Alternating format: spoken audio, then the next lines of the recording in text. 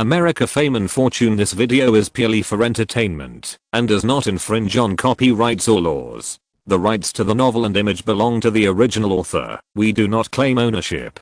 Don't like waiting and want to listen to this fanfic in full now? Subscribe to our Patreon, where you'll find the best fanfics. Chapter 601. People are missing. After making sure there was no tail behind, 3 business cars drove into a manor. According to the initial agreement, all mobile phones and other electronic products of everyone were stored in the safe and taken out when leaving. There were 3 villas in the manor. Martin chose the one on the easternmost side and went there with Marina, Natalia, Svetlana and Sasha Ruth. Although the Cold War was over, the more intense struggle between America and Russia had just begun. The struggle not only occurred in the Middle East and other places, and there was not only the model of proxy war. There was also the fierce battle tonight. The scumbag representing America and the forehead girl representing Russia had an indescribable victory. In the end, the bald eagle defeated the polar bear. At 9 o'clock in the morning, Martin woke up from the entanglement of his hands and legs and found that there were only 4 people left in the room, without Marina. He went to the bathroom to wash up and ignored the 3 people who were still in a coma due to the great consumption of physical strength, put on his clothes, and left the room. There was a faint movement in the kitchen. Martin turned around, stood in front of the marble table, and looked at the woman who was making breakfast. The food and clothes here were all prepared in advance by Leonardo. Marina wore a set of women's casual clothes that highlighted her figure, which made her look very good with her hips and legs straight. Martin sighed secretly. When she was young, Maumei was like being blessed by Venus. She had a really good figure and appearance. Marina seemed to have noticed something. She turned her head and saw Martin. She put down her work, tiptoed over and kissed his face, saying, "You consumed a lot last night. Are you hungry? Breakfast will be ready soon." Martin patted his stomach and said, "I'm a little hungry indeed." Marina continued to work and asked, "Are the 3 of them still awake?" "Don't worry about them. Let them sleep a little longer." Martin pulled out a chair and sat at the dining table. "I can't wait to try your cooking." Marina brought breakfast over and sat opposite Martin. She slid the 5 white fingers of her right hand up and down and asked, "Did you try my cooking last night?" The dignified and fresh cook suddenly made such a move, which gave Martin a strong contrast stimulation. Fortunately, he had experienced the sweetness and evil of Elizabeth, the coldness and heat of Cherylize, and other tests, so he could sit and continue to eat breakfast instead of eating people. Martin picked up the sandwich, took a bite, savored it carefully, and said, "It tastes very good." Marina said, "It's mainly because the ingredients here are good. Top quality ingredients will not taste bad." Martin said as he ate, "But no matter how good the ingredients are, they'll be like poison in the hands of some people. It looks like you've suffered a lot." Marina continued with Martin's words, "If you like, I can cook for you often in the future." Martin heard her underlying meaning and said, "You live in St. Petersburg. It's too cold there. I'm used to the sunny and warm Los Angeles." Marina smiled and said, "I like Los Angeles too. Who as an actor doesn't want to visit Hollywood?" Martin finished his sandwich and wiped his hands with a tissue. Marina took out her business card and slowly pushed it over. "Whenever you want to eat my food, just call me. I will come over, no matter how far away it is." Martin held down the business card and said half jokingly, "I can't afford to hire you. No need to pay me." Marina also knew that the foolish behavior of not wanting anything would easily arouse suspicion, so she said, "Martin, can you give me a chance? Not a leading or supporting role, just a slightly important role will do."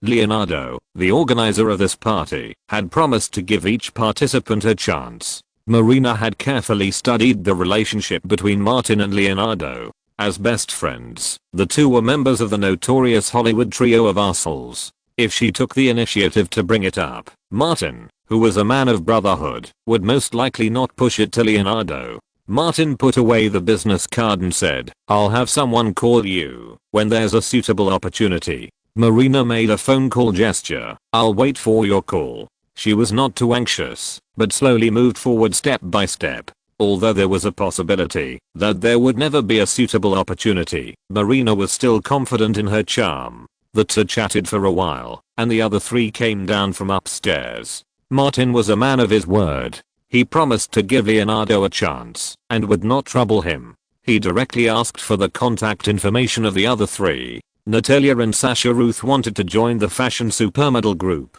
Martin asked them to call KK or Angela Lindwall to arrange the specific time and place. Svetlana is an actress now and has no agent in the United States. Martin asked her to contact Thomas, and it would not be difficult to find a suitable vase supporting role for her through WMA. Before noon, Bruce drove a car over. Martin said hello to Leonardo and Nicholson, sent the four of them back, and then returned to the hotel to meet up with the crew to prepare for the next stop of the publicity and distribution journey. Back at the hotel, Martin and Bruce packed their luggage, but Narlan and Emma Thomas sent someone to inform them that they would not leave for the time being. Martin was very surprised and came out to check the situation. He met Ellen Page and asked, "What's going on? The tickets have been booked. Why do you suddenly change them?" Ellen Page has been staying in the hotel to understand the dynamics of the crew. She said, "Tom Hardy is missing.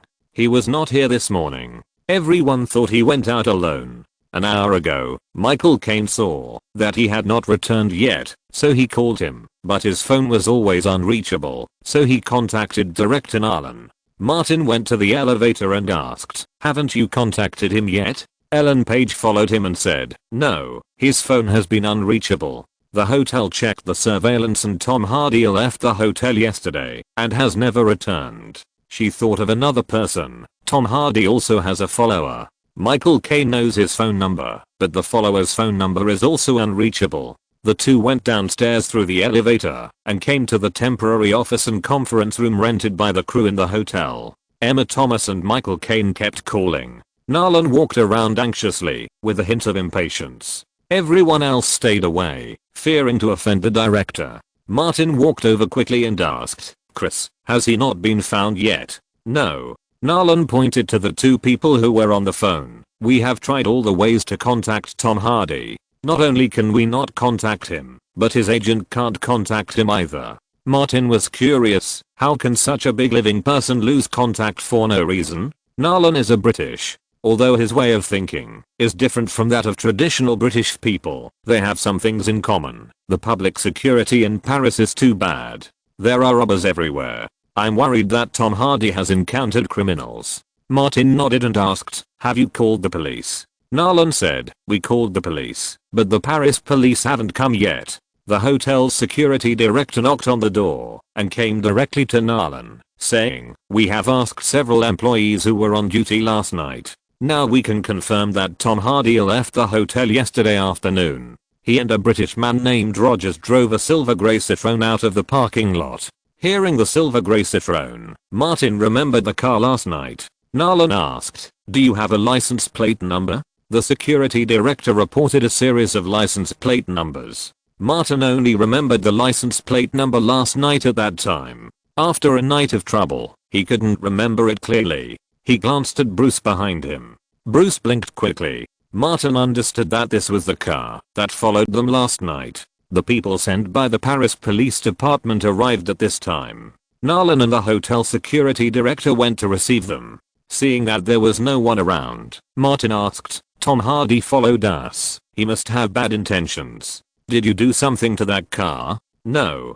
Bruce was very sure of this. "We got rid of that car when we came out of the parking lot. The two temporarily left the meeting room and found a place where no one was around to talk." "Why did they disappear?" Martin couldn't figure it out. Did they really encounter a robber? Bruce said, "The bodyguard saw their car enter the parking lot, but the bodyguard did not go in, but turned back and followed us." Martin said softly, "The places we passed yesterday are all very safe areas in Paris. According to common sense, even if we encounter a robbery, the robbers only want money. If they want lives, it will become a big case, which is completely different in nature." Bruce added, "Tom Hardy is also a well-known actor." Martin said again, "He followed us and was a threat to the party." He took out his mobile phone and called Leonardo and Nicholson, mentioning a few words obscurely. The two had no idea about this. Bruce pondered and said, "According to what you said, Tom Hardy threatened the party.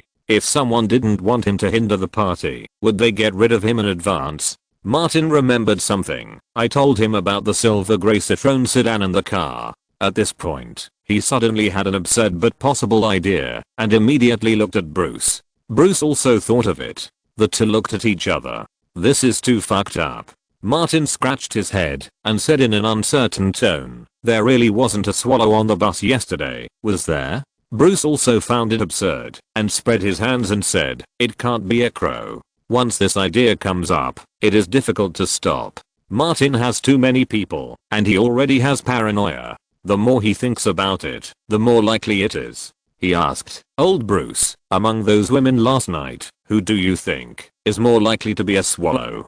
Bruce shook his head directly. I have never dealt with swallows before, and I don't know what they are like. I just took a rough look at those people last night and couldn't see anything. He reminded, if it is a strictly trained swallow, it is difficult to distinguish Anna Chapman, who was arrested by the FBI last month. The records released by the FBI show that she has been monitored for a full 6 months, and she has not made a single mistake. If it weren't for the FBI setting a trap to fish, there would still be no solid evidence. Martin frowned. Is there a surveillance camera on the bus? He patted his head. I asked you to turn off all the surveillance. Chapter 602 Mayo comedian. I said in the car that there was a Citroen following behind. Martin continued his previous train of thought. If there is a swallow in the car and she wants to use the party to get close to the three of us, she will definitely ensure the success of the party, so notify the people behind to get rid of Tom Hardy.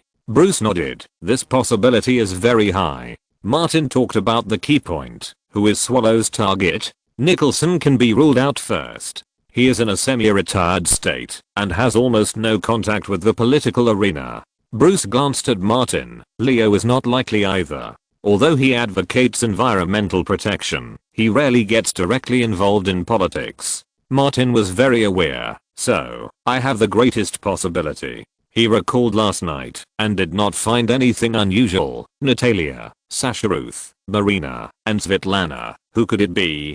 Bruce reminded, at the end of last year, Leonardo said he would organize this party. Martin nodded. At that time, he greeted Natalia, and the news may have spread very early. Bruce said, with big mouth ability, it is not difficult to make some preparations. Martin didn't like people watching him from behind, so he said, I'm going to catch this swallow and torture her with 72 kinds of torture. Then, the two went to ask about the latest situation. The crew called the police, and the Paris police have officially accepted the case.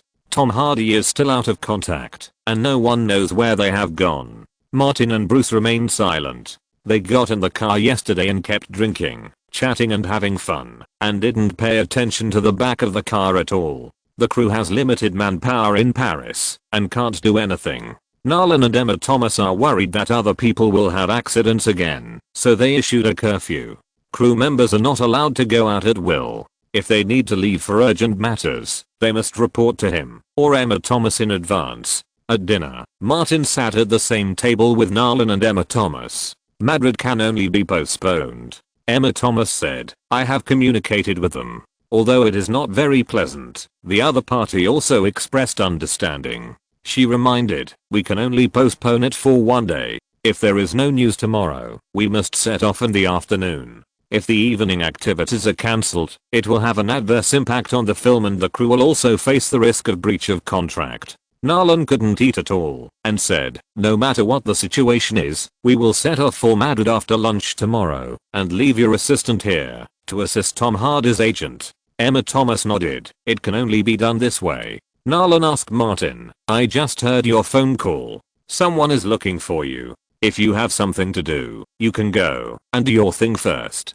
Remember to come back tomorrow morning. It's nothing. Leonardo called. Don't worry about the party we had last night. Martin was still very careful about this kind of thing. He wanted to maintain Narlan's authority and said, now I should stay with the crew. Narlan thought that Martin was a good actor and couldn't help saying, if Tom Hardy could learn even a little from you, he wouldn't have so many accidents. At this point, Narlan recalled what happened to Tom Hardy during the Los Angeles shooting. There was a shooting incident during the filming on the streets of Los Angeles. He could have avoided the risk in advance if he had just let Old Bull take a closer look. but he had to be arrogant and do it again this time.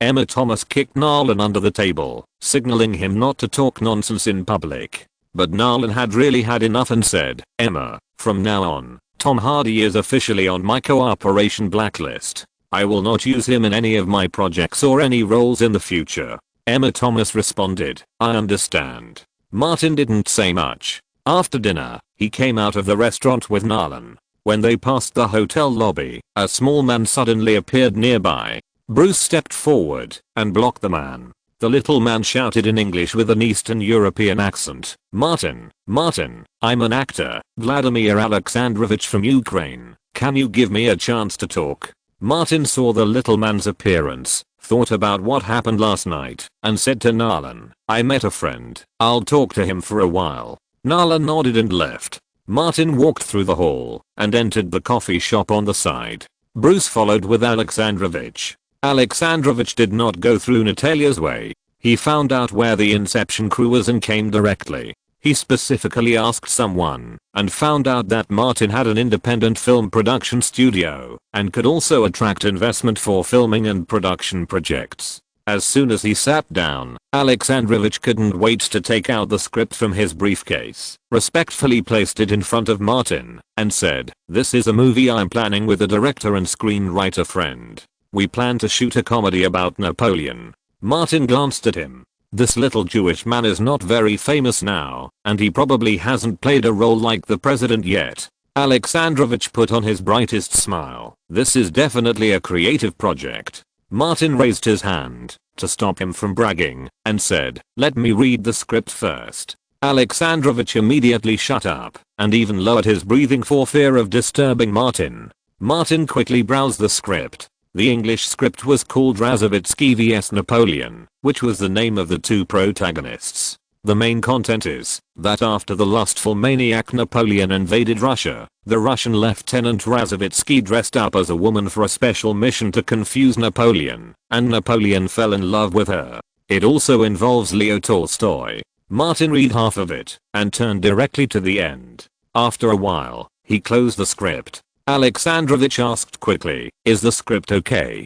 Martin thought about it and said directly, "Are you going to make a Russian language movie?" That was the original plan. Alexandrovich was very smart and flexible. He said, "If we can get Hollywood investment, we will definitely make an English version." Martin said, based on the experience he has accumulated in the past few years, if we shoot an English version, many of the background settings will be problematic. American audiences may be interested in Napoleon, but they are not interested in Russia's teasing of Napoleon.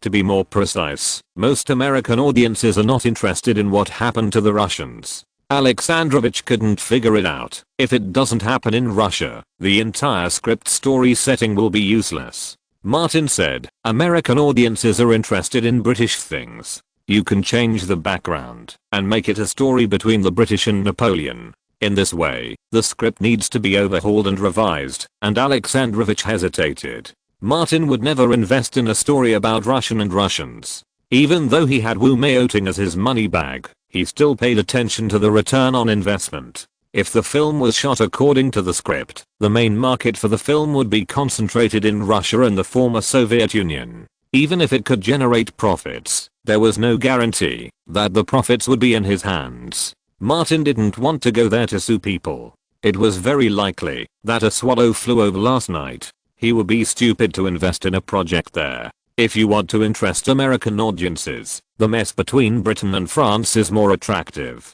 Alexandrovich asked again, "Do you really need to modify it?" Martin said directly, "If you want my studio to invest and want the film to be released in North America, it's better to modify it." Alexandrovich was a little tempted when he thought that the film could be released in the United States, but the script was not his, and it involved two other people. He said, "I still have to discuss it with a screenwriter and director. One person can't make a decision." He pleaded, "Can you leave a contact number? If they agree to modify it, I can contact you." Martin nodded and Bruce gave him the contact information of the studio. "Thank you." Alexandrovich carefully kept it. Martin stood up and shook his hand. "I hope to see you in Los Angeles. I'm very optimistic about you and this comedy." Alexandrovich said, "I will try my best." Martin nodded at him and left the coffee shop with Bruce. Alexandrovich put away the script and walked out quickly.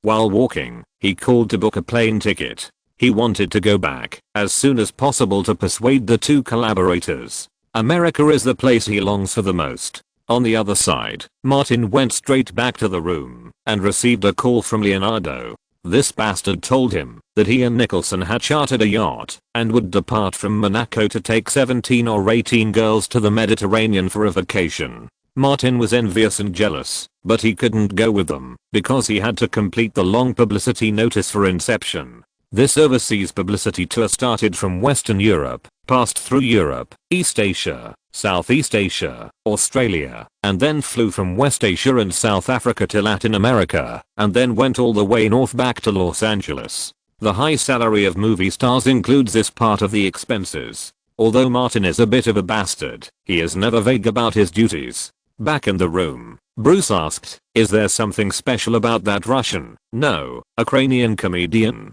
"A little bit special. Maybe it can be a way for us to make a fortune in the future," Martin said vaguely, and then said, "If he contacts you, let him come to Los Angeles. This person has a talent for comedy." Bruce nodded slightly. "I know. In the past 2 days, first the beautiful girl from the Big Mal family came, and then the comedian from the second Mal family came." Martin suddenly felt that he had a special fate with that place. Should he catch the possible swallow? The beautiful Mal girl seduced the American national hero, and the hero was determined and unmoved. With a fearless spirit of sacrifice, he tested the depth of the Mal girl and paid tens of billions of dollars to finally capture the spy. Martin thought about it and felt that this experience could be adapted into a movie, and it was a particularly politically correct one. The next morning, the crew received a notice from the Paris police that the police had found the missing Tom Hardy. Chapter 603 Black Shadow.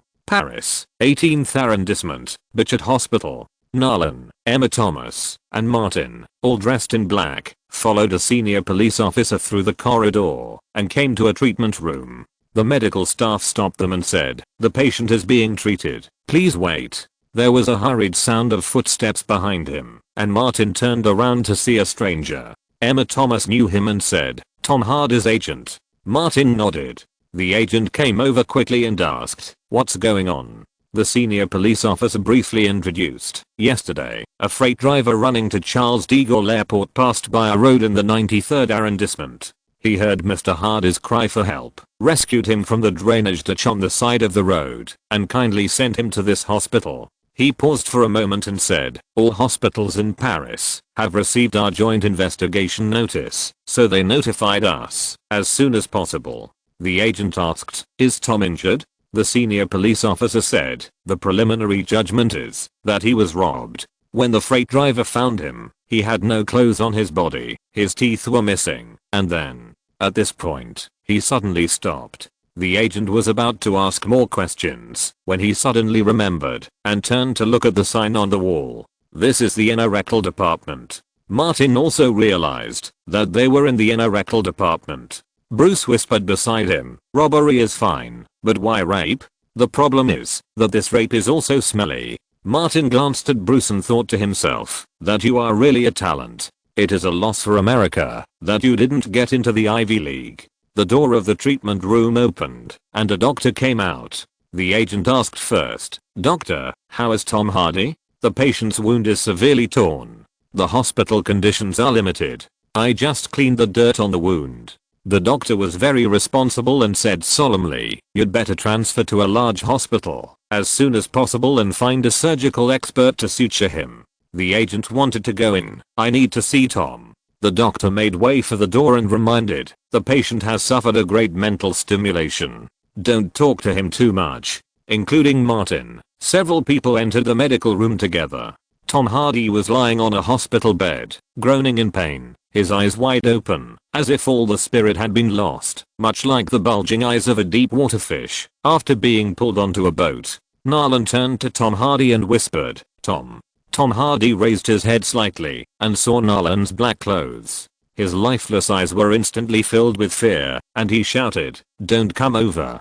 Black, don't come over. Black." He was fixed on the bed by the doctor, and he wanted to shrink back but couldn't. He was so scared that his voice changed. Black, go away, go away, go away. Martin found that the change in voice was not only due to fear, but Tom Hardy's mouth was wide open, and no teeth could be seen. What happened was caused by him. The doctor hurried in and said, "Please leave first. The patient is emotionally unstable. Please leave." Nolan and Martin turned around and left. The agent in black was also kicked out by the doctor. The agent went to communicate with the hospital. Nolan quickly said to Emma Thomas, "You go and assist his agent to arrange for the transfer to another hospital, and let them talk to Warner Brothers for follow-up matters." He had had enough of Tom Hardy. "If they have any problems, let them talk to Warner Brothers. We are just temporary employees of Warner Brothers and cannot solve the problem." Emma Thomas replied, "I know how to deal with it."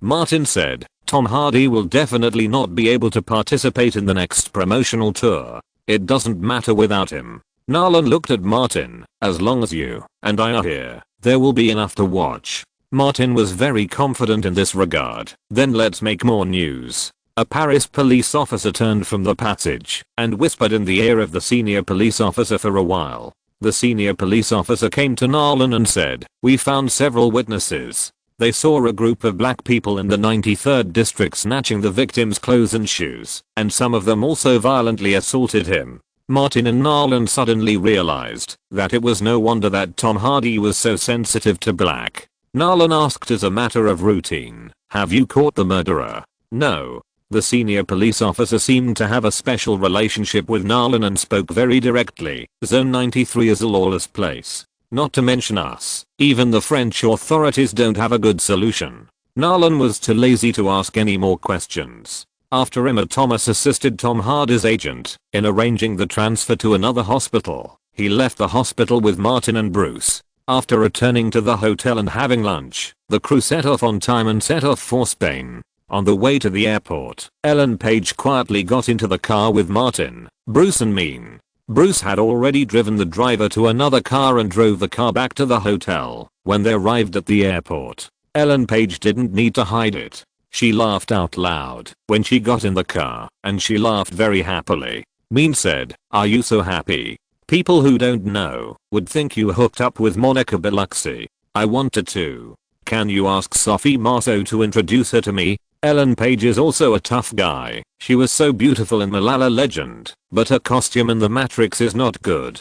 She looks very old. Mean gave her a middle finger. "I want to hook up with her, but I can't find a way." Ellen Page leaned forward, patted the back of Martin's seat, and asked, "Boss, I heard from Emma Thomas' assistant that Tom Hardy was raped by a group of Africans." She looked at Mean. "I didn't say what you meant." Mean waved his hand casually, and like most black people in the United States, said, "African blacks, that's another species." Ellen Page continued to ask Martin, "Is Tom Hardy crazy?" Martin stated the current facts. He was physically traumatized and mentally stimulated. He was sent to Peter Salpetria Hospital for suture surgery. In addition, he becomes extremely terrified and extremely uneasy when he sees the color black. Ellen Page laughed again. "So cool. Those African blacks did a good deed." Martin said casually, "May God bless Tom Hardy." Mean lowered his voice and asked, "Boss, is it?" Martin shook his head. "It has nothing to do with us. He was looking for death and crashed into a mountain." Mean didn't understand, but didn't ask any more questions. Ellen Page was still gloating. "I wish he will be shrouded in black shadows all his life." Tom Hardy will definitely thank Ellen Page for this blessing. The crew arrived in Madrid, got off the plane, and went to the hotel to put down their luggage. The main creative staff including Martin rushed to the theater to attend the Spanish premiere of the film. The next morning, Martin, Mean, Ellen Page, and Nolan and his team also visited the Real Madrid club and the Bernabeu Stadium. Inception is now in theaters, and the crew will do everything they can to increase its exposure. So, when the crew came to Barcelona, another big city in Spain, the main creative team visited the Barcelona club and the Camp Nou stadium. After the Spanish trip, the crew flew to Istanbul to continue the promotional journey. Inception also spent its third weekend in North American theaters, and the trend remains stable, earning another $29.72 million, breaking the $200 million mark in North American box office, with a total of $212 million. Overseas, more countries and regions have joined the screening. After this weekend, the film's overseas box office totaled nearly $150 million. The box office success of the film also brought about waves of popularity. The speculation about the spinning top at the end quickly spread from North America to the world. From newspapers to the internet, too many people are discussing whether the male protagonist Cobb has returned to reality. From North America to Europe to Asia, the crew has been asked this question by the media and fans in turn, but Martin and Nolan have never given a positive response. Once this topic has a definite answer, it loses its value of hype and attracting attention. Not to mention now, there will be no accurate answer in the future. On the plane to Hong Kong City, Nolan specifically told Martin, "Don't answer this question directly at any time." Martin pretended to be completely confused. "Chris, there is no answer in the script you gave me." Nolan laughed and said, "I plan to keep this topic going for a long time. The movie is now released worldwide, but there will be DVDs released later. I will hype it up again then." Martin thought further, "As long as the topic is hot enough, when your next movie is released, there will still be reporters asking you about the spinning top and whether Cobb has returned to reality." Nolan is no worse than the director in marketing. He said, "Even if the media reporters have forgotten, I can arrange for a reporter to ask questions to awaken the memories of the media and movie fans." Martin directly gave Nolan a thumbs up and said, "Chris, you are a model of a new era film master. I can't be considered a master, I can only be considered a craftsman." Nolan said modestly, and then said, "In terms of marketing hype, I'm not as good as you. You were the first to propose the open ending, and using the spinning top to hype is also your trick. In this regard, I can only be considered your student." Martin smiled and said, "Don't be modest about these. Let's learn together and make progress together."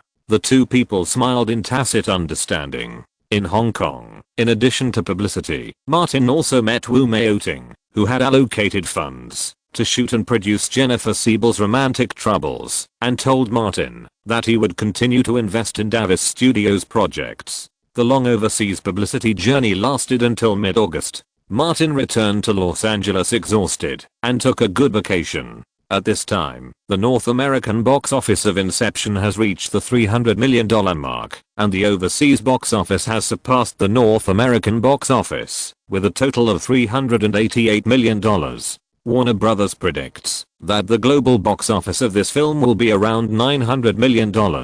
Chapter 604 Female Killer. Washington, D.C. Pennsylvania Club. A new gathering of the Coca-Cola cult is being held here. Martin walked around the hall holding Elizabeth's hand, constantly greeting the guests, and occasionally stopped to chat with people and talk about topics of mutual interest. Many celebrities from the political and business circles appeared at the party. Georgia Senator Erica came early, and the Zappertons also came hand in hand. Ari Emanuel and his brother Am, the current White House Chief of Staff, arrived one after another. Gavin Newsom and Jennifer Siebel and his wife came from California to attend the party. Many celebrities from the Donkey Party came. Some non-Donkey Party members also came to join in the fun. The sudden arrival of President Trump and his wife was very surprising. But we can't openly drive people out. The climax of the party came at the end, when the Guanhay couple appeared in the banquet hall with their eldest daughter. Martin is already familiar with these interpersonal interactions. Elizabeth next to him is generous, beautiful, fashionable, elegant, and well educated, and can handle these social interactions with ease. Martin also needs a fixed female companion for occasions like this, to help him participate in social activities and handle all matters related to the female family members. If this person doesn't care much about his private life, it would be perfect. The Olsen sisters also sneaked into the party with the identity of Elizabeth's sister. After socializing, the two met and had a simple exchange, and the topic soon fell on the younger sister. Looking at Elizabeth, who was communicating with the First Lady, Mary Olsen said, "She is better than we thought." Ashley was quite emotional. "Liz is ahead of us." Mary's eyes moved to Martin next to her. He brought all these Ashley continued, "It's a pity that he is a scumbag." Mary's opinion was different. "Look at all the men present in the banquet hall, all the celebrities in the political and business circles. Which one is not a scumbag?"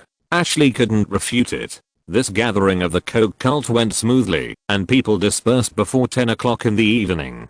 The relevant news spread quickly in Washington, and the specific details soon entered the Russian embassy and were transferred to Moscow through special channels. Marina Alexandrova has not been back since she came to Paris. She participated into small brands' fashion shows and tried to find a job in the film industry, but it didn't go well. It is so difficult for Russians with no foundation to get a chance to stand out in the fiercely competitive Paris. Marina has been waiting for Martin's call, but after almost a month, there is still no news. That day, Uncle Perkin asked Marina to have dinner together. The two met on the banks of the Seine. Perkin asked, "Martin Davis hasn't contacted you yet?" "No." Marina was somewhat anxious. Staying in Paris for a long time is expensive and risky.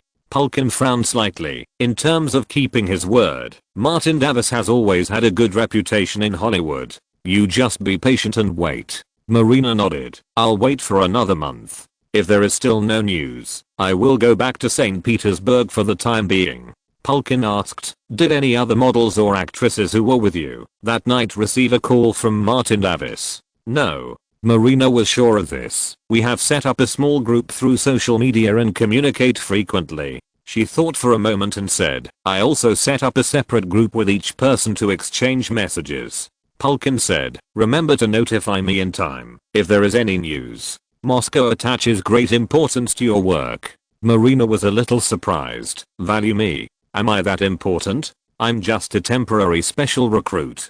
Perkin said very seriously, "We have received news that last night local time in Washington, Martin Davis organized the first official gathering of the Coca-Cola cult in Washington, D.C. Not only did Secretary of State Hillary appear at the gathering, but also President Guanhe and his wife were present." Marina couldn't figure it out. "From my experience with him, Martin is more like a playboy with no ambition, who is lustful and loves wine. You have been in contact with him for too short a time, and you have only seen one of his many faces."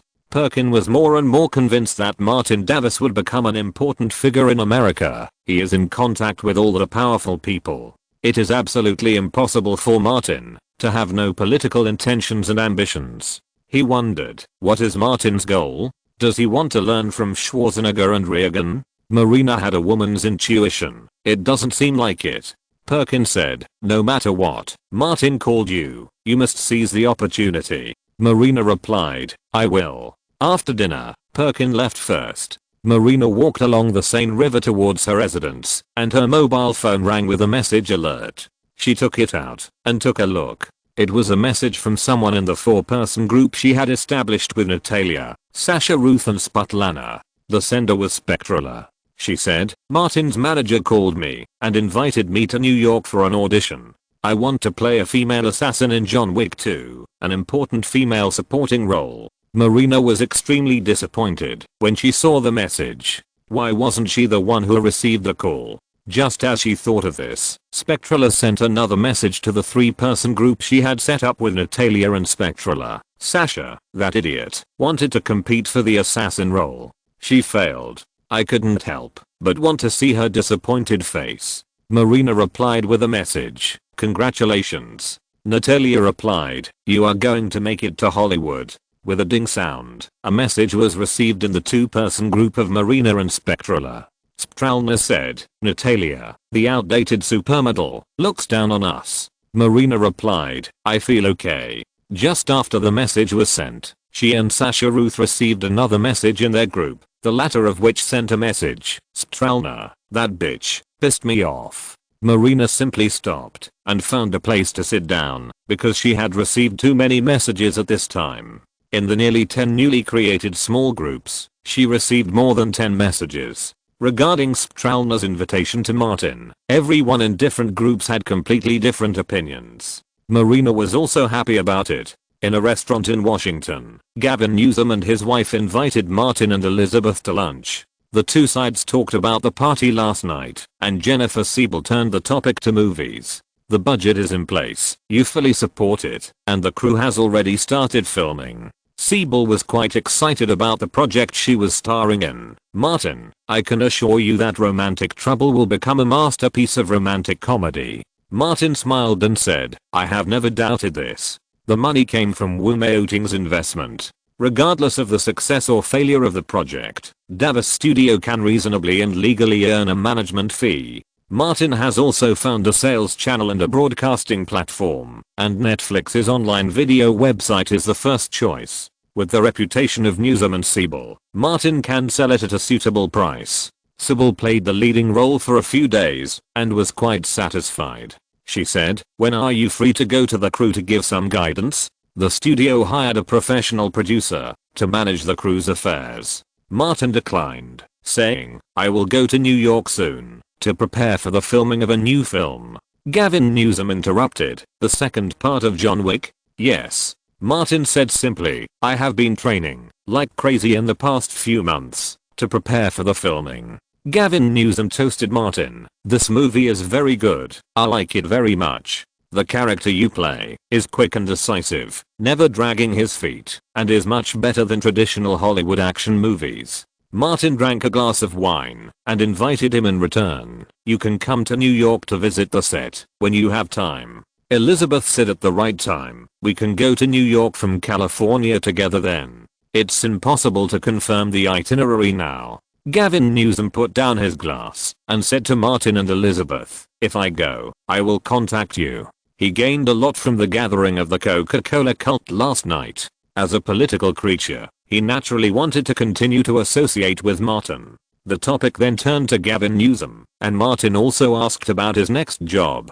Gavin Newsom is about to step down as mayor of San Francisco and run for the new governor with Jerry Brown, a veteran Republican figure in California. If the latter is elected, he will serve as lieutenant governor. The current governor of California is an old Schwarzenegger, and Martin has a relevant impression that Schwarzenegger stepped down after 2010. After lunch, both parties left. Back in the hotel room, Elizabeth took off her makeup, turned around and hugged Martin's strong waist and abdomen from behind, her face pressed against his back, and said, we are always busy, especially this year, we are together less and apart more. Martin grabbed her hand, turned around and hugged her, and said, if you don't make more money while you are popular, you won't be able to support you when you are no longer popular. Elizabeth kissed him and said with a smile, I can support you. Martin laughed happily. It's good to listen to such words. He is very clear-headed. If he really loses money and fame, how much of his so-called charm will be left?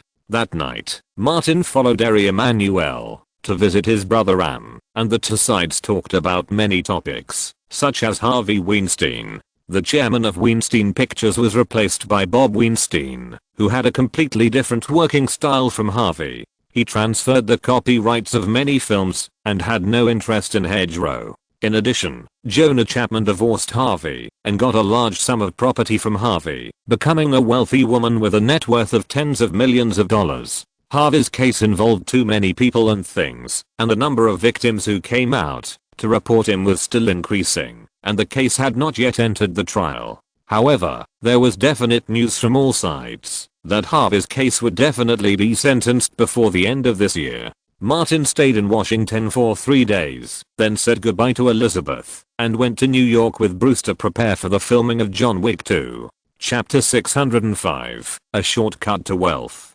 Brooklyn Studios, New York. The crew of John Wick 2 has been here since July to shoot some scenes that don't require Martin and Maine to appear. Chad Stahelski even personally took part in the cameo as a gangster boss. In the studio, Martin sat on the slide and operated the camera to shoot Chad's scenes. Attention, all departments. He shouted loudly, script supervisor, get ready. The script supervisor came to the camera lens and clapperboarded. Martin started shooting with full concentration, and the camera was full of close-ups of Chad's face. That man is a mystery, a legend, a madman. He killed 3 high-level killers in a bar with just a pencil. Chad did not hide his inner fear. He is Jonathan, a living legend. The men on the opposite side said, in this case, why don't we let go? The following lines are the key points, echoing the hottest explosion point of the first movie. Chad turned from fear to ferocity. He killed my nephew and my brother, just for a dog. He shouted angrily, just for a dog. He killed my only 2 relatives. The topic of dogs can never be skipped in this series. The bloody case caused by a dog and the words such as "I want your dog's life" have long become popular online terms. Don't mess with Martin Davis's dog. It is also a consensus of the world. As for provoking, there is the bloody John Wick in the movie, and there is the Santa Monica Pier incident in reality as a warning. Cut. Martin called a halt to the filming, raised his head from behind the camera, and shouted to Chad, "You used too much force in the last 2 lines." Chad raised his hand. "My problem." Martin shouted. All departments returned to their positions. The crew began to get busy, and the filming started again a few minutes later. When it came to the part where Chad yelled, Martin called a halt again and said, "You used too much force and paid too much attention to the external expression. Your eyes, old man, your eyes are dull." The third take still failed. Martin simply got off the slide and entered the set, deliberately asking, "Chad, did Leonardo teach you how to act? You didn't learn his strengths, but you learned all of his glaring, frowning, and roaring." Chad said, "I'm good at action scenes." Seeing Martin across from him, he was embarrassed to laugh. "I dare not say I'm good at action scenes in front of you." Martin reminded, "This is a close-up shot. Pay attention to expressing emotions with your eyes." Chad replied, "I'll try." The crew reshot 7 or 8 times in a row, and Martin, the temporary director, finally called for approval. Chad's performance was far worse than Leonardo's, but it was enough for an action movie. The director's performance before was really bad. Martin only directed a few scenes, satisfied his addiction to temporary director, and returned to his job. This can also be used as a topic in the later promotion. He has limited talent in directing, and the shots of these scenes were also shot completely according to Chad's plan. In the afternoon, Martin joined the shooting. In the set that was arranged as a used car warehouse, Chen-Hu reminded, "Warm up first." Martin nodded and followed Chen-Hu to do the warm-up movements. After the warm-up, he took the pistol handed over by Bruce, a Glock. As a sequel to the blockbuster movie, the crew raised the price of the advertisement and finally failed to reach an agreement with Heckler & Koch. Glock from Austria took advantage of the situation and got the sponsorship of the film's pistol advertisement. In this film, the male protagonist Jonathan will fight with a Glock series pistol throughout the whole process. In view of the shooting incident that occurred in the crew of Inception, the crew of John Wick 2 has formulated stricter regulations on the use of firearms. All prop guns are not only managed by a dedicated person, but also must undergo 3 tests before being handed over to the actors, and the actors themselves must also check them at the end. Because the crew uses only real guns. Safety first. After Martin checked the gun, he entered the set and started shooting the action scenes. The sound of gunshots rang out. Gunfights are still one of the highlights of this film. Martin has been training all the time, and his agility and tactical movements are standard. The normal action design is almost perfect. Compared with the first film, this one has more car chases and fights. However, most of the car chases will be done by stunt doubles. After another action scene was shot, Martin returned to the rest area, took the water cup handed by Bruce, and drank a few sips. The gun action director Marcus passed by nearby. Martin called him over and asked, "When did you come back?" Marcus, who was getting fatter and fatter, sat next to Martin and said, "I returned to North America in early July. The filming of Lone Survivor in Jordan went very smoothly. We will probably be able to wrap up this month." The fat on his smiling face piled up together. Mark Wahlberg is a good actor and he listened to a lot of my suggestions. Martin said, "I'm talking to people about the distribution and release of the film. It won't be a problem to release it next year." Marcus nodded. "This will fulfill one of my wishes, and it will also let Americans know that my teammates are true patriots and what price they have paid for America." Martin comforted, "Just work with peace of mind." Marcus was hesitant to speak. Martin asked, "Anything else?" "After my autobiography was published, many rumors unfavorable to me appeared on the internet." Marcus seemed troubled. "Many people also said that I was a deserter or something." Martin waved his hand and said, don't care too much about the gossip in the media and on the internet. You should have seen that some people on the internet slandered me for being gay with Leonardo and Nicholson. Is that possible? Some things are better ignored. If someone goes too far, let someone send them a lawyer's letter. Marcus smiled bitterly. Maybe I'm not mentally strong enough. I always get angry when I see those things and want to beat people up. I was like this at the beginning, too. Martin said a few more words, but think about it carefully. You are a celebrity now, a rich man, and those people can't wait for you to beat them up. This is their shortcut to getting rich. Hearing the last sentence, Marcus touched his head and thought of Brad Pitt, Ben Affleck and Harvey Weinstein, who are typical examples of warning people. He said, I will try my best to adjust and ignore those bad comments as much as possible. Martin stood up and prepared to enter the set. He patted Marcus on the shoulder and said, come to the hotel bar for a drink if you have time tonight. I have an appointment with Chen-Hu, Chad and Mean. There was no scene with Winston today and Mean did not come to the set. Marcus said, I will be there on time. After entering the set, Martin posed. As the order to start shooting was given, stuntman Lewis ran towards him with a wrench in his hand. Martin dodged, grabbed his arm, and kicked him between his legs. Lewis screamed, the wrench fell to the ground, and he fell to the ground holding his crotch. Martin turned over and picked up a gun from the ground and shot Lewis in the head again. With the crisp sound of gunfire, this shot ended. Martin got up from the ground, looked over to Lewis and asked, are you okay? Lewis said, luckily I have a special baffle in my crotch. Martin pulled him up and said, I can control the strength. The two had worked together as early as The Hills Have Eyes and had a good relationship. Lewis deliberately joked, I don't want to let you trial and error with my only two balls. Martin laughed, it's just a little sadness at most. The cruise day's filming ended. After work, Chad got into Martin's car on the way back to the hotel. He asked, you asked me to keep the roles of the female killer and Gianna. When will their actors arrive? Martin patted his head and said, it's my fault. I've been busy with the overseas promotion of Inception and the Washington gathering of the Coca-Cola cult recently, and I forgot about it. Chad was speechless. Can you let me see the actors soon? Bruce, who was driving, reminded him, you asked me to notify Svetlana, who plays the female killer, to come to New York for an audition. Martin really forgot about it and said, old Bruce, please notify Marina Alexandrova and ask her and her agent to come to New York for an audition.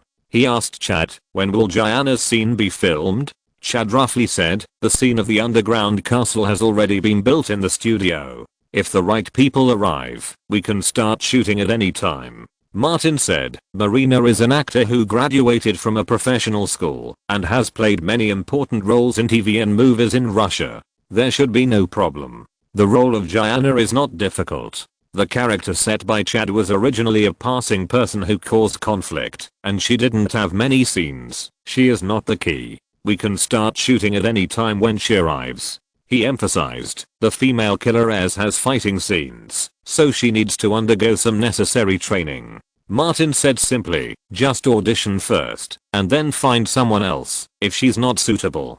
Thomas also has other roles to choose from. Arriving at the hotel, getting off the car, and entering the lobby, Martin reminded, don't forget to go out for a drink in the evening. Remember. Chad saw the girl coming to the lounge, and reminded Martin with his eyes, I'll go upstairs first. Martin turned around, and saw Lily and asked, why are you in New York? Lily said, I came here to participate in an art exhibition. Martin asked curiously, do you have any works on display? Of course. Lily was still a little proud. My work is very popular now. She specifically said, when do you have time? Go and see my work on display, and it's best to bring a few more friends. Martin agreed immediately, no problem, but you have to treat us today. Lily asked, what do you want to eat? Martin called her upstairs and said, I'll treat dinner, and I'm going to invite my friends in the crew to have a drink in the evening. You are responsible for paying the bill. Lily would not refuse Martin. It's okay to treat, but it can't exceed $30,000 US. If Alina checks the accounts and sees it, she will blow my head off. Martin laughed. A few $1,000s at most. Going upstairs to the room, his cell phone rang, but it was Taylor Swift calling. Chapter 606. Another leader. In a spacious apartment in Manhattan, tall Taylor Swift was on the phone. Carly Kloss, who was taller than her, came over and put her ear to the other side of the phone. Selena Gomez was short and got in between them. Cara Delevingne, who the three had just met, also came over curiously. Taylor was helpless with her girlfriends and continued to say to Martin, "I saw in the newspaper that you came to New York for filming. I happened to be on vacation in New York, and Carly and Selena were also there. I also have a new friend, Cara, who also wants to meet you. How about we have a party tomorrow night?" Martin on the other side said, "No problem. I have an apartment in the Upper East Side. It's relatively large, the soundproofing is also very good, and it faces Central Park." Carly Kloss poked Taylor, indicating that she should quickly agree. Taylor responded, "Okay, we'll go to your apartment tomorrow night and have a wild party." Martin said, "I'll send a car to pick you up at 6 p.m. tomorrow." He asked, "Do you have any special plans tonight?" Taylor said, "Today is a girls' night. We are going to Central Park, where there are shows to enjoy." Martin paused and said, "It seems to be not far from the Ritz-Carlton Hotel where I live. We won't go to you. Tonight is for girls." Taylor said again, and decided to end the call. Martin, "See you tomorrow night." "See you tomorrow night." Taylor hung up the phone and looked at his three friends. Carly Kloss said without hesitation, "I'll join you tomorrow night." Selena Gomez took over and said, "You said last time that it would moisturize your singing voice. I'm also releasing an album and want to give it a try." These girls who have been in the entertainment industry since they were in their early teens have seen too many messy things and have long been accustomed to them and don't take them seriously. Taylor looked at Cara Delevingne. The latter said, "Martin Davis is my idol. I know Martin's ex-girlfriend Blake Lively. She once said to me that the greatest achievement of a fan is to get his idol." Taylor smiled and said, "Okay, we have decided happily." Carly Kloss supported Taylor's shoulders and said, "I also prepared a gift for Martin." Selena asked curiously, "What gift?"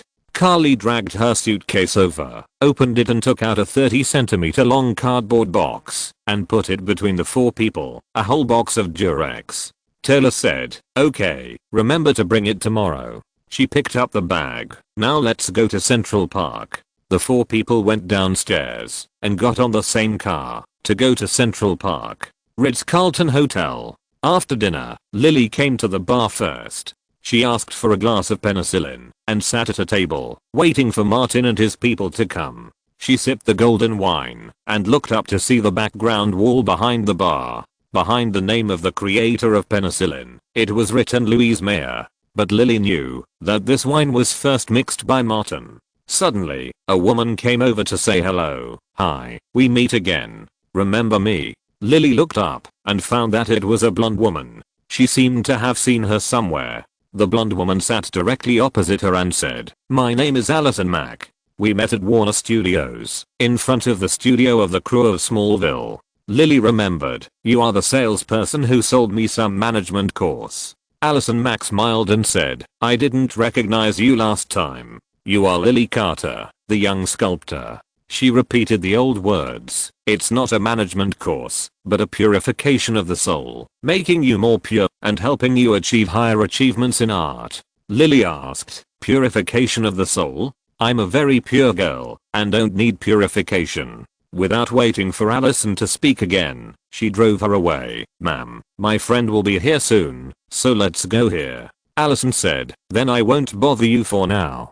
Lily waved her hand casually. Allison Mack left the bar hall, but did not leave. Instead, she went upstairs to a private room. A middle-aged man wearing black-rimmed glasses sat in the private room. He looked gentle and elegant, like a well-educated professor. Two women knelt at his feet, one holding a bottle of wine and a glass of wine in both hands, and the other holding a fruit plate. They were like slaves in front of the middle-aged man. Allison saluted respectfully. "Master." Keith Rainier glanced at her and said, "You are late." Allison raised her hand and slapped herself in the face with a snap. She used too much force, and her cheeks welled up at a speed visible to the naked eye. Rainier just looked at her quietly. Allison then explained, "I met a girl downstairs. She is very suitable to be your slave, master, and to brand her private parts with the master's unique mark. When she said the last sentence, she and the two people kneeling on the ground pulled down their pants at the same time. Just above the private parts, there was a mark that was obviously branded with an iron. It was the initials of Rainier's name. Rainier stood up and asked, "Where is she?" Allison led the way to the fence on the second floor, where they could see the lobby on the first floor. She pointed at Lily, who was alone, and said, "That's her." Lily, who was downstairs, was going to get something from the bar. From Rainier's perspective, Lily not only had a beautiful face, a tall and sexy figure, but also had a very special temperament. "Who is she?" Rainier asked. "Lily Carter." Allison, the slave girl, wanted to get the master's reward and kept looking for new slave girls for Rainier. She knew that the girl below would definitely arouse the host's interest, a young sculptor. Rainier looked at it for a while and determined that this was the one he liked the most. He turned back to the private room and said as he walked, "No matter what method you use, bring her to the church headquarters. I will personally baptize her and purify her soul." Allison followed and said, "Master, this girl is difficult to deal with. I plan to buy her works and use the opportunity of contact to build a good relationship with her and then lead her into our sacred organization." Rainier is also a famous leader in Los Angeles. He said, "Okay, I will specially approve you to use $500,000 to handle this matter. Don't let me down." Allison was overjoyed. "Master, I will definitely satisfy you." Back to the private room. After waiting for a short time, Catherine Oxenberg, who had made an appointment this time, came over. She is also a Hollywood actor and a well-known female producer. Catherine Oxenberg brought a gift for the host, her daughter Inja Oxenberg. Downstairs, Martin, Bruce and Mean entered the bar together and saw Lily, who was very conspicuous. The three of them went over, pulled out a chair and sat down. Lily pushed the penicillin cocktail she had only taken a sip of to Martin. "This cocktail is so unpalatable, I'll give it to you." Martin took it and took a sip, remembering that it was Louise's favorite. Mean asked Lily, "You are here alone, and no one bothers you?" He gestured a fighting posture. "When I came in, I was ready to be a hero and save the beauty." Between Lily's fingers, a carving knife was entwined like a butterfly. "I taught myself some medicine in order to practice human sculpture." Mean understood the meaning of this and nodded repeatedly. "It makes people lose the ability to resist in an instant." Lily suddenly remembered what happened just now and mentioned it casually. "Just now, there was an inexplicable woman who came to ask me to participate in some course and said she would help me cleanse my soul." She snorted and asked, "Have you seen a girl purer than me?" Mean was the first to say, "No." Bruce knew the other side of Lily and didn't say anything at all. Martin instead warned, "You have grown up, so be more careful in the future. If you hear anything that can cleanse or purify the mind and thoughts, stay away from it. It is probably a cult." Lily could hear Martin's words and said, "I remember it." Chat, Chen-Hu, Marcus and others arrived at this time. Martin waved to them, "This way." After they came and sat down, Martin called the waiter to serve wine.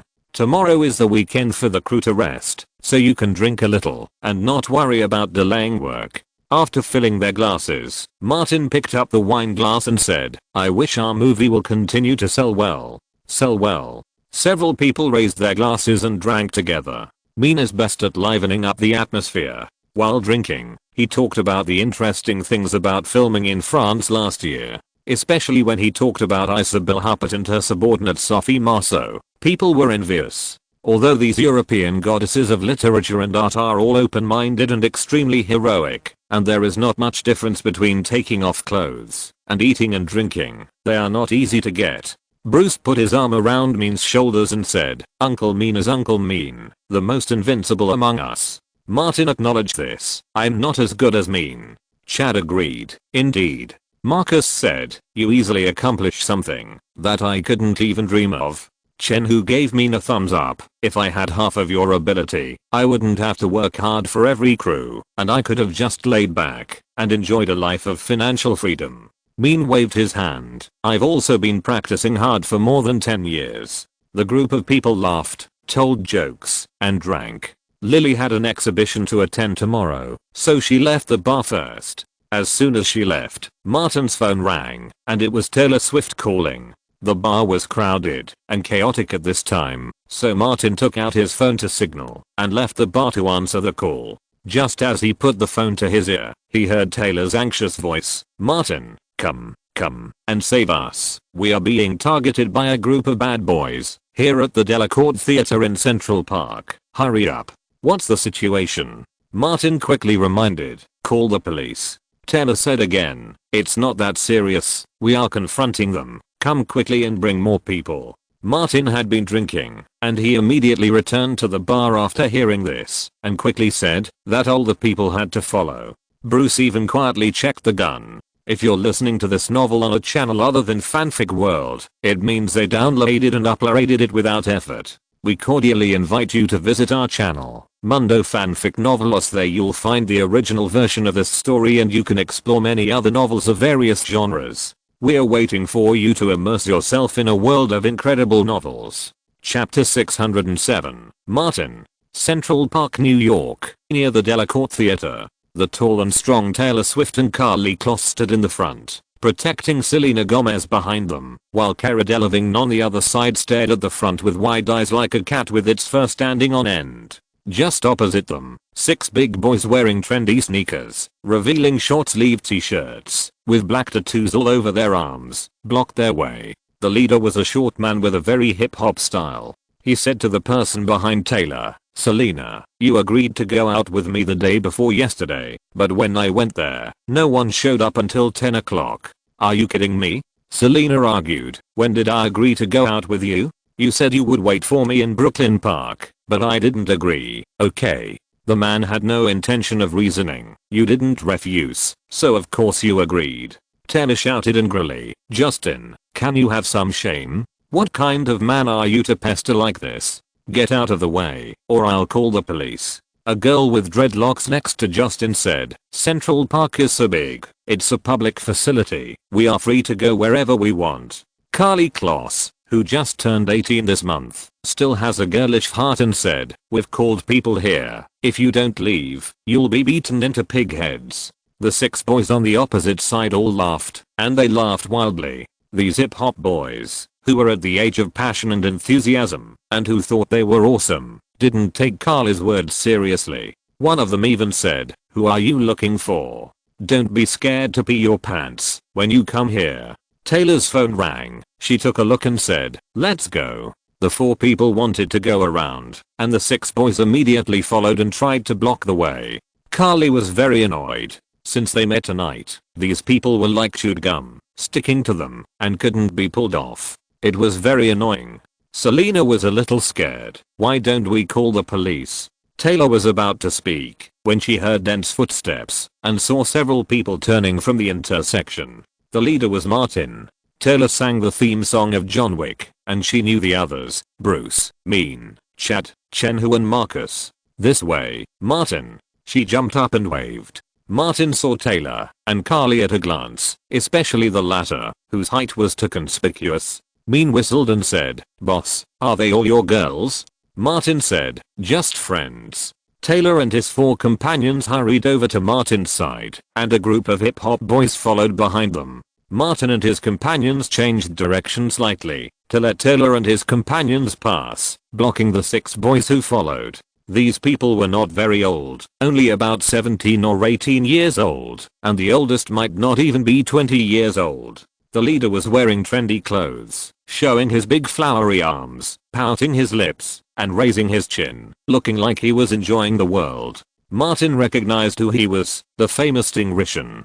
Justin Bieber also recognized Martin and subconsciously stopped. The few people following him also stopped. Martin glanced at these people, looked at Taylor and Karlie, the leaders, and asked, "Are you okay?" "It's okay. You came at the right time." Taylor smiled. Cara Delevingne's frizzy hair was put away, and she shrugged her nose in a funny way. "Wow, you are more handsome in real life than in the movie." Selena finally breathed a sigh of relief and said, "Thank you, Martin." Martin said, "It's okay, let's go." Taylor was fed up with the group of boring boys behind him, and called his 3 friends. "Let's go, let's go." Martin and his friends deliberately stayed behind, to prevent those people from harassing them again. The group of hip hop boys was stunned for a moment and then became restless again. In their eyes, they could step on the sky with just a lift of their feet. Especially during this period, Dingrishan, the sky, the earth, and the air were not enough to describe him. Justin Bieber said, "Guys, are you afraid of this so-called American hero? He actually wants to stop us. Afraid of him? What a joke. He also has 2 eyes, a nose, and 2 hands. The media and the government are just showing off." The man with dreadlocks said, "JB, are you afraid?" He touched his lip stud. "You won't be a coward if your beloved is robbed, right? Who is Justin Bieber?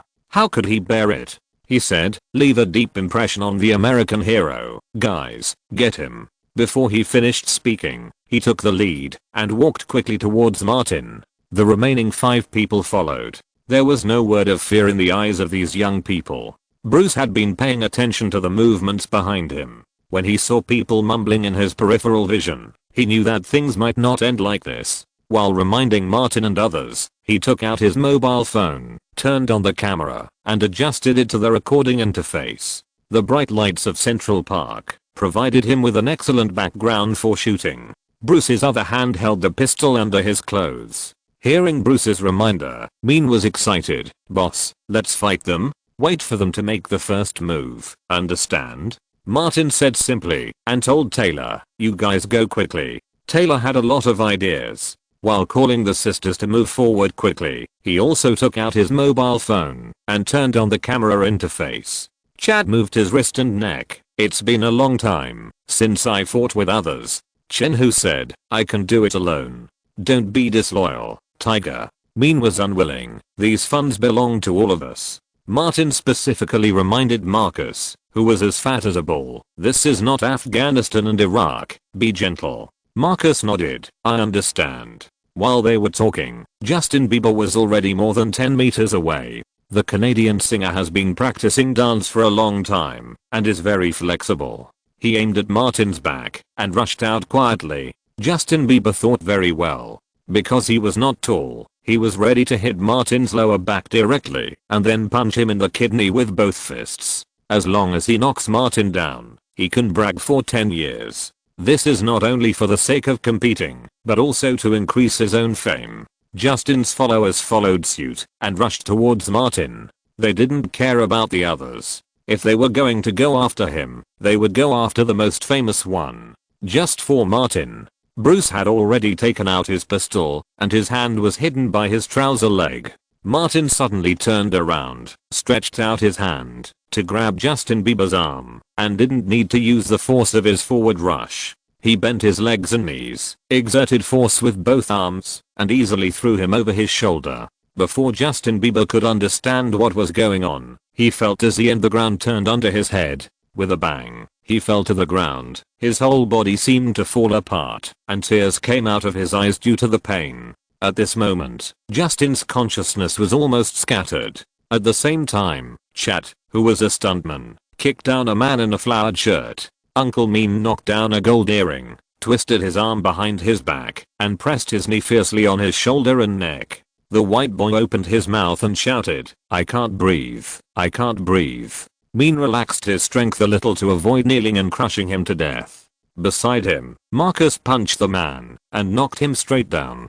Chen-Hu shouted and kicked the man in shorts in the crotch, and the man in shorts fell down. Mohawk, who was rushing at the back, saw that all his companions were knocked down while he was gasping for breath, so he braked and stopped. He put his hands in front of his chest. "Don't come over. I have practiced kung fu." Marcus said, "I haven't moved for a long time. Don't compete with me." Before he uttered the last word, Chen-Hu jumped out and kicked him. Mohawk's arm on his chest was like being hit by a car, and it hurt when it hit his chest. He stepped back and sat on the ground. Justin Bieber finally recovered from his breath and reached out from his pocket. As soon as his hand was taken out, it was stepped on by a big foot. Martin warned, "Don't move." He stepped slightly harder. Justin Bieber felt pain, and his hand unconsciously loosened, and a butterfly knife fell out. Martin called out to Taylor, "Record it, he's carrying a knife." Taylor quickly moved the camera on her phone to record it.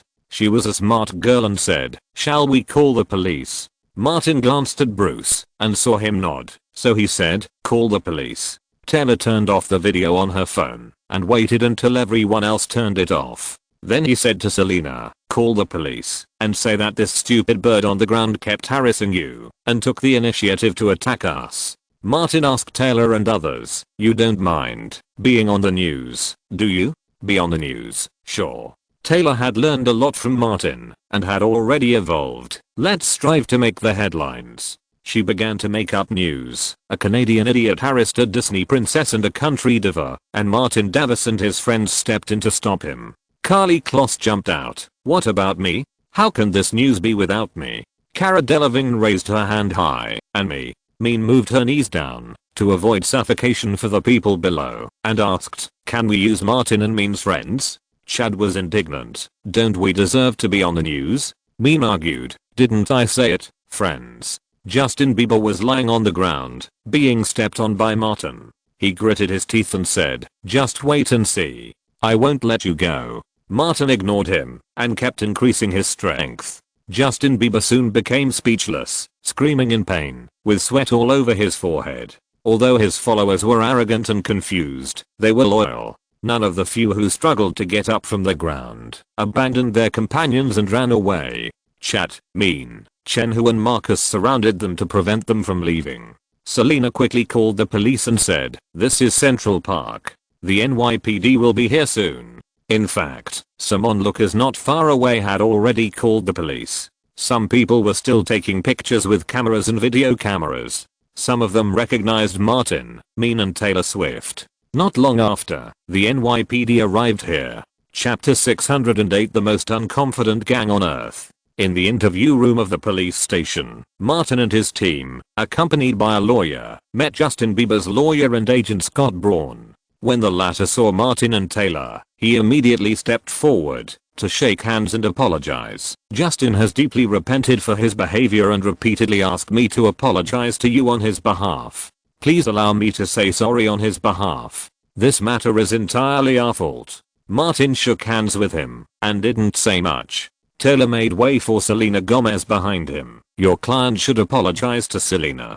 Scott apologized to Selena again. The lawyers on both sides discussed the matter. Martin sat back in his chair and asked several old friends, "What do you say?" Chad was simple and direct. "Apology is something that is easy to say, but it is the least sincere." Taylor also came over. "What the director said makes a lot of sense." She consulted the opinions of the sisters, called the lawyer over, and gave a brief explanation. In the interview room, Justin Bieber's lawyer had a headache. He asked his acquaintances in the police station for information. Justin Bieber and his group harassed Taylor Swift, Selena Gomez and other girls first. After Martin and others arrived to stop them, these idiots whose heads were hit by a car took the initiative to attack Martin and others. As a result, they ran into a tough guy, the most capable star in Hollywood, a director who was a stuntman and a stuntman, an action director who won the US Karate Championship and Martial Arts Championship, and a former Navy SEAL who crawled out of a pile of dead bodies. Who would provoke such a group of people for no reason and take the initiative to attack them? But thinking back, it is not surprising that a 16-year-old little bastard who drank and ate grass in public did these things. The lawyer called Scott over to discuss. The other party recorded the video, and the NYPD also retrieved some surveillance videos, which is very unfavorable to Justin. The agent was also troubled. "Let's settle it as soon as possible, as long as the other party's demands are not too excessive. You must restrain him. He is getting more and more outrageous." Although he can receive a large sum of money for each agency, the lawyer still reminded him, because these stupid things made him, a lawyer, feel ashamed. The agent said, "I know. Let's solve the current problem first." He is also a veteran entertainment agent, and he can see some things clearly. Martin Davis is not a good person. The lawyers on both sides entered the meeting room together and discussed.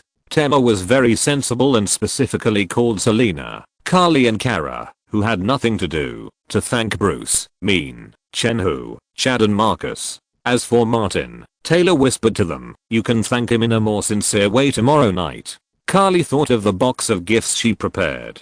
Selena felt that her singing voice still had a lot of room for improvement.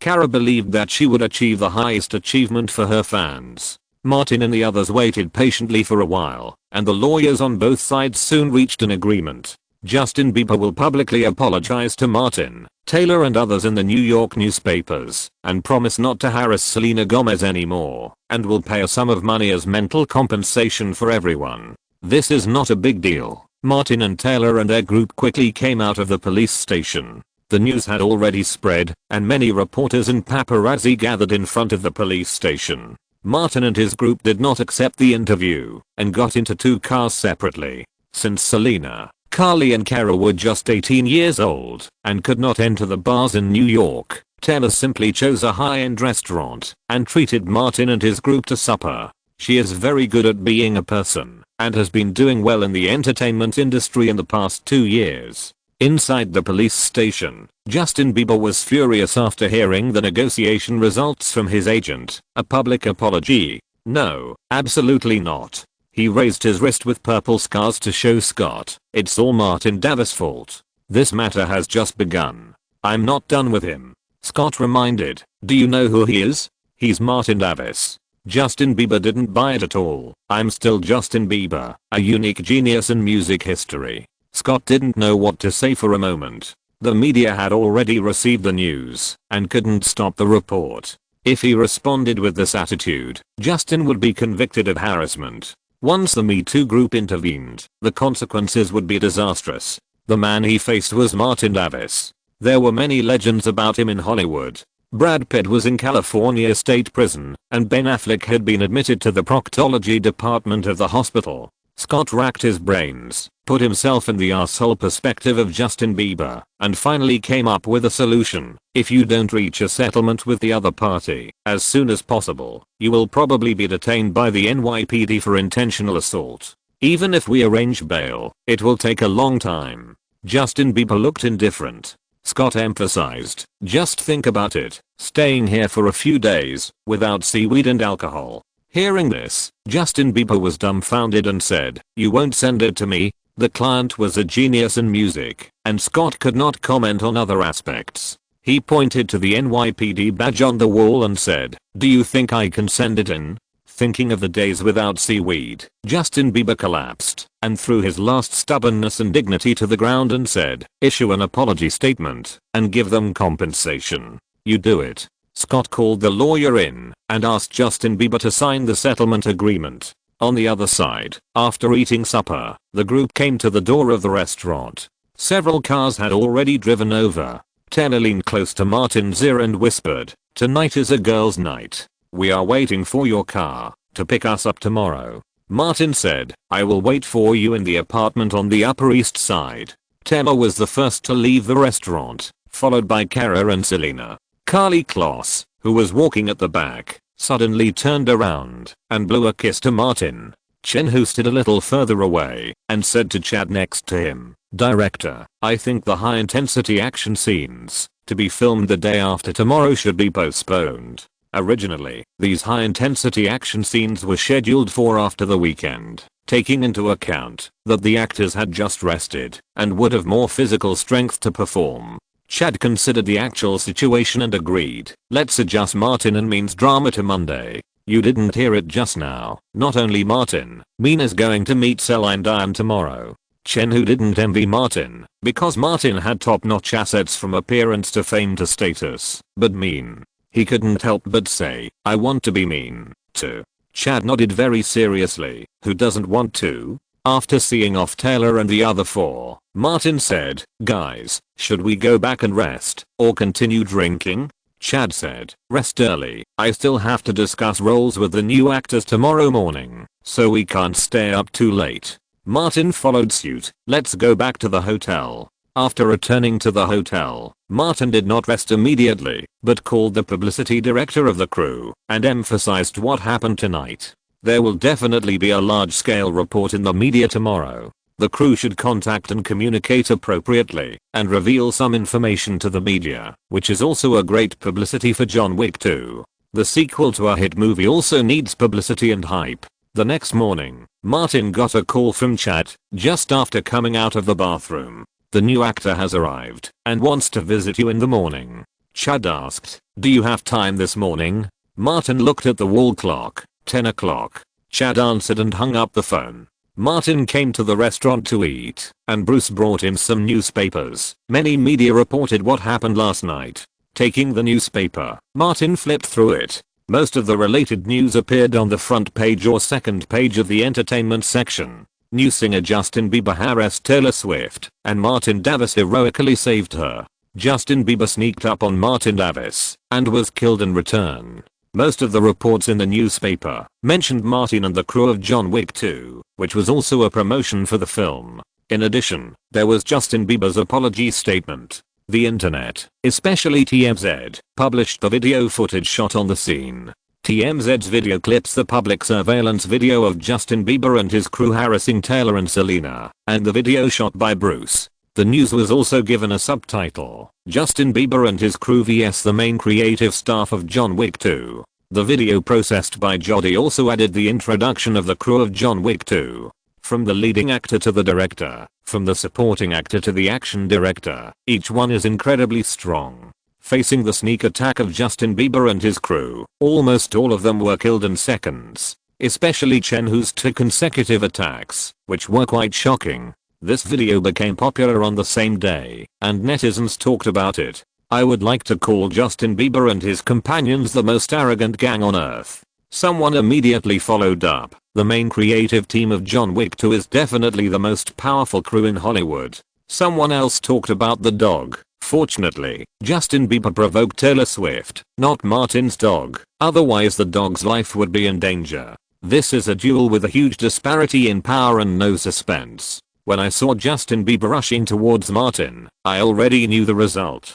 The related news and videos made the crew of John Wick 2 a little popular, and Taylor also received a lot of attention. Even the identities of Selena, Carly and Kara were dug out and reported repeatedly. After having breakfast and taking a short rest, Martin returned to his room to change his clothes after finishing his routine training at the hotel's training ground, and came to the hotel meeting room rented by the crew. Chad and the 2 actors who had just joined the crew were waiting for him in advance. A middle-aged man with brown hair and a girl with golden brown hair.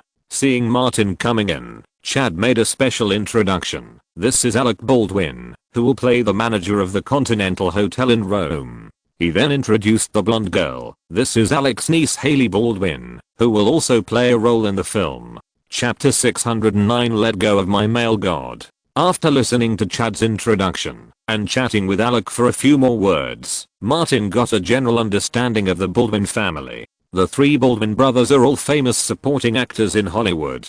The eldest is Alec, the second is William, and the third is Stephen, who is Haller's father. In the film, the character you play is an old friend of mine. The 2 had just met, and there was no other topic. Martin talked about each other's roles. It will provide me with a lot of help. Alec is a traditional actor and said, I read the script carefully and went to Rome last week to find the feeling of the role. Chad interrupted and said, it's a pity that your role is all interior scenes and will be filmed in Brooklyn. Alec said again, that's why I went to Rome specifically, to find the feeling of a special Roman hotel owner. Martin said, I'm very much looking forward to working with you. Alec smiled and responded, me too. After a brief chat, Martin was ready to leave.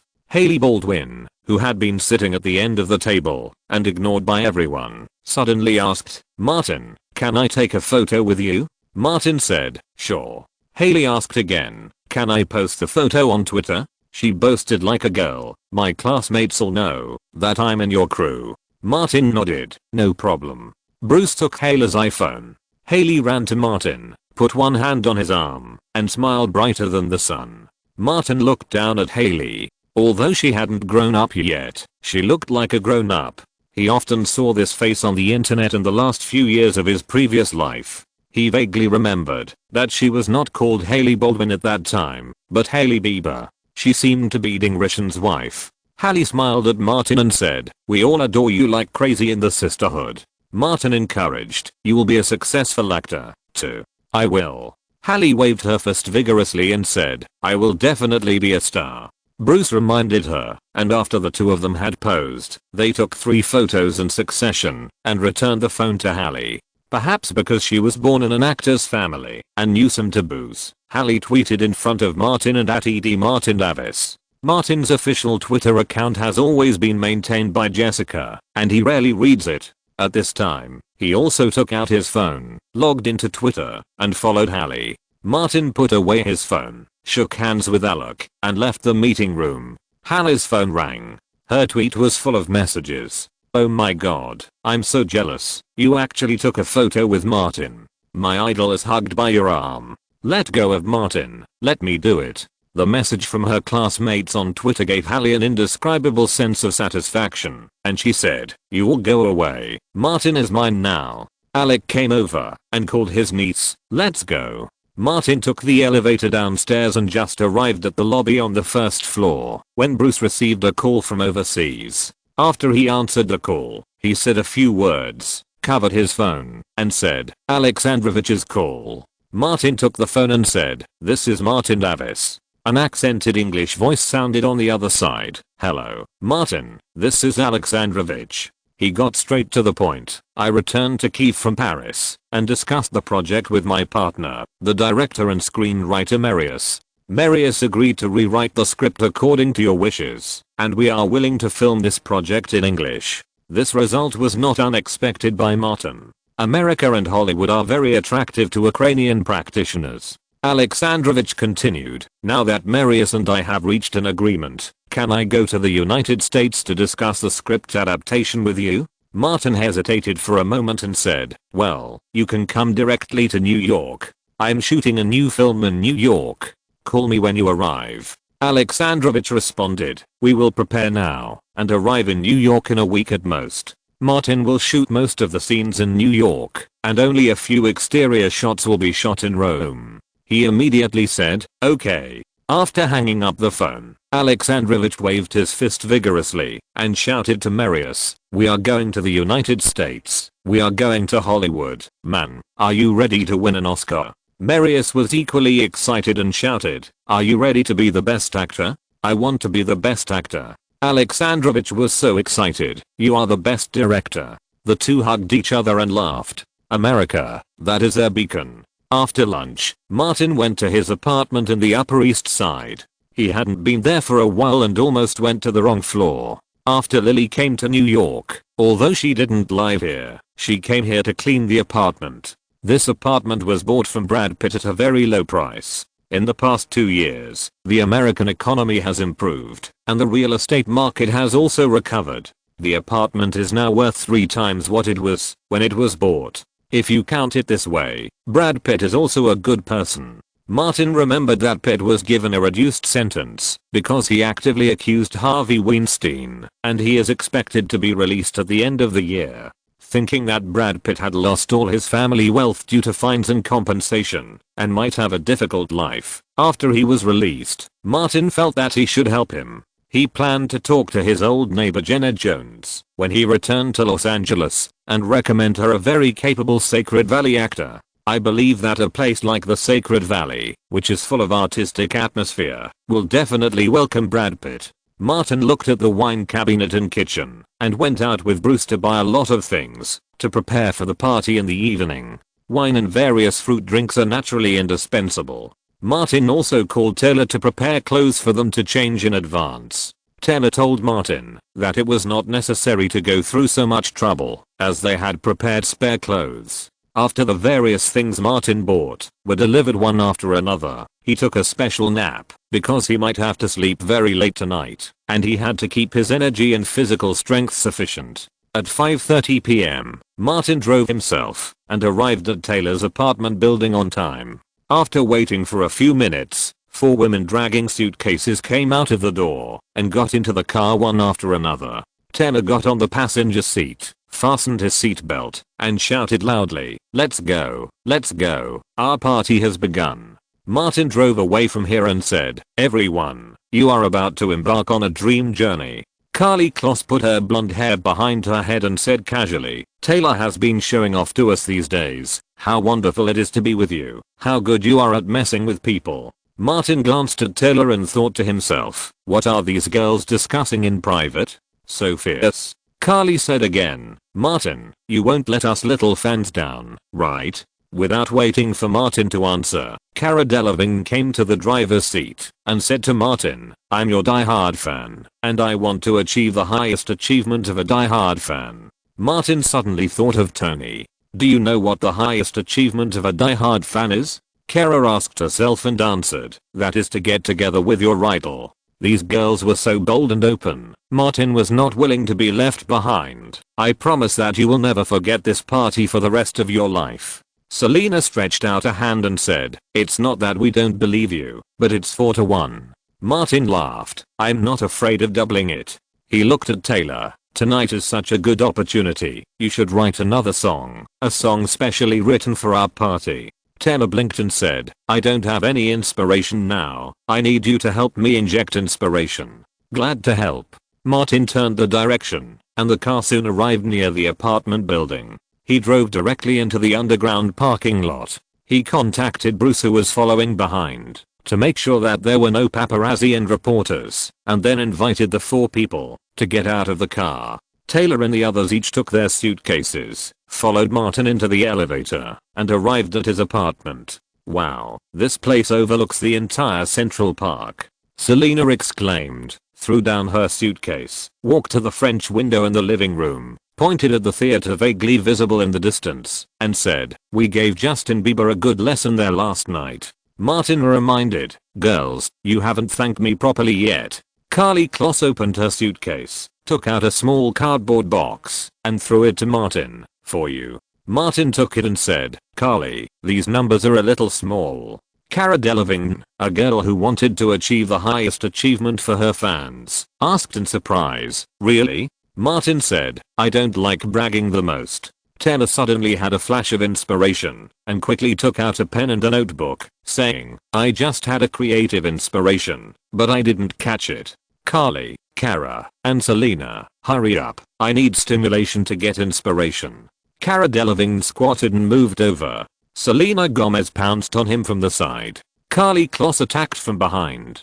Martin was surrounded for a while. When the battle really started, Taylor's vision and hearing were stimulated, and inspiration finally burst out again. Listening to Carly's ups and downs shouting God Jesus, a melody jumped into his mind. But this was not enough. Taylor wrote down the melody, and the inspiration disappeared again, so he decided to go on stage himself. Not long after, Taylor's melodious singing voice floated. When it was quiet, the 5 people had consumed too much energy. Martin went to the side to make a phone call and asked a nearby restaurant to send dinner directly. Selena touched her mouth and said, Taylor is right, it really moisturizes the singing throat. Cara Delevingne nodded repeatedly. Carly Kloss said, I don't know how to sing, I don't feel it. She stretched out her arms and was very excited. Taylor, it's really like you said, the experience is great. Dinner was delivered, and the 4 girls laughed, and they got together with Martin again. Chapter 610 The test of joining the girlfriends group. The people in the bedroom were still sleeping soundly. Martin had already gone out and was ready to go to Brooklyn Studios. When he went downstairs, Bruce was waiting at the door in his car. Martin got in the car and said, let's go. Bruce started the car and said, Chad asked me to inform you that the filming of today's scenes has been temporarily adjusted. The action scenes will be moved to Wednesday. Let's shoot the literary scenes with you and me first. Martin understood immediately. This guy obviously has no confidence in me. Bruce glanced at Martin and deliberately said, now your face shows excessive indulgence. Martin pulled down the sunshade, looked in the mirror, and gave old Bruce a middle finger. Bruce laughed. There was more traffic ahead, and the road was congested. Martin turned down the air conditioner, adjusted to a more comfortable position, and said, I'll take a nap. Bruce said, I'll call you when we get there. The sunlight penetrated the curtains and woke up Taylor, who was sleeping soundly. He moved Selena away from her thighs, sat up and stretched. Looking around, there was no Martin in the room. Taylor remembered that Martin had said that he would go to the set early this morning to continue his work. This guy, is his work more interesting than being with us? Carly Kloss, who had woken up, crawled over. She was tall and strong and took up a lot of space. When she moved, Selena Gomez and Cara Delevingne all woke up. The former's first reaction was, "Taylor, where is the song you wrote last night? Let me see it. Let's sing it together. My throat feels very comfortable." Taylor pushed her away with disdain. "Your mouth is full of seafood. Go brush your teeth first." Several people went into the bathroom together. After washing up, Taylor found the newly written song and handed it to Selena. Selena looked at the notes and hummed a paragraph. "Shall we try it together? There are no instruments here. Let's sing a cappella," Taylor said.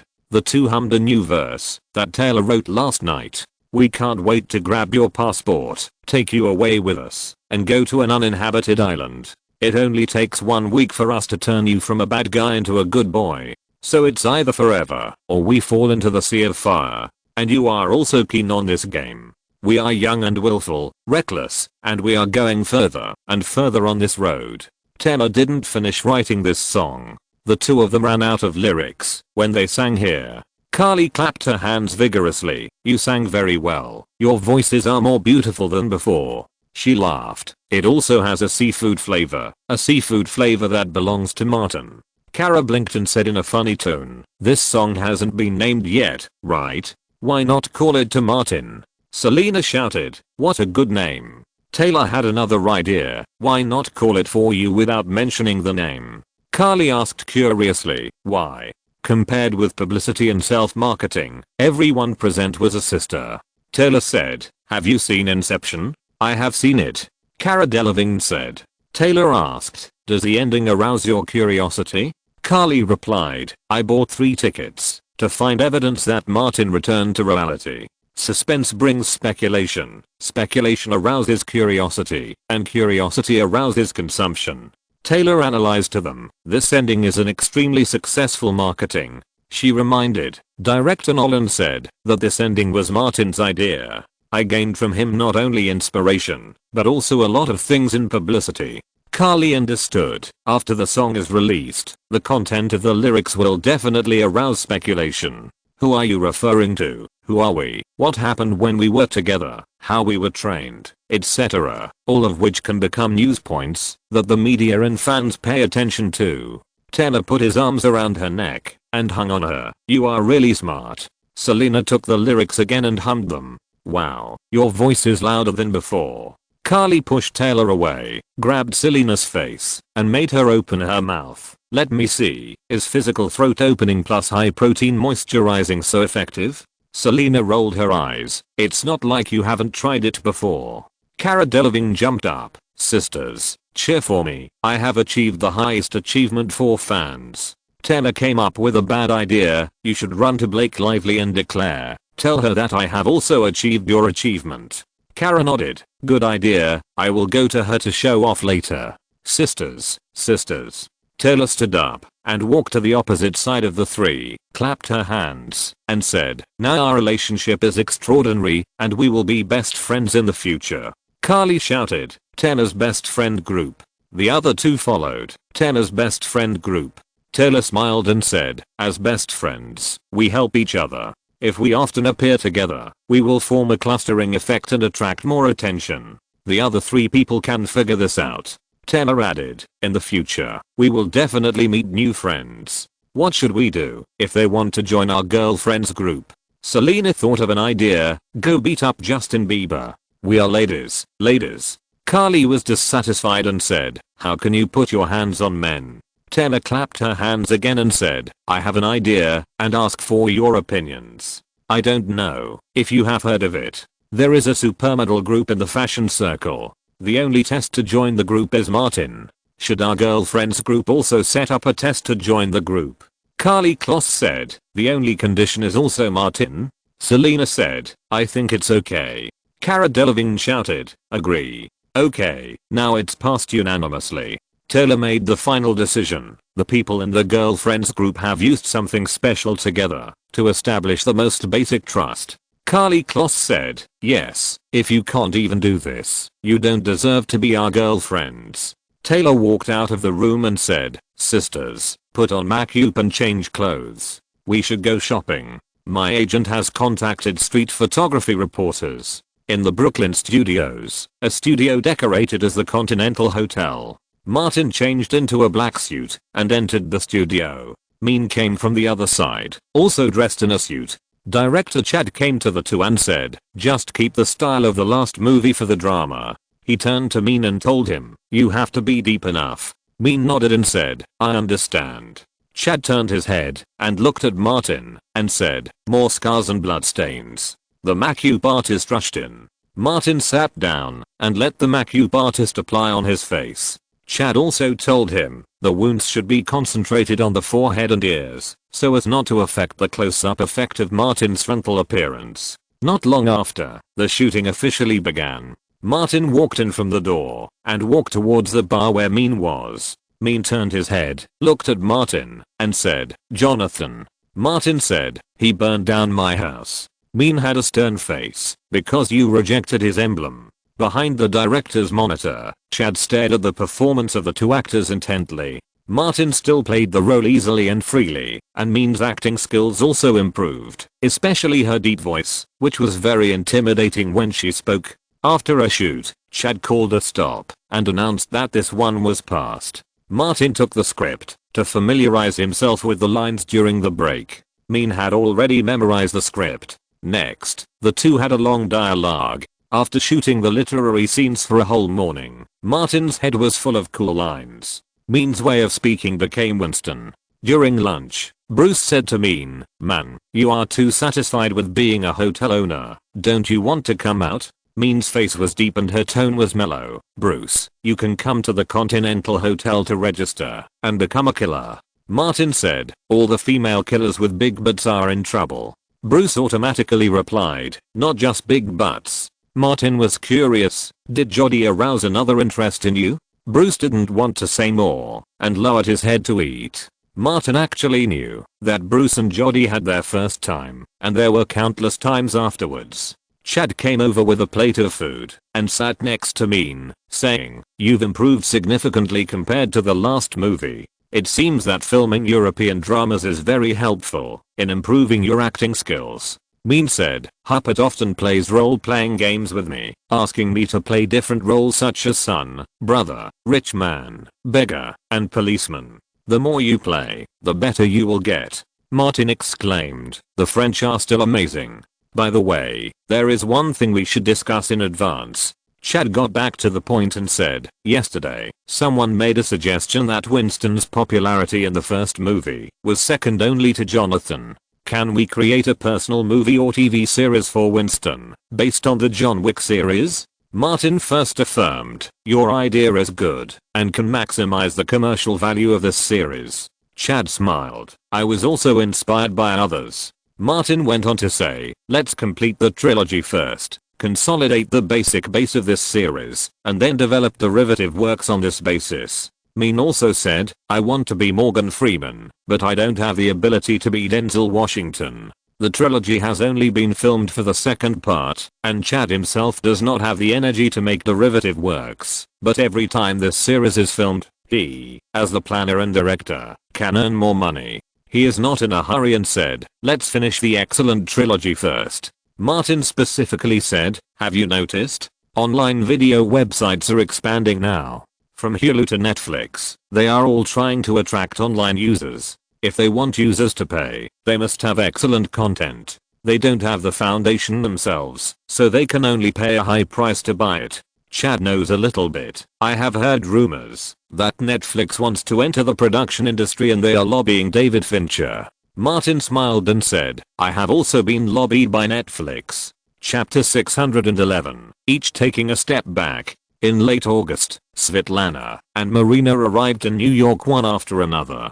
After passing the interview, they got the roles of the female killer Ayers and Gianna respectively. The former needed some action training. The glass mirror scene designed by Chad had not yet been built, and the action scenes of Ayers and Jonathan were arranged at the end according to the shooting plan. After several training sessions, Chen Hu found Martin and whispered, "I have observed carefully. Based on my experience of more than 20 years, Svetlana has not undergone combat training." Martin said, "Thank you." After Chen Hu left, Bruce came over and said, "This alone cannot be completely ruled out. Yanzi's main task is to seduce and obtain information, not to take action. Martin said, the possibility is smaller.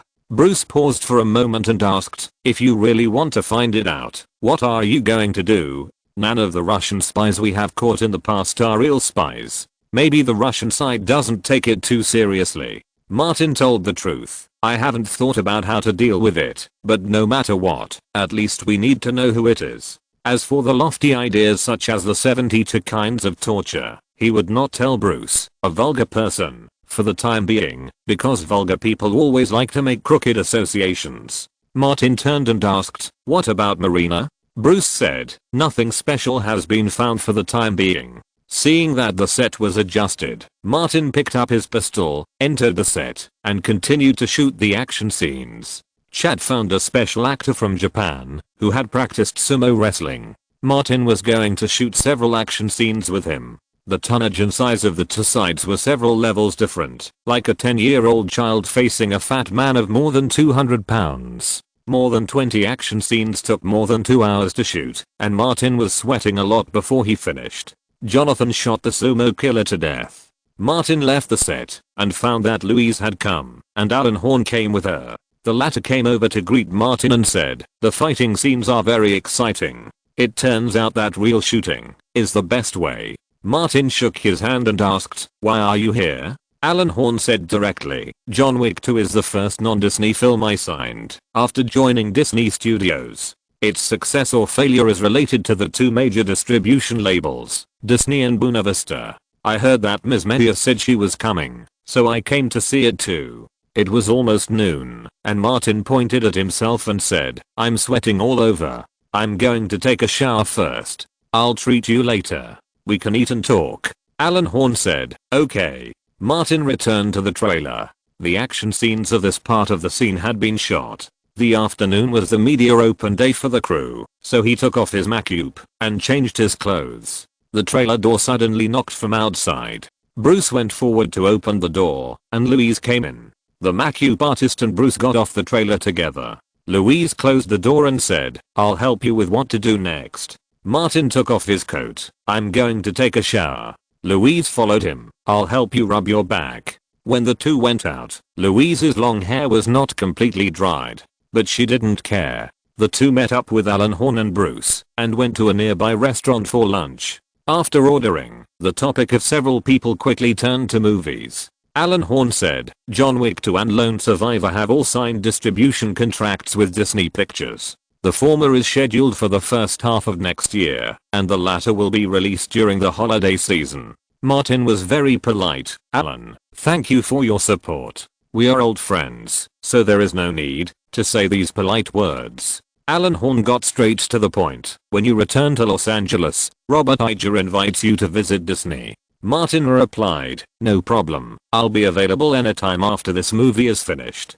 Robert Iger once brought Disney to the peak, and his successor almost made Disney the second Warner Brothers. Alan Horn brought up another important point regarding the long-term contract between Disney Pictures and Davis Studio. I think 10 years is the most appropriate, but you insist on 5 years. Martin calculated the time and said, well, Alan, how about we each make a concession and sign the distribution contract on both sides until 2019. Alan Horn thought for a while and said, okay, let's each make a concession. He asked, I heard that you still have the copyrights of several novels and scripts.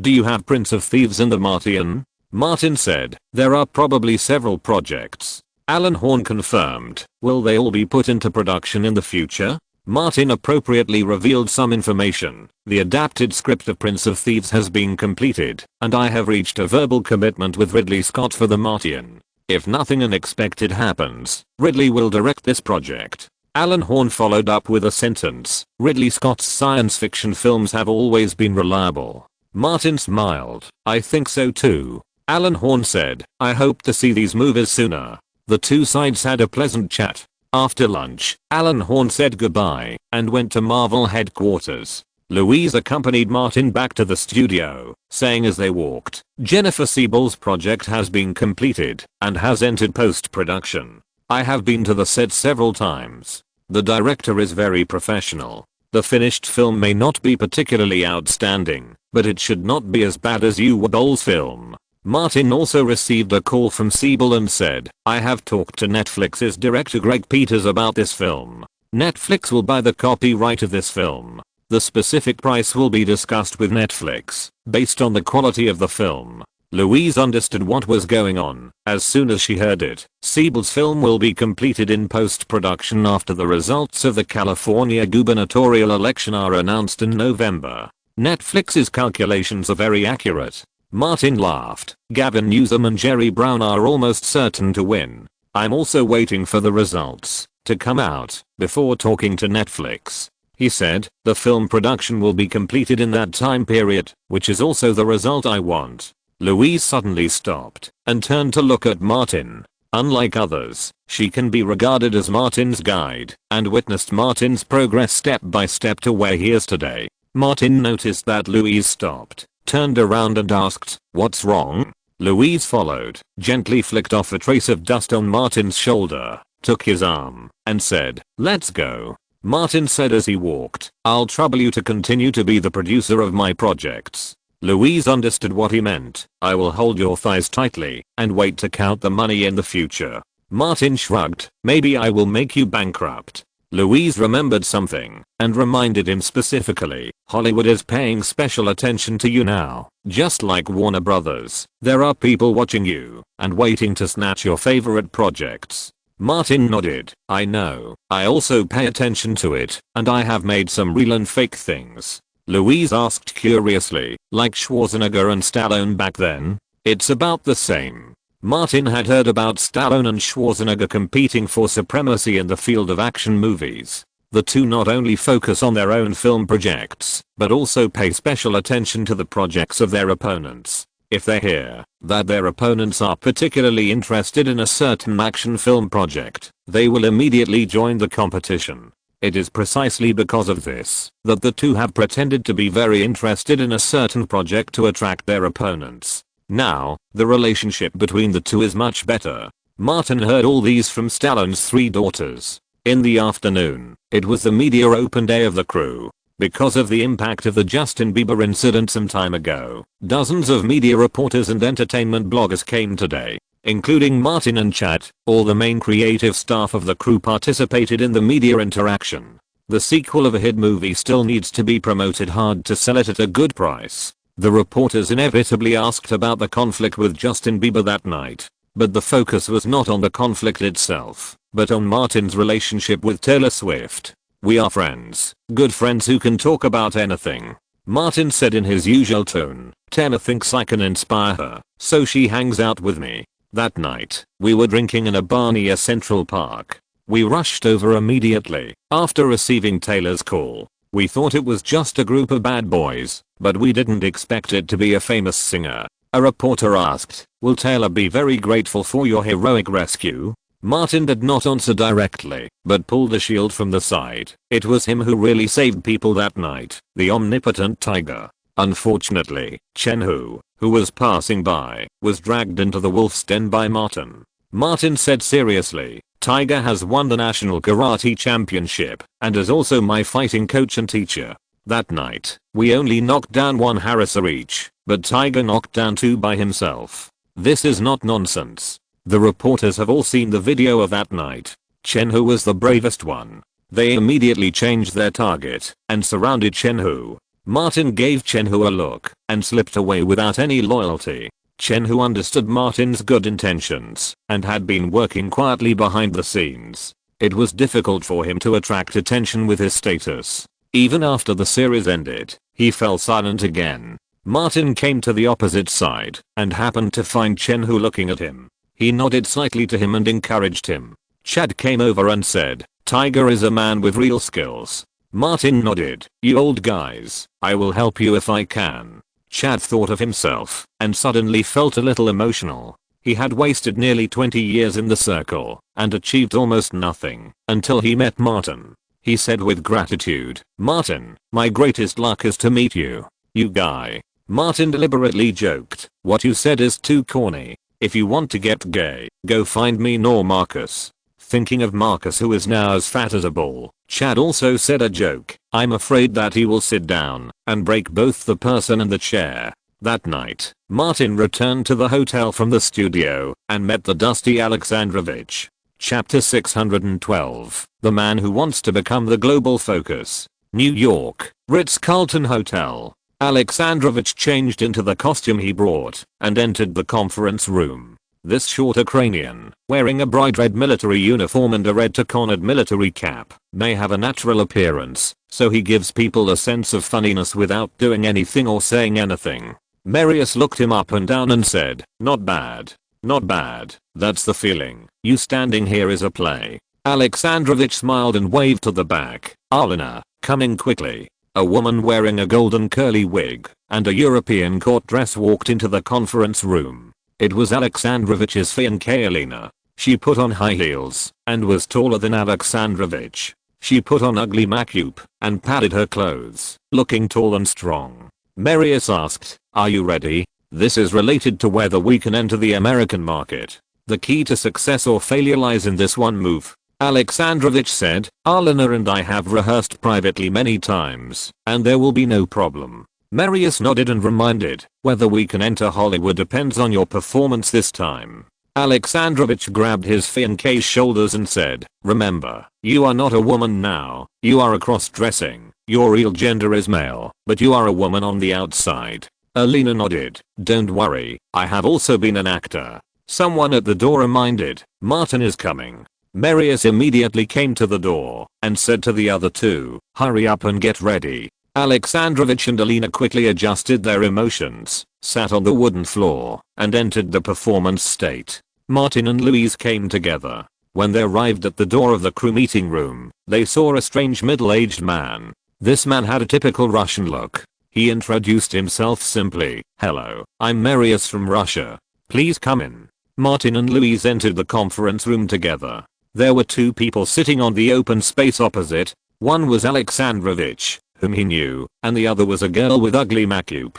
The two were obviously performing a play. Alexandrovich, wearing a bicorn hat, was like a young boy who fell in love for the first time. He walked quickly with two fingers on the floor and climbed up to Alina's calf. Alina grabbed his hand and shook it off. His hand quickly slipped back and climbed up to Alina's knee. Alina shook it off again. Not long after, his hand touched Alina's thigh directly. Without waiting for Alina to react, Alexandrovich jumped up and pounced on Alina like a hungry tiger. The two tore at each other, not like being intimate, but fighting. Soon, Alina clamped Alexandrovich's neck with her legs and used a naked choke to subdue him. Alexandrovich rolled his eyes and stuck out his long tongue, looking both weird and funny. Martin felt puzzled at first, but when he thought about the fact that Alexandrovich was playing Napoleon and the woman was actually playing a cross-dressing role, he felt a little funny. Maybe people's sense of humor is really different. Just like when Martin watched American comedies, Louise and Elizabeth laughed so hard, but he had a hard time laughing.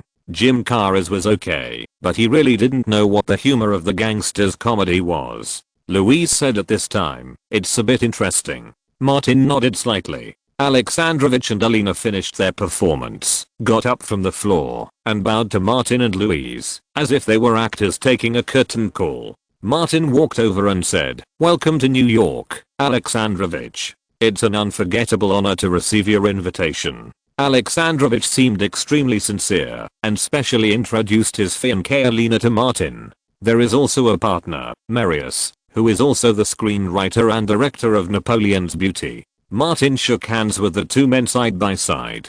Bruce stood in the corner, looking at Alina, a blonde with a good figure and good looks. The most important thing is that she is a fiancée. This identity is the key. Martin glanced at Alexandrovich, whose face was flushed, and said, "Your Napoleon's look is very unique. This is the first time I have seen such a Napoleon." Alexandrovich was very talented in comedy. He said with a flattering smile, "Contrast may bring better comedy effects. A great man like Napoleon can make some absurd moves, which can maximize the comedy effects brought by the contrast." Alina took off her wig, revealing a waterfall of blonde hair, and looked at Martin expectantly like her fiancé.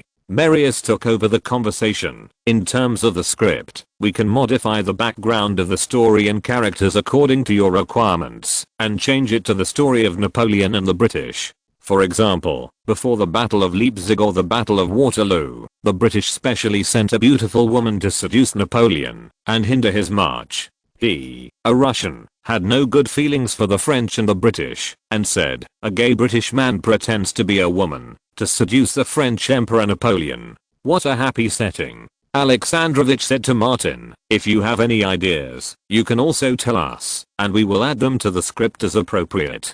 Alina felt that her fiancé was a little too much. In order to get the support of Martin Davis, he even gave up the most basic dignity and face of an artist. He only saw benefits, nothing else. The settings of the British and French remain unchanged, and you will write the rest. Martin thought for a moment and said, my studio will sign your project.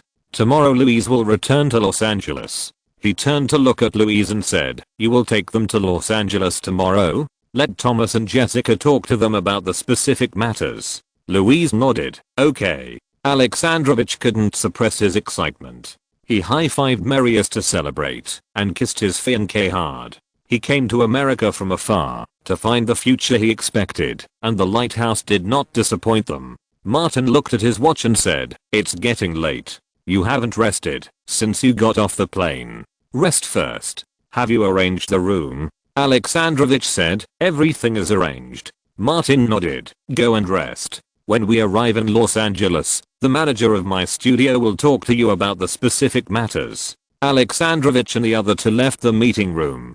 After walking out of the door and turning into the elevator, he said to his fiancée, Alina, I didn't lie to you, did I? Our future is in Hollywood, in America. This is the beacon of human civilization. Alina had just observed carefully, and Martin Davis seemed to be really interested in running her fiancée's project. She nodded repeatedly and said, honey, you're doing great. Marius also encouraged his old friend, without your courage and pioneering spirit, I would not have the opportunity to come to Hollywood. Alexandrovich looked extremely determined. I will definitely become the focus of the world's attention. Martin and Louise have not left the conference room yet. Louise was very curious. Where did you find this funny guy? He's very interesting. A Ukrainian actor. Martin roughly said, the crew of Inception came to us when they premiered in Paris. Louise said, a film like this is likely to cause protests from the French media. Martin said casually, I believe the French will understand. Louise asked, are you going to let a Russian shoot a movie about French and British people? That seems to be okay, right? Martin never thought it was a problem. Look, the French can shoot Russian or former Soviet films, the British can also shoot, and the Americans can also shoot. For example, in Enemy at the Gates, a French director led a group of British creators to shoot a movie about the former Soviet Union and Germany. The outrageous content should be no worse than Napoleon played by Alessandro. Louise was surprised. Is there a problem with the content of Enemy at the Gates? Martin didn't expect her to ask this question. He knew it would be too troublesome and difficult to explain, so he simply threw it aside and didn't mention it. He took her out. I'm hungry. Let's go have dinner. Louise asked again. Are you sure you can find investment and distribution? Martin said, we are about to sign a long-term distribution contract with Disney Pictures. If Disney doesn't like it, we can see if we can sell it to Netflix. As for investment, I believe Mr. Wu Meoting will be interested. The cost of this film will not exceed $5 million US. He further said, it will not be a problem to recover the funds that Wu Meoting invested in Romantic Troubles. As long as I come forward to talk to him, he will definitely be willing to use this money for new projects. Louise nodded slightly. You have considered it very comprehensively. I hope they can make a comedy of normal level. Martin remembered that Alexandrovich was a very successful comedian in his previous life. I don't know if he can bring out his talent as a comedian in America. The next morning, when Louise returned to Los Angeles, she brought Alexandrovich and Marius with her. Yesterday's media conference caused media heat. It was a sequel to a blockbuster movie, and the attention was obviously higher. John Wick 2 is being filmed. Martin Davis is back with a gun.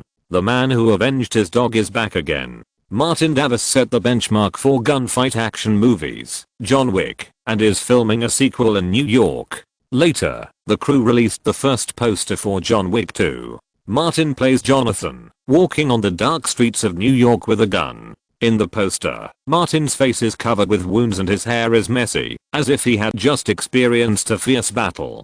Coupled with the dark back, and the people around him whose faces are not clear, it creates a tense atmosphere that is about to explode. At the bottom of the poster, there is a blood red caption: Jonathan will fight the most fierce killers in the world alone, and start a fatal duel with them. Every letter is like a blood flower bursting from a bullet. Chapter 613 Shameless Remarks. In September, Leonardo and Nicholson, who had had enough of Europe, came to New York. In the entertainment area of the studio, Martin was shocked to see Leonardo and said, "I thought the high-intensity 100-meter sprint could help you lose weight, but you gained weight again." Nicholson replied, "Don't you think about it, 11 seconds for 100 meters. It's not 11 seconds for me." Leonardo was angry. "Jack, don't slander me." Nicholson nodded repeatedly. "Okay, I won't slander you. I'll give you 17. No, 20 seconds for 100 meters. How much physical strength can you consume at a time? Besides, most of the time, you are down there." Martin patted Leonardo's shoulder sympathetically. "That won't make you fat." He turned to look at Nicholson. "You don't look haggard at all. It doesn't look like you have been sprinting for more than a month." Nicholson obviously didn't want to talk about it. "Don't mention it." How could Leonardo let him off? "We went to Mallorca, Spain, and held a carnival party there. We invited many tourists from the island to participate. There was a soccer player who seduced the Russian model, and old Jack was poached." He laughed. "I can laugh at him until he goes to see God." "No, you are totally wrong. This matter should be looked at from another angle." Nicholson said it in a different way. "The model and the soccer player had been together at the Armani fashion show this year, but I stole her away. I let her go because I was tired of her, and she had to go back to the soccer player to take over." Martin was stunned by this shameless statement. "Jack, you are really a talented person. You should go to the White House to write press releases for Guanhay." Nicholson looked like he didn't know enough. "That's the fact. You can ask those two people." Leonardo asked Martin curiously, "Where are your girls? Did it end after one time? Isn't it enough to do this kind of thing once?" Martin said in a deep and literary tone, "You may not have heard of the saying that we only care about having it once, not how long it will last." Leonardo nodded. "I understand. A good experience will leave an endless aftertaste." Martin snapped his fingers. "Yes, with their openness and generosity, it will not be difficult to hold a party again, as long as the conditions are right. Actually, I don't think the main reason is these." The bastard Nicholson dragged Martin into the river of ridicule. "Natalia is divorced from that guy, and the two young ones are neither someone's wife nor the fiancée of a star. This is the key." Leonardo clapped and praised. "Jack, you got the point." The two men smiled sinisterly at Martin. Martin took a look at the two faces that deserved a beating, and decided to fight back. His way of fighting back was unusual. "Remember the last time I called you and asked about the Citroen and the British actor Tom Hardy?" Nicholson was the first to react. "I read the reports from the local media in Paris, saying that Tom Hardy was robbed on the night of our party and was seriously injured." Martin pointed to his butt. "This place was blessed by people from the 93rd district. It is said that the suture operation took several hours." He pointed to Leonardo's mouth again. "The teeth inside were knocked out. As for why, you should know more than me." Leonardo said, "The robbers not only robbed money but also women." No. Nicholson kept thinking back, staring at Martin, and asked, "You said you would use this method to see if there was swallow among the women in the car. As a result, Tom Hardy in the Citroen really had a problem. He was not robbed, was he?" Leonardo also came to his senses. "Just like you said, someone didn't want Tom Hardy to disturb us, so they messed with him?" Nicholson asked directly. "Martin, was there a swallow in the car at that time?" Martin folded his arms across his chest, leaned back on the sofa, and looked out the window. "Aren't there many places like swallows?" Leonardo and Nicholson felt as if there were 10,000 ants living in their hearts, and they were itching to crawl back and forth, and they couldn't help themselves. Nicholson spoke first. "I have been famous for half my life, but I was poached by a football star. How shameful. Leonardo understood what he meant by this and lowered his voice to the hum of mosquito. I have trained to run 100 meters in 22 seconds.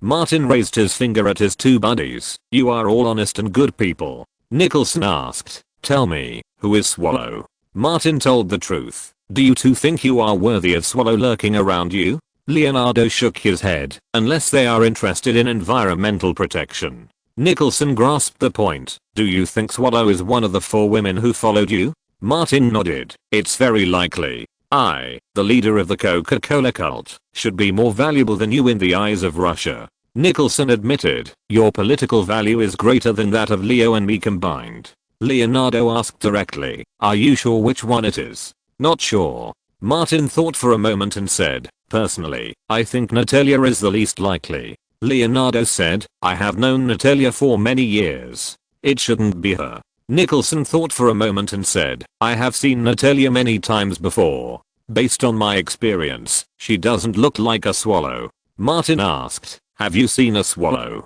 No. Nicholson pointed to his eyes, but I can tell whether a person is acting or not. Martin believed this. He stood up and said, I invited 2 people from this crew to come and film. Let's go and see. Nicholson and Leonardo followed Martin. The 3 of them left the entertainment area and walked to the training hall. This place had long been rented by the crew for daily rehearsals and training. Martin took the 2 of them directly to the 2nd floor, entered an office, and came to the glass window. From here, the situation on the 1st floor was clearly visible. Svetlana was practicing the action routines to be used during filming under the guidance of Chen, whose assistant, a female stuntman. Nicholson asked, what does she play in the movie? Martin said, a female killer, and she has some action scenes with me. Nicholson stopped talking and stood at the window and watched quietly. After a while, the training was suspended, as if for a break. He said, let's go downstairs. Ask her a few more questions about America and Russia. Martin shrugged. You're more like the FBI than the FBI. Nicholson followed him downstairs and said as he walked, Leo is about to play the biggest boss in the history of the FBI. Martin had heard of this man and asked Leonardo, are you going to play Hoover? Leonardo simply said, Hoover, The Eternal Love, directed by Clint Eastwood. Martin asked, for the Oscar? A biopic? Of course it's for the award. Leonardo did not deny this. I'm not sure this year, so I'll prepare for the next time. Martin thought this year was a good opportunity, as Harvey Weinstein could no longer make waves at the Oscars. I remember that the male protagonist you played in Shutter Island had a mental illness. Leonardo responded, yes, director Scorsese told me he had schizophrenia. Martin said, this is a role that suits the Academy's appetite. If you increase your investment, maybe you can realize your dream next year. Nicholson continued, if you don't have a strong opponent, you still have a chance of winning the prize. The 3 of them went downstairs and came out of the corridor. Svetlana came over immediately when she saw Martin. Hi, dear, you finally have time to come and see me. Leo, Jack, you know them all. Martin briefly introduced them and asked, is the training going well? Svetlana said, it's not more difficult than the modeling training I have received. Martin followed her words and said, it seems that you have suffered a lot in Russia. Fortunately, I came to the United States, to Los Angeles. Svetlana moved closer to Martin. The goddess of luck favored me and let me know you. Martin smiled and asked, do you like Hollywood very much? Do you want to stay here to develop? Svetlana nodded. I want to stay. Martin encouraged, train well and complete this role excellently first. Soon, it was time for a break. Svetlana pointed to the training ground. I'm going to train. When she walked away, Martin asked, how is it? Nicholson said, it doesn't seem like she is lying or acting. Years of experience tell me that she has an extremely strong yearning and desire for America in her heart. Leonardo asked, where is the other person? Not on the set. Martin called the 2 out of the training hall. In the afternoon, she and I have several scenes to shoot. You can follow me to see the details. Nicholson said, this is getting more and more interesting. He adjusted his glasses, like a young detective. I must find this swallow. What if I can't find it? Leonardo asked. Nicholson was annoyed. I will mobilize all my friends and connections to ask them not to vote for you this year so that you can't even get an Oscar nomination. Leonardo scorned. If you don't have the ability to find the swallow, please say so. If you can really identify it, the FBI would have hired you to identify the swallow. Nicholson laughed. Are you kidding me, Leo? Can the FBI afford Jack Nicholson's appearance fee? Martin patted Leonardo on the shoulder. I should charge you, and you should also give me a reward. Why? Leonardo asked. Martin said, I have provided you with such a good opportunity to experience FBI life and let you participate in the search for a swallow. If you go to the FBI now, can they provide it to you? So, Leo, you must repay me. No problem. Leonardo was very generous. I remember there are many married supermodels and angels, such as Cindy Crawford.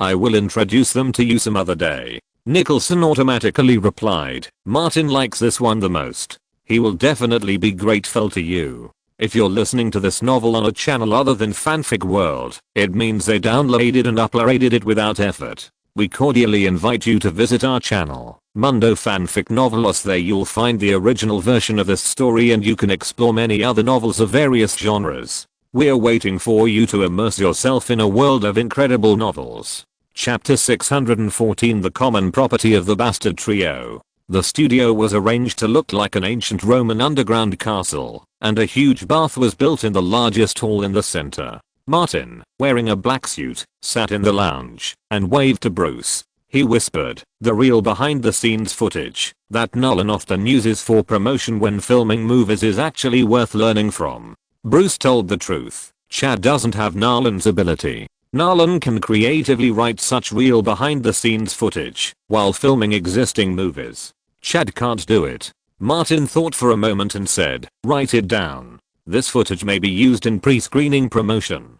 Don't write it down in a notebook. Bruce patted his forehead. My brain is better than yours. Martin was too lazy to refute and said, during the filming of John Wick 2, Leo, Jack and I realized that a Russian spy might have infiltrated the crew with the intention of doing something bad to America, so we decided to find the spy. Bruce reminded, it's only useful if we can find the spy. Martin nodded. So, we have to determine who the spy is and what she wants to do. On the other side, Nicholson and Leonardo stood in a place where they could overlook the entire set. They seemed to be watching the crew filming, but in fact their eyes were all focused on Marina Alexandrova, who was dressed in a gorgeous dress. Leonardo said, Martin, this bastard has a good eye. This Russian woman is just average looking at first glance, but the more you look at her, the more attractive she is. She has a very special temperament. Nicholson's eyes were covered by sunglasses. Martin is just like you. He is also very dedicated, and the women he chooses are very special.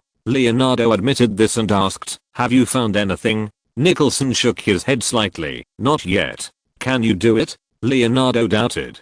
Don't doubt the vision and ability of the great detective Jack. Nicholson pushed up his sunglasses. If anyone on this set can find the swallow, it can only be me. He emphasized, the great detective Jack Nicholson. Leonardo reminded, there are only 2 suspects on the set. Nicholson did not respond, because Martin and Marina had both entered the set and the filming was about to begin. With the order from director Chad, the script supervisor hit the board, and a new scene began to be filmed. Martin entered the hall with a gun. After a brief conversation, Marina took off her clothes, cut her wrists, and lay in the bathtub to commit suicide. She was wrapped in blood red. Martin fired a shot and turned away. The long shot of several minutes was passed after only one take. Marina's acting skills are much better than those of a pure Vars actor. Stop. Chad shouted. This one is past. Marina, wearing a bikini, came out of the bathtub and someone immediately brought her a blanket. Marina looked at Martin and asked softly, is my performance okay? Not bad. Martin urged, take a hot shower first, and we'll talk later. Marina only had 3 scenes in total. After this one was finished, the other 2 would have to wait for a while. The crew moved to another scene. Martin took the gun sent by Bruce and personally checked it according to the crew's regulations, preparing to shoot the gunfight action scene. He was still making preparations, and Marina, who had taken a shower and changed her clothes, returned to the set. Martin had an idea and handed Marina a Glock pistol with an empty magazine, saying, "Try it." Marina took the gun and looked at it back and forth. She seemed to be unfamiliar with firearms and her posture looked awkward. Nicholson and Leonardo also found Martin. One picked up the R and fiddled with it, while the other curiously looked at the Bernier shotgun. Seeing that Marina was unfamiliar with guns, Martin asked, "You've never played with a gun before?" "I remember there are quite a few guns in Russian civilians. I played with my father's pistol when I was a child. My father was an officer in the former Soviet Union." Marina seemed to be telling the truth. "I was too young at that time and I can't remember anything about guns. Later, I went to Moscow to study, and I didn't have the chance to touch a gun again." Martin looked very curious. "Is your father an officer?" Marina said simply, "In the former Soviet Union. He retired before the disintegration." Martin continued to ask, "Life was difficult during that special period, right?" "It was okay." Marina showed a look of reminiscence. "Compared to other places, life in Moscow and St. Petersburg is not bad." Martin said casually, "I hope I will have the opportunity to visit Moscow and St. Petersburg in the future." Marina smiled and said, "I can be your guide, especially in winter, so you can enjoy different scenery." Martin followed her words and said, "Look at me, you have been in New York for so long, and I haven't taken you around." Marina said, "Svetlana and I have visited all over Manhattan. You paid us very well, and we bought a lot of things. How do you feel about this place?" Martin asked casually. "Many people who come to New York don't want to leave." Marina came here for her own special purpose. She wanted to show her yearning for the lighthouse like Svetlana did, and said, "I also want to stay here." Nicholson, who was nearby, raised his eyelids slightly, but controlled his expression, and continued to fiddle with the rifle in his hand. Martin chatted with Marina for a few more words, and Chad asked someone to notify him to prepare to enter the scene for filming. The next filming was all gunfight scenes. Martin wrapped a gun belt around his waist, carried an R on his back, and carried a shotgun, and walked into the nearby studio. Svetlana also came to the studio, and commanded a group of men to surround and kill Jonathan. Gunshots rang out, and Martin dodged and moved in the underground passage of the ancient castle, killing one killer after another. Pistols, rifles and shotguns took turns to fight, and even grenades and stun grenades appeared. The gunfight and action design still continued the style of the first film. Whether it was close combat or long-range shooting, Jonathan would never show mercy. Martin's excellent firearms skills were best demonstrated at this time. The long-shot shooting of action movies not only tests the crew behind the scenes, but also the actors' skills. The biggest feature of the action shots in the John Wick series is that they do not use fast and sharp short shot editing. Almost all action scenes are composed of long shots. Martin's personal performance and the continuity of the action became the top priority. Of course, this would also be very tiring for the leading actor. After shooting the action scenes for most of the day, Martin was so tired that he gasped and sat in the lounge chair and didn't want to get up for a while. Nicholson appeared behind him like a ghost. Martin looked back and said, "Can you make some noise when you walk? I'll beat you to death if you do." Nicholson replied, "Don't you want to know the result of my observation?" Leonardo did not forget what happened yesterday. How can a younger brother talk to a boss? Show your respectful and worshipful attitude. Martin was quite helpless and said, "Two bosses, what's the result?" Nicholson said very seriously, "According to my observation, Marina lied far more times than Svetlana in your conversation. She is more suspicious." He would not mislead Martin on such matters and added, "This is just my subjective feeling. It cannot be guaranteed to be 100% correct. But if there is really a swallow between these two, judging from my more than 70 years of life experience and acting experience, Marina is more likely to be the one." Martin said directly, "Although your character is not trustworthy, I believe you in acting." Nicholson gave him a middle finger. "In fact, we can try it out, such as fishing like the FBI, by spreading some false news. Maybe we can catch a mermaid." Martin asked, "What happens after we catch it?" Nicholson did not answer for the time being. Leonardo said, "The problem is that we are not professional in doing this." Martin thought for a while and said, "Don't make any moves for now. It's enough to determine who the first suspect is. I need to think about how to deal with it specifically. Why not leave it to me? Nicholson was very curious about the legendary swallow. I will definitely treat her well and let her spit out everything she knows, and by the way, become a real swallow. Martin shook his head. We are good people, not perverts. We can't do illegal crimes such as illegal detention and illegal abuse. Leonardo suggested, just hand it over to the FBI and let the FBI handle it. Nicholson jumped out to object first. Absolutely not. How can such a fun thing be handed over to the FBI's executioners? Martin interrupted the argument between the two and said, this matter is limited to the three of us, and Bruce also knows about it.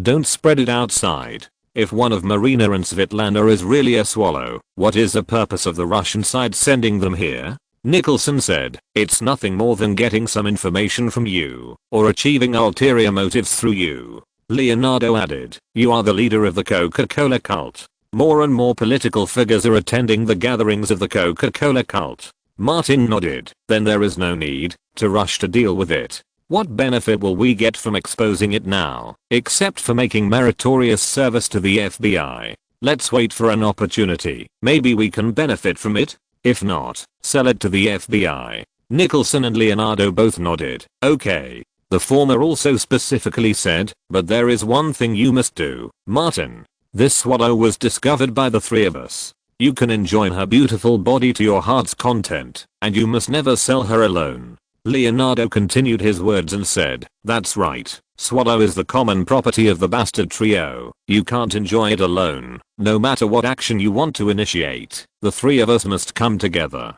No problem on my side. Martin deliberately said, we will share the blame for this matter, and we will enjoy it together, if there is fun. Nicholson said, I hope you can find a big fun. Leonardo said, Martin has never let us down in making trouble. No, I learned everything from you. Martin said modestly, you are the teachers, in messing with people and doing things. I'm just a student. Chapter 615 Sugar-Coated Bullet. The basalt sculpture exhibition opened at the Museum of Modern Art in New York. In the public exhibition area, the three bad guys, along with the main creative staff of the crew, such as Mean, Chad, Marina and Spravina, came to support Lily. A dozen reporters followed and took pictures. Martin whispered to Leonardo, you are the most famous art collector in Hollywood.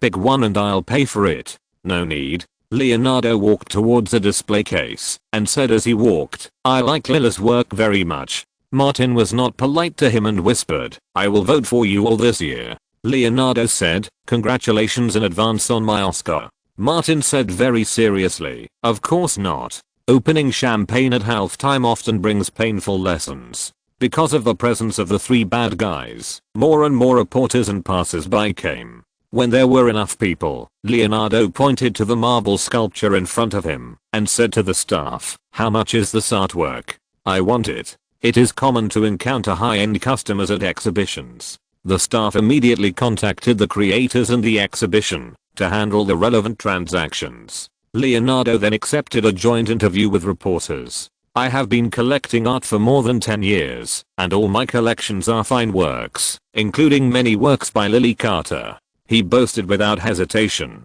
Take this marble sculpture for example, an ordinary piece of stone. After Lily's careful polishing and carving, presents a unique beauty and artistic charm, which makes me fall in love with it, and willingly open my wallet. Martin and Nicholson stood on the periphery, admiring Leonardo's performance, and said, Leo, is he worthy of the best actor? Nicholson said, if there are no better choices, many people will naturally choose him. He added, isn't your Gone Girl also released during the holiday season? Martin said, I may be nominated for this role, but I'm still a little short of winning the award. Our trio now has 4 Oscar acting awards, but Leo is the one with 0. It's too embarrassing to say it out. Nicholson was heartbroken. I, as the boss, am also ashamed. Since talking about Leonardo's award winning a few days ago, Martin has been thinking carefully and gradually remembered Harvey's last few glorious Oscar films. In addition to the 2 films that Jennifer Lawrence and Meryl Streep won the Best Actress, there were 2 Best Picture. One seemed to be a black and white silent film, focusing on nostalgia. Because he had no interest in it, he had never seen the trailer, let alone the feature film, and he couldn't remember the name of the film.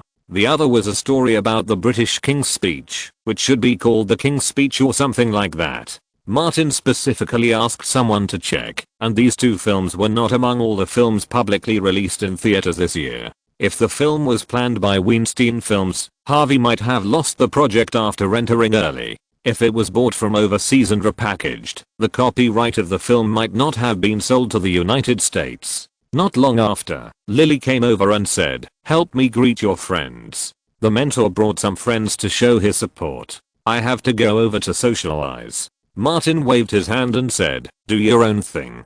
Don't worry about us." Nicholson said, "She's grown up." There were many people in the exhibition hall, and it was a bit chaotic. Martin was worried and called Bruce. "Let the bodyguard follow Lily." Bruce nodded, picked up his phone, and made a call, saying, "I've been following her." On the second floor of the exhibition hall, Alison Mack and Catherine Oxenberg, mother and daughter, surrounded Keith Rainier, and came to the guardrail. From here, the exhibition hall below is in full view. Lanier watched for a while and asked, "Is the man talking to Lily Carter Martin Davis?" Alison Mack said, "Yes, Martin Davis. The man next to him is Jack Nicholson, and the one walking over is Leonardo DiCaprio. They are collectively known as the Bastard Trio in Hollywood." Lanier nodded. "I've heard of it." He asked, "Is that why you haven't made any progress?" Alison Mack quickly denied, "No, Lily Carter has been preparing for this exhibition recently, and has been very busy.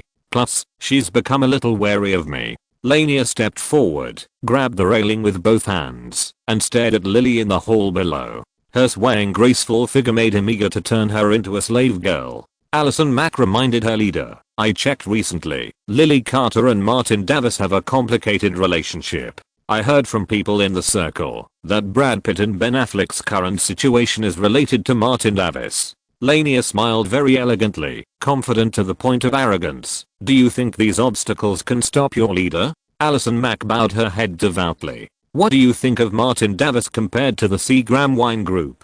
Lanier said lightly, "He has made friends with many social elites through the Coca-Cola god. Are there fewer social elites, government officials and billionaires in Unxism?" The three women said in unison, "The master is the sun in the sky, and the others are just dust in the Sunday." Lanier stood with his hands behind his back, with a confident demeanor and elegant demeanor, worthy of a graceful middle-aged handsome man. His self-confidence and arrogance came from his success again and again, and from the social elites among many believers.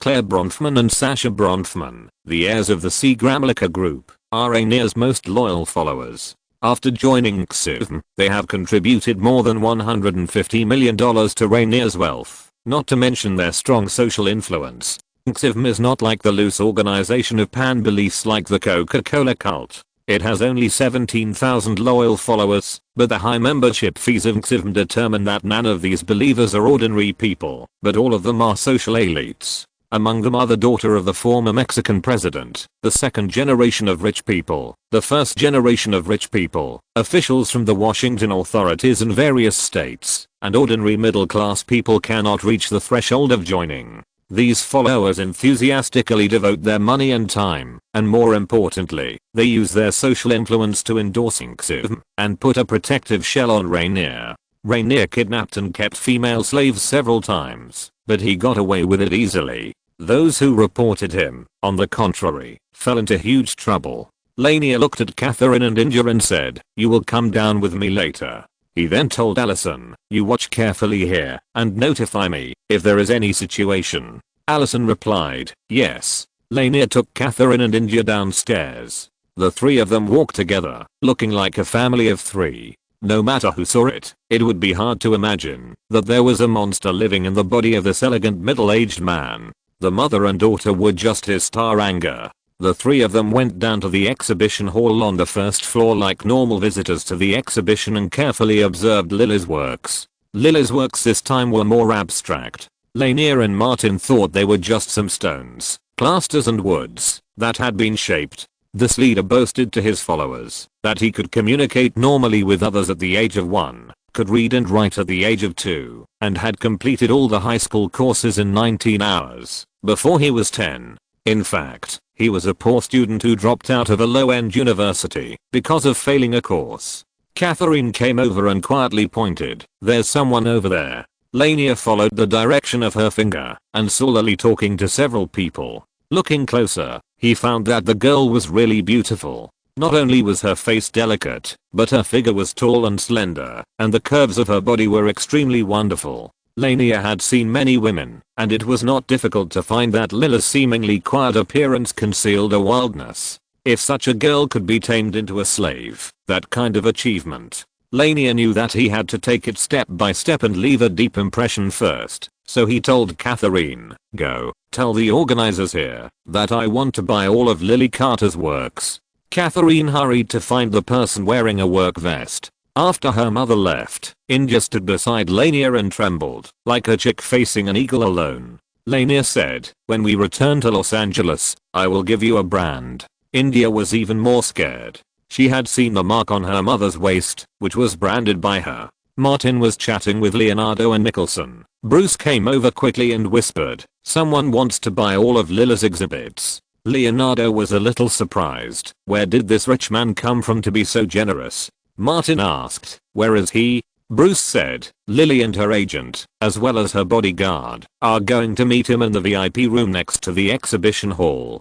When Nicholson turned his head, the light shone on his sunglasses, and the lenses flickered. He pinched his chin and said, "Based on my many years of experience, this person has bad intentions." Leonardo gave him a contemptuous look. "Okay, great detective, I don't need years of experience to think of this." Martin said, "Let's go over and take a look." The four people left the exhibition hall and entered the office area of the art museum, just in time to meet Lily and her agent coming over. Lily walked quickly to Martin and said, "I have more than a dozen exhibits here. The other party wants to buy them all according to the marked price, which is more than $300,000. Am I so lucky that I met another Cassie Affleck?" Leonardo said, "It's mainly because I helped you get a good start." Lily said, "Thank you, Leo." Nicholson reminded, "Pay attention to test the other party's true purpose." "I will." Lily nodded and asked Martin, "Should I sell them all?" Martin laughed, "Why not? Remember the sugar-coated bullets I told you about?" As early as in Atlanta, Lily heard Martin say, "Eat all the sugar and then shoot the bullets back." Martin nodded slightly. Nicholson said directly, "What are you afraid of? With the three of us here, let alone bullets, we can shoot him back with missiles." Chapter 616 Female Millionaire. Opening the door of the VIP room, Lily saw a middle-aged man and two women, one big and one small. The middle-aged man wore glasses and smiled brightly when he came up.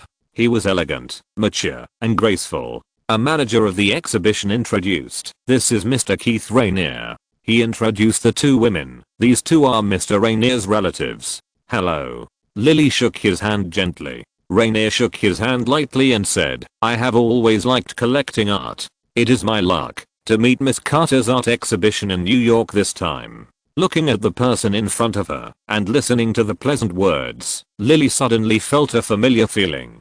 She turned her head subconsciously and saw Martin and the other two bastards coming in. She immediately understood that the man in front of her looked like Martin, or a middle-aged version of Martin. He looked sunny and gentle on the outside, but he was a dark bull on the inside. Martin, Nicholson and Leonardo came in and did not speak. They just found a place to sit down. He was actually using this method to help Lily avoid trouble and tell the other party that there was someone behind Lily. "It's okay to have ideas, but don't put them into action." Lily said casually, "These are my relatives and friends. Don't worry about them." Lennia's eyes quickly swept over Martin and asked, "Can you sell me the artworks you exhibited today? I really want to buy them."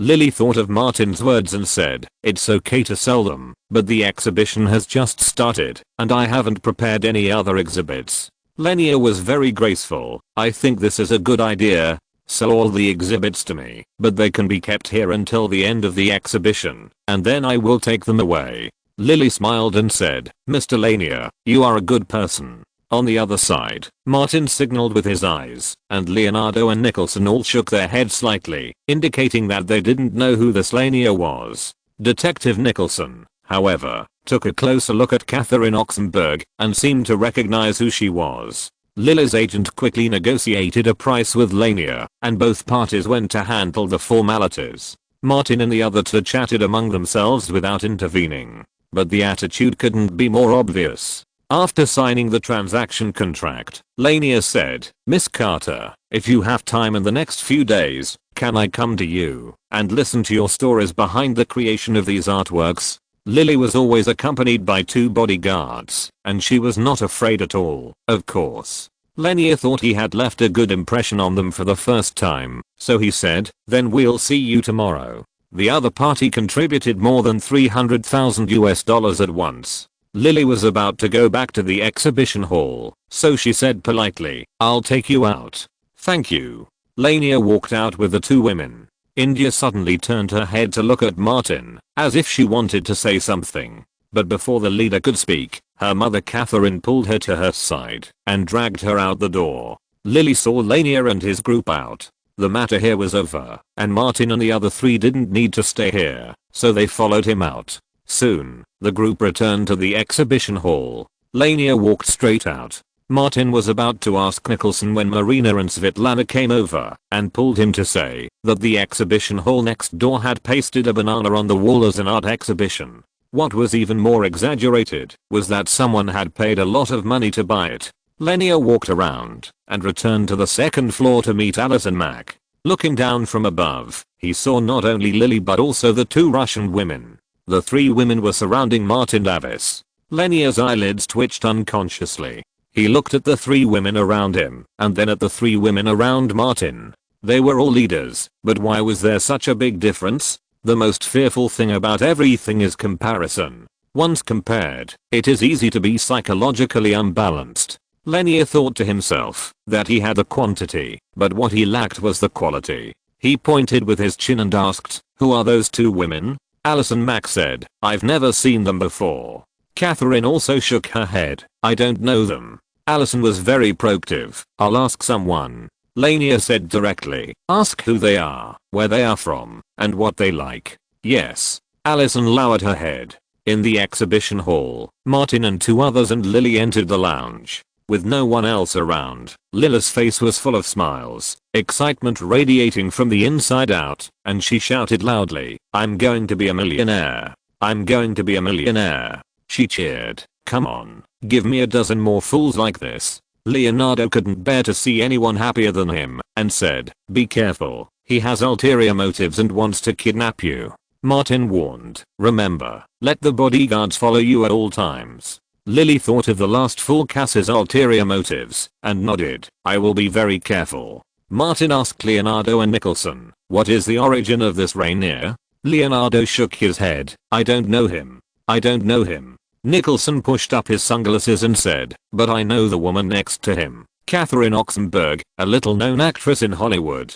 I remember seeing her in Baywatch and The Deadly Game. It seems that she hasn't had any works in recent years." Leonardo recalled, "I often watched Overseas Rescue when I was young, and there seems to be such a person." Martin looked at Bruce and said, "Ask for details." Bruce immediately contacted Thomas and Jody to learn from the agent and the media. The purpose of coming here, to cheer for Lolita Day, has been achieved. Martin and the other 2 left the exhibition hall together to visit some Academy members who live in New York. Although there is still some time before the Oscars, the competition for awards has begun. Martin Scorsese realized his dream of winning the Oscar for Best Director with The Departed. This time, the resources for Shutter Island will be concentrated on Leonardo. At Robert De Niro's house, Martin saw an Italian-style big family. De Niro has 6 children and a lot of grandchildren. The youngest son has a nephew who is more than 20 years older than him. Coming out of his house, Martin said, "No wonder Scorsese and De Niro have been reluctant to retire. This is the greatest motivation for artistic creation." Nicholson shrugged, "It's so good to be like me, with money, leisure, and fun." Leonardo said, "My life goal is to become Jack when I get old." Martin repeated his old words, "If you are willing to get married during the award season, I guarantee that your chances of winning the Oscar for Best Actor will increase 3-fold. Seeing Leonardo's murderous eyes, he quickly changed his words, "In fact, there is another way. You can sleep with all the female judges one by one." Some people say that this is the fastest shortcut to a woman's heart. You are Leonardo DiCaprio, and you can easily conquer them. Nicholson continued, your idea is too unreliable. This will only prevent Leo from even getting a nomination. Will a group of unsatisfied female judges vote for Leo then? Martin understood what he meant as soon as he heard it and took the initiative to admit his mistake. I didn't think it through and overlooked Leo's greatest characteristic. Leonardo got into the car first, closed the door, and asked the driver to drive away. Martin and Nicholson were left helpless and had to take a taxi to catch up. Back at the hotel, Bruce came over and the four of them went into Martin's study together. Martin asked, did you find out? Bruce handed 3 faxes to Martin and the other 2. Keith Rainier is also a cult leader, the leader of the so-called self-help organization XIV, claiming to be able to lead a new era of human evolution and provide expensive potential training. Catherine Oxenberg is one of his assistants, responsible for connecting with Hollywood business. He emphasized, XIV is similar to Scientology, where Tom Cruise is, but the number of members is far less. They mainly recruit elite female members, and their members are spread across the political and business circles, as well as many important figures. Martin understood, this is an elite organization. Leonardo nodded, I've heard of this organization. It seems to have been involved in cases of abducting women in the past few years. Bruce continued, more than once, but none of them came to fruition, and the whistleblower even suffered retaliation. Nicholson is knowledgeable. There are many similar organizations across the United States. Most of them are very difficult to deal with when it comes to matters of faith. He, a guy who likes to stir up trouble, even reminded them specifically, if they don't take the initiative to provoke us, we'd better ignore them. Martin nodded, I don't want to get into trouble either. He specifically said to Bruce, remind Lily, you should follow Lily during the exhibition until she returns to Los Angeles. Nicholson said, these things have been reminded in advance. With Lily's intelligence, she shouldn't be fooled. I'm not worried about Lily. Martin knew what Lily was like and said half jokingly, I'm worried that Lily will stab that Rainier with a knife. Leonardo and Nicholson looked at each other. In the following days, Martin was also paying attention to Lily's situation while filming on the set. Bruce has been following Lily. In the first 2 days of Rainier's life, he went to the exhibition every day, but apart from talking, there was basically nothing else. Lily was also vigilant enough. All the conversations were in public places, and she also declined Rainier's dinner invitation. At the end of the exhibition, Rainier did not show up again, but Catherine Oxenberg came to receive the exhibits. At the same time, all the scenes related to Marina were shot. Marina did not return to Russia, but went to Los Angeles with Svetlana. They planned to live in Los Angeles for a long time. Detective Nicholson also ended his secret investigation and found Martin and Leonardo, saying, through my observation during this period of time, I found that Marina is simply a drama queen. She often acts in daily life and does not blink when she lies. Leonardo said, let's go back to Los Angeles and keep an eye on her. Martin reminded, don't mess around. She is our common property. Chapter 617 Helping Peter be decent. Los Angeles, WMA headquarters. With the assistance of Thomas, Marina, and Svetlana officially signed an agency contract with WMA. Their direct agent is Natasha, Thomas' former assistant. Next, Natasha still has a lot of things to do, such as helping new clients rent a house, settle down in Los Angeles, register with the Actors Guild, etc. Thomas quietly told Natasha, they are Martin's people now, you understand. Natalie has been an assistant for so long, how could she not understand this little thing? She nodded, I know what to do. At noon, Svetlana was going to the Century City counter to buy cosmetics. Marina left WMA alone under the pretext of visiting a friend, contacted her uncle in Paris, and reported the latest situation. It is normal for the niece to come to a new environment, report safety to her uncle, and tell her some new things she encountered. Returning to WMA, as soon as she arrived at Natasha's office area, Natasha shouted from inside, Marina, come over and talk. After Marina went over, she found that Svetlana had already arrived. Natasha said in short, I have enrolled you in an accent correction class, and will help you find the right roles. Keep your phones on 24 hours a day and I will notify you immediately if there is any news. Marina and Svetlana each received a pile of information and left the agency. After Natasha was done with her work, she breathed a sigh of relief and went to the coffee machine to get a cup of coffee. Colleen, who was working in the same hall, came over and leaned on Natasha's office partition, asking curiously, "Where did you find those two new clients? They are so beautiful and born to play the role of vases." Because most of the colleagues are men, Natasha is closer to Colleen and said simply, "Of course it is the resources given by my old superior Thomas." As for Martin, she gestured and Colleen understood immediately. "No wonder they are beautiful, have good figures and great temperament." Natasha said, "I rely entirely on Thomas and Martin. Following them, I can always gain something."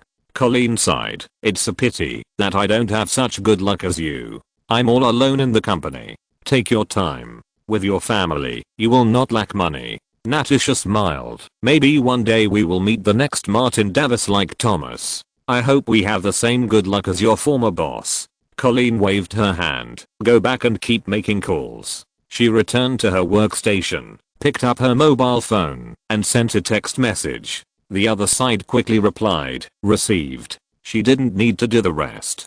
Colleen was busy for a while and went to the bathroom to relieve herself. The moment her pants fell down, a tattoo-like mark appeared on her private parts. Marina didn't expect that only 2 days after she took an accent lesson, Natasha called her and asked her to meet a casting assistant director of a crew. When she arrived at WMA, Marina met Natasha and a middle-aged woman in a reception room shared by ordinary agents. Natasha introduced, "This is Ceci Fraver, a casting director of a crew." Marina greeted her enthusiastically. Ceci said directly, "I have a project in hand, and I'm looking for a suitable actress. Because the pay is very low, I can only choose from ordinary actors. I heard that you starred in Martin's John Wick 2. Yes." Marina was famous in Russia and knew how to say it in the best way. "Martin and I have many scenes together, and we have a lot of dialogues." Ceci had seen the set photos provided by Natasha before and said, "You are more in line with the requirements of the role.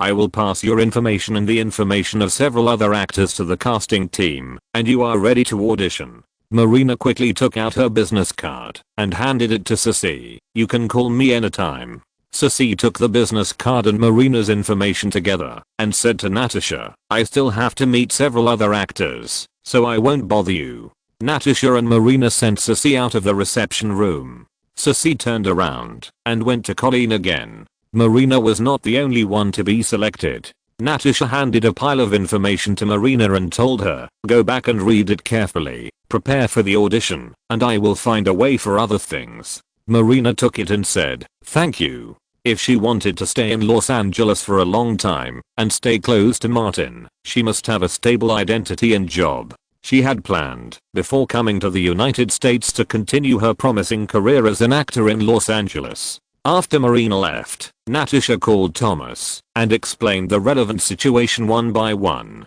Thomas hesitated for a moment and said, "Please pay more attention to Marina's situation. Notify me as soon as there is any situation." Natasha hung up the phone, somewhat curious. Thomas must have paid so much attention to Marina because of Martin, but there were many women who had relationships with Martin. It seemed that except for Elizabeth Olsen, he had never heard of anyone paying special attention to him. Could it be that Martin had a special feeling for Marina? It seemed possible. Marina was the kind of woman who became more beautiful and more attractive the more she looked at her. Natasha couldn't help but think in this direction and became excited. If Martin wanted to support Marina, she would be very likely to become famous, and then she would have an ace client. In the spacious office upstairs, Thomas hung up the phone with Natasha, feeling somewhat curious. But after following Martin for so many years, he had already figured out how to get along with him. He never asked questions that he shouldn't ask, and he followed Martin's instructions without compromise. This was the way to success for Thomas Ryan. The phone rang at this time, and Thomas answered it. The person on the other end said, "Brad Pitt will be released from prison soon." Thomas was surprised. "Isn't it by the end of the year? How come it's 2 months earlier?" The person said, "Pitt has reached a new agreement with the prosecutors. He will appear in court as a witness to accuse Harvey Weinstein, and the condition is that he will be released on parole in the last 2 months. Thomas said, I see. Although Pitt was released earlier than expected, it was a bit unexpected, but it was not a big deal. Thomas called Martin to tell him immediately. It was Bruce who answered the phone. At this point, others were just guessing, but Thomas was 100% sure that Brad Pitt's current situation was planned by Martin. After Pitt, he got the Affleck brothers, and finally Harvey Weinstein. It is true that Quentin is the leader of the Foot Gang, but Harvey is the real soul. Outside the studio of Brooklyn Studio, Bruce heard Thomas's description and said, "You keep an eye on Pete's whereabouts." Thomas agreed. Bruce returned to the studio and just entered the studio. The door was closed, and the shooting started again. When he came to the outside of the studio quietly, the shooting of this scene had entered the final stage. Mean, who was leaning on the bar, suddenly stood up straight, stretched out his hand to stop the tragedy that was about to happen, and said in a mellow voice, "Jonathan, put down the gun in your hand. Just walk away. You just need to walk away. The food here is very good.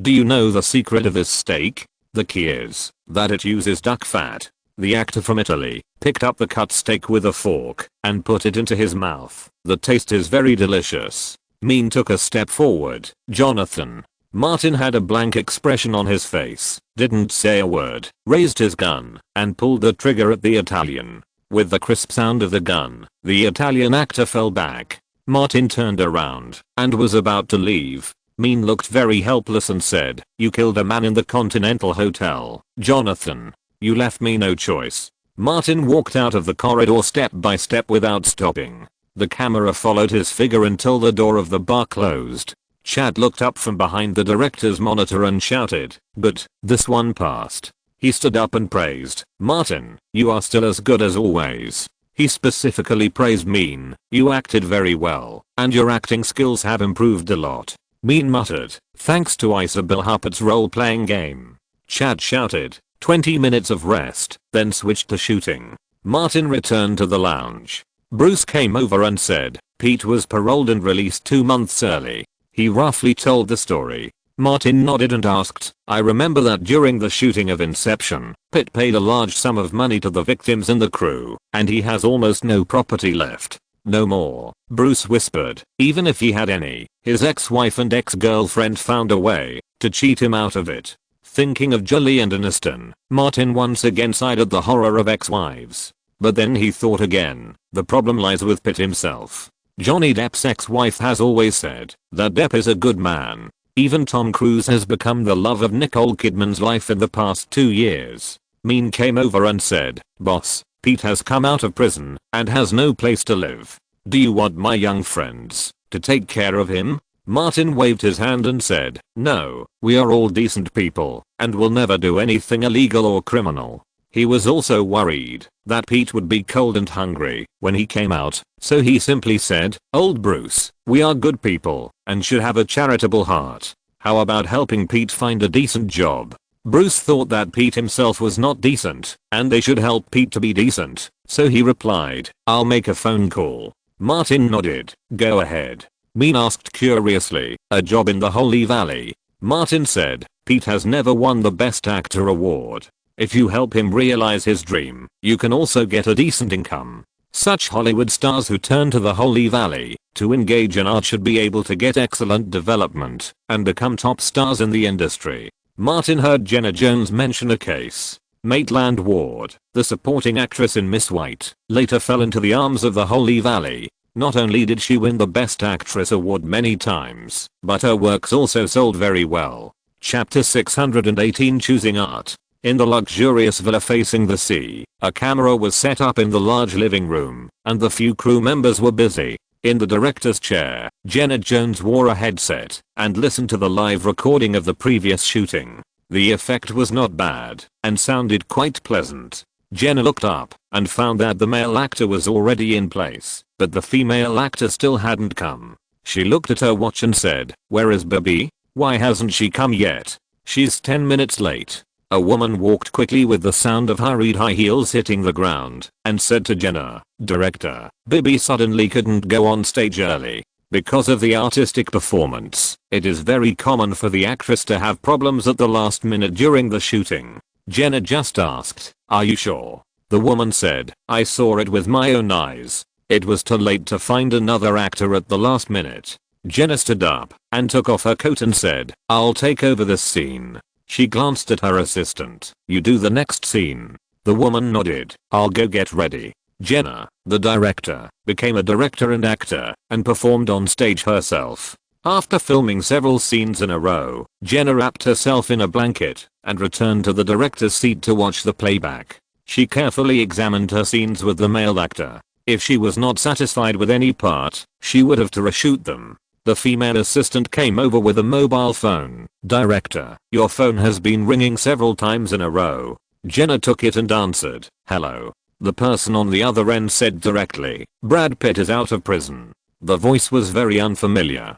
Jenna didn't know who it was, but she knew what to do. She said, "Thank you, I know." The other end gave another address and hung up the phone. Jenna also has a stake in the company she works for, and her shares are not small. There is no need to think about the value of Brad Pitt. She wrapped herself in a blanket and came to the empty balcony. She didn't care about the exposure of her spring light. She made a phone call and said, "Anderson, Pitt is out of prison. Can you find a way to meet him?" "Okay, I'll wait for your good news." In fact, Jenna has always wanted to film a scene with Martin. If she bought the adaptation rights of so many of Martin's movies and then filmed a real action scene with Martin, the effect would definitely be explosive. At first, she still had fantasies. As Martin's career progressed, Jenna knew that this could only be a fantasy. Then, it would be a good result if the male lead of her next film was replaced by Brad Pitt. Los Angeles, Personality. Pitt, who was released on parole, walked into the bar alone, sat at the bar, and ordered a large beer. He didn't have much money, so he even planned his drinking, and didn't dare to order expensive wine. But after experiencing the hellish prison, Pitt felt that his current life was really fucking difficult. He didn't have to sleep next to the toilet, didn't have to worry about being beaten when he was on leave, and didn't have to worry about being fucked when he was on leave. Pitt thought about the Affleck brothers and felt that he was a lucky man.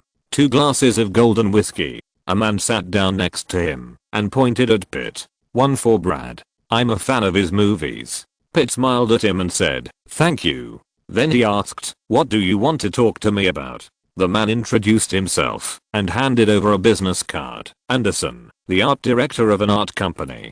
Pitt looked down at the business card and understood what kind of art company it was. After all, before Ben asked him to return to Los Angeles, he almost signed a contract with another art company. Anderson said, "Brad, we sincerely invite you to join us. We will form the best team for you, equip you with the best scripts and costumes, and let the most popular director and heroine Jenna Jones partner with you." Pitt didn't care about these things now and asked directly, "What about the income?" Anderson said, "The basic salary is $5 million per year, and the sales share is calculated separately. This is an unprecedented super high salary for artists in the Sacred Valley, whether directors or actors." Pitt is thinking about this matter very seriously, because he almost signed a contract with another company before. These are not taboos for him at all. Money is essential to ensure the quality of life. In addition to acting, Pitt doesn't know anything else. He can't go back to Hollywood and everything related to Hollywood. Pitt made a decision in his heart, but he said something else. "I want a basic salary of $10 million plus half of the profits from the work."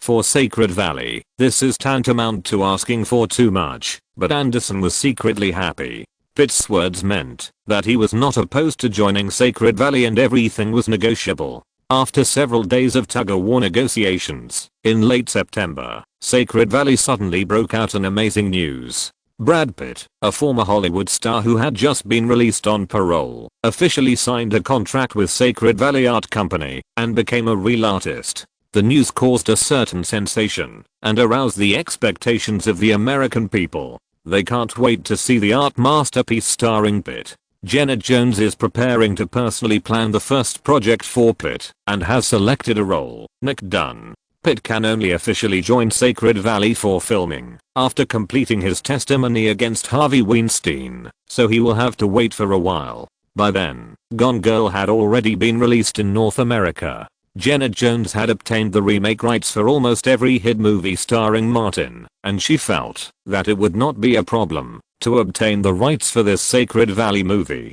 Moreover, Jenna had a special telephone conversation with Martin on the copyright issue after Pitt signed the contract. New York, Ritz-Carlton Hotel. Inside the luxury suite, Charlie started from the wall of the lobby, kept accelerating, rushed through the lobby, and ran into Martin's back at the speed of 100 meters. Then, Aniston yelled loudly. Hearing the roar, Charlie smiled and stepped back a few steps, then rushed out with a brisk step, and bumped into Martin again. Aniston shouted, "Are you crazy tonight? Running back and forth, bumping back and forth, aren't you tired?" Charlie's laughter was particularly crisp. "Aren't you going to celebrate Pitt's joining the Sacred Valley in the most special way?" She bumped into Martin again. "Yes, this deserves the craziest celebration." Aniston has been often attacked by Martin and Julie in recent years, and is about to turn black, angry. "You didn't eat tonight. Why are you so weak, and have no strength at all?" With a bang, Julie hit Martin again. The crazy woman's elbow hit Martin's waist, and he couldn't help but grin in pain. Martin said, "You too, don't you want to ask for my opinion?"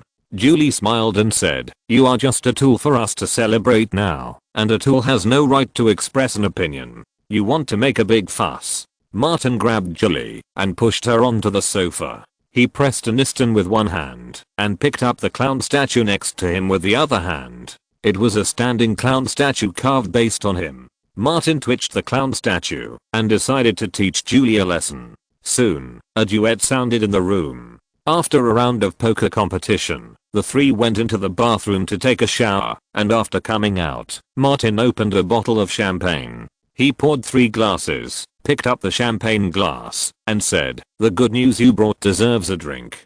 Aniston and Charlie clinked their glasses with him and drank the glass. Martin poured more wine one by one. Aniston looked at Martin, then at Julie, and said, "When I got divorced, I never dreamed that in the end the three of us would be sitting together." Julie raised her eyebrows. "I made all this happen. You have to thank me." "I will." Aniston turned to Martin and said, "I'll ask someone to modify the statue and replace it with an electric one, the kind with a clown head that can rotate quickly." Julie was not afraid at all, but was very excited. "Make 2, and then let Martin wield both." Martin ignored the nonsense of the two people and said seriously, "You also have considerable influence in Hollywood." Aniston said, "You can influence a group of people." Julie's statement was different. "I'm a leader." Martin said, "For the Oscar ballots in your hands this year, for the best actor, choose Leo as the first one." Aniston was a little surprised. "I thought you said you wanted us to vote for you. The asshole trio has 4 Oscars, but not one of them is Leo's." Martin sighed. "If this gets out, Jack and I will lose face." Julie said, "You can vote for him, but you have to work harder tonight." Aniston said, "Let's do the second round." Martin thought to himself that he must tell Leonardo that he risked his life for him to win the Oscar for Best Actor, and it was free. Martin didn't have a drop left for half the night. After Julie and Aniston fell asleep, he ran to the study and called Leonardo. Regardless of the fact that Leonardo was sleeping soundly with his girlfriend, he angrily accused Leonardo of being a human being, which made Leonardo confused the next day. Julie and Aniston only stayed in New York for one day and then went about their own business. In the following days, Martin received a lunch invitation from Warren Buffett, the largest shareholder of Coca-Cola, in addition to filming. This was certainly not the auction Buffett lunch, but a private gathering. Afterwards, Martin visited Buffett and enjoyed a very ordinary steak in Buffett's apartment. The two people's topic mainly focused on the Coca-Cola cult and the Coca-Cola commemorative brand. Buffett believed that Martin could further use the brand of Coca-Cola cult to expand the influence of the Coca-Cola brand. The two chatted for a long time, and Martin did not leave until mid-afternoon. The crew then finished filming in New York, and most of the crew returned to Los Angeles. Only Chad led a group to accompany Martin to Italy to shoot street scenes in Rome. There were not many scenes, most of which were Martin walking on the streets, which was relatively simple to shoot. In October, the crew of John Wick 2 finished filming all the scenes in Rome. Martin did not stay in Italy for long and returned to Los Angeles with Chad. Chapter 619 Nolan's Space Epic. After returning to Los Angeles, Martin was not idle either. He immediately joined Nolan to promote the DVD of Inception. Warner Brothers held a grand launch ceremony at Masses Center. Regarding the on-site marketing of DVDs, almost all activities finally converged into one point: signing. In the DVD sales area of Masses, 2 autograph tables were set up on both sides. Before Martin and Nolan sat down, there were long queues of hundreds of people on each side. Most people lined up on this side and then went to the other side. Many of them would buy 2 DVDs. The crew specially prepared gifts for today's event, the same version of Dom Cobb's spinning top. Martin would personally give out a spinning top for each DVD he signed. For the whole morning, the line in front of Martin and Nolan did not shorten at all, and the signing had to be extended for half an hour. After the signing, the group went to have lunch. Martin and Nolan sat at the same table and asked, "Is The Dark Knight Rises finished?" "It's in post-production." Nolan took the initiative to invite, "I'll call you when the preview is done." Martin smiled and said, "Warner Brothers may not agree to my participation." Nolan understood what Martin meant. The new management sometimes made him confused. Martin didn't want to embarrass Nolan and said, "I'm afraid that Bale will see me and something will go wrong again. If he fights with me, it will be embarrassing for both of us." Nolan said, "I guess he won't have time. He is filming that epic masterpiece in Morocco with Ridley Scott's crew." Martin nodded. "Pharaohs and gods. I'm also preparing to shoot an epic film." Nolan and Martin had very pleasant collaborations twice. He was a director who liked to use a fixed team, and he wanted to continue working with Martin. He revealed a little, "It's just a space epic." Martin had seen all of Nolan's works in his previous life. "It should be interstellar according to the time."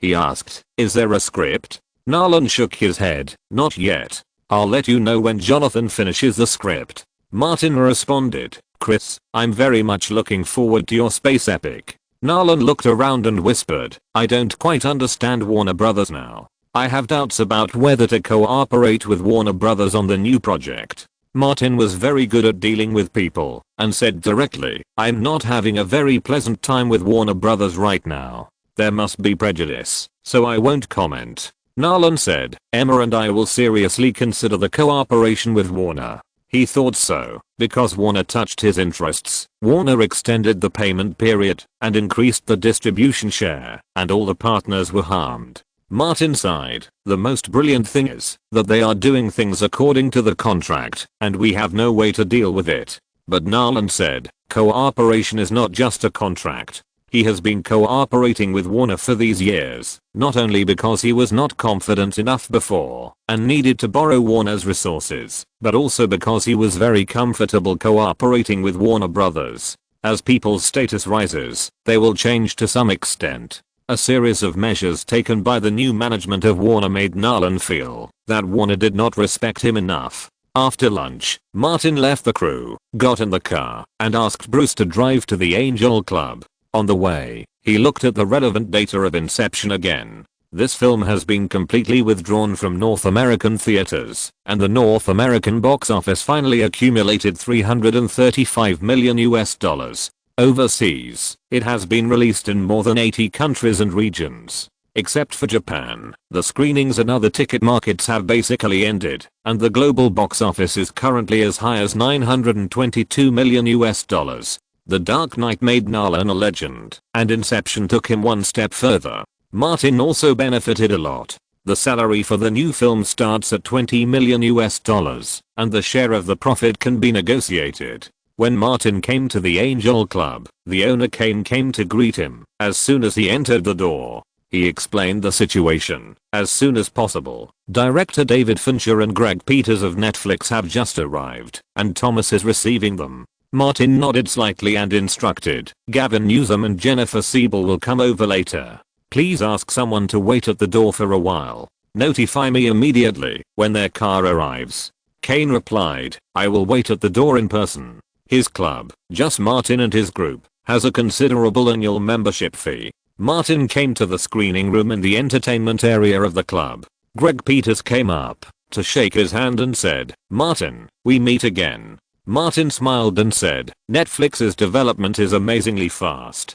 Greg also smiled. The market has always been optimistic about Netflix, and Netflix's stock price has been rising. Your investment in Netflix as a shareholder is definitely worth it. Martin said, "I also hope that Netflix can have better development." He turned around and greeted David Fincher. The latter said directly, "Gone Girl has been completed. When will it be screened?" Martin said, "The studio is communicating with Warner Brothers, and it will probably be soon." Warner Pictures bought the film and television adaptation rights of Gillian Flynn's other work, Dark Places. The success or failure of Gone Girl is directly related to the popularity of this new work. Warner Brothers has not compromised on the promotion of Gone Girl. The three chatted on the phone for a while, and Kane's call reached Bruce, and Gavin Newsom and Jennifer Siebel's car was coming. Martin and Greg went to the door of the club to greet them. Seeing the two people getting out of the car, Martin went up to shake hands with Siebel first, and then said to Gavin Newsom, "Congratulations on your victory. I will call you governor soon, right?" Gavin Newsom was full of confidence and deliberately corrected, "Deputy governor." In the just concluded California election, Jerry Brown and Gavin Newsom won a landslide victory. The former will succeed Schwarzenegger as the new governor of California after the new year. Gavin Newsom naturally became the deputy governor. Martin introduced the Newsom couple. "This is Greg Peters, the product content director of Netflix." As the former mayor of San Francisco, Gavin Newsom is no stranger to Netflix. After a few pleasantries, Martin invited them to go into the screening room of the club and introduced David Fincher, who was waiting there. Siebel was very happy that a director of David Fincher's level could come to see his new work, and he deliberately pulled David Fincher to chat for a few words, trying to see if there would be a chance to appear in David Fincher's new work in the future. 5 minutes later, the lights in the screening room went out, and Jennifer Siebel's new film Romantic Trouble began to be screened. Including Martin, there were less than 10 viewers at the scene. This film is a romantic comedy, and there are 4 large-scale shots of Jennifer Siebel. The former First Lady of San Francisco has made great sacrifices for the art of film, but everyone has different ideas and opinions. Gavin Newsom didn't care about it at all. He occasionally talked to Jennifer Siebel and praised his wife's performance. Siebel laughed happily. This film made her realize her dream of becoming a movie heroine, and she also got a taste of being a producer. The film is not long, only more than 80 minutes. According to the MPAA's rating rules, it is stuck on the edge of R-rated films and NC-17, mainly because Siebel's scenes are a bit large. However, Davis Studio will not send it to the MPAA for rating, and the film will not be publicly screened in theaters. Martin also watched it very seriously. The film is not bad. According to his estimation, it will probably get a score above the passing line if it is thrown on IMDb. Of course, apart from Siebel's large-scale scenes, there is nothing else that can be called a surprise in the film. At the end of the screening, Greg also had his own judgment. The quality of the film is okay, better than he thought, especially the scenes of the heroine, which are quite selling points. If it is put on the on-demand website, as long as it is operated a little, a large number of users will definitely subscribe. Greg looked at Siebel. The key lies in her. The wife of the former mayor of San Francisco and the future wife of the deputy governor of California will arouse the interest of many people. It is even more attractive than the artistic dramas of Hollywood's top stars. Greg also learned that the Harvey Weinstein incident that has attracted national attention in the United States is about to be publicly tried. It can be confirmed that Jennifer Siebel will appear in court as one of the main witnesses, and it will be a big wave of popularity. Netflix is all about popularity and traffic.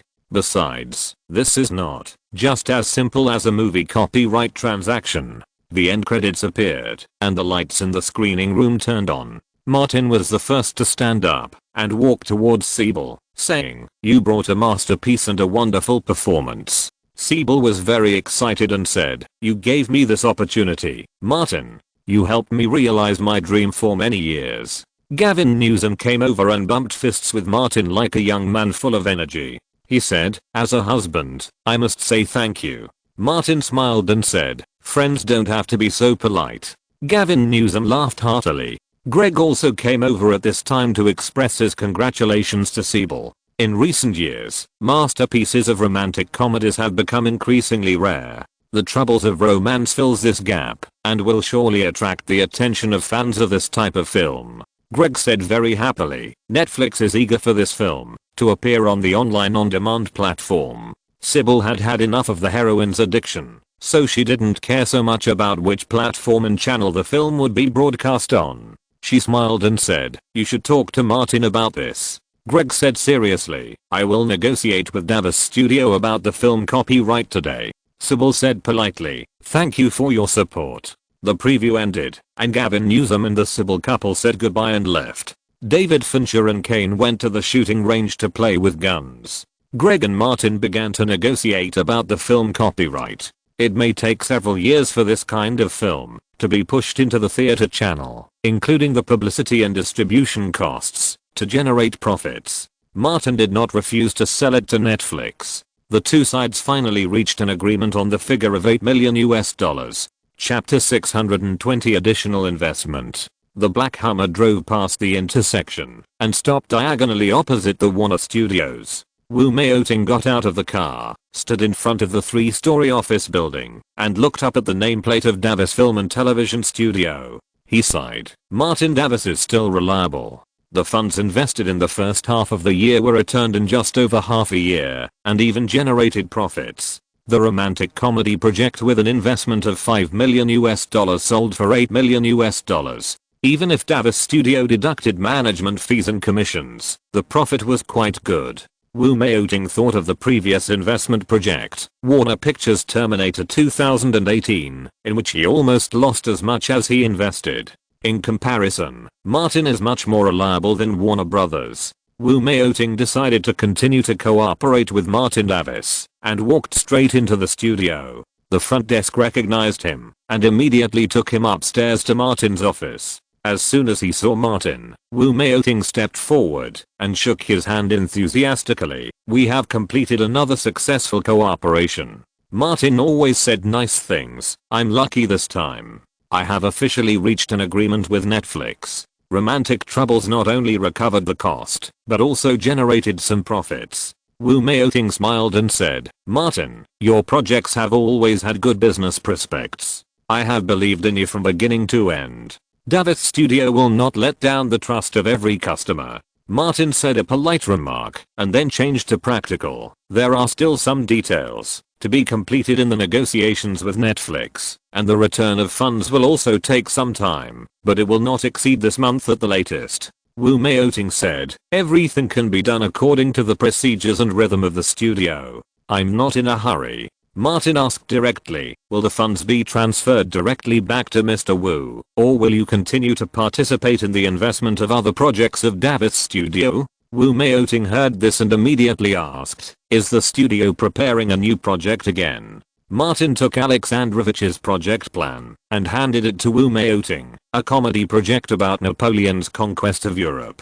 The investment amount is about the same as Romantic Troubles. The specific budget has not yet been made. Wu Mei-Ting took the plan, glanced at the name Napoleon Beauty Pass, and said, "Don't transfer the dividends and principal of the previous project back yet. Invest directly in this new project." Martin replied, "No problem. Isn't the investment of several $1 million a little too little?" Wu Mei-Ting was not satisfied with the investment amount. He had already had a project of several $1 million, and this time it would have to be at least tens of millions. He asked tentatively, "Is there any possibility of further expansion of this project? Can it be a project of tens of millions of dollars?" Although Martin would not cheat investors' money, he would not refuse if the other party actively invested. If the other party actively invested tens of millions of dollars, the film could be made more exquisite in terms of costumes, props, etc. Even if the film could not enter the theater, Netflix could guarantee it.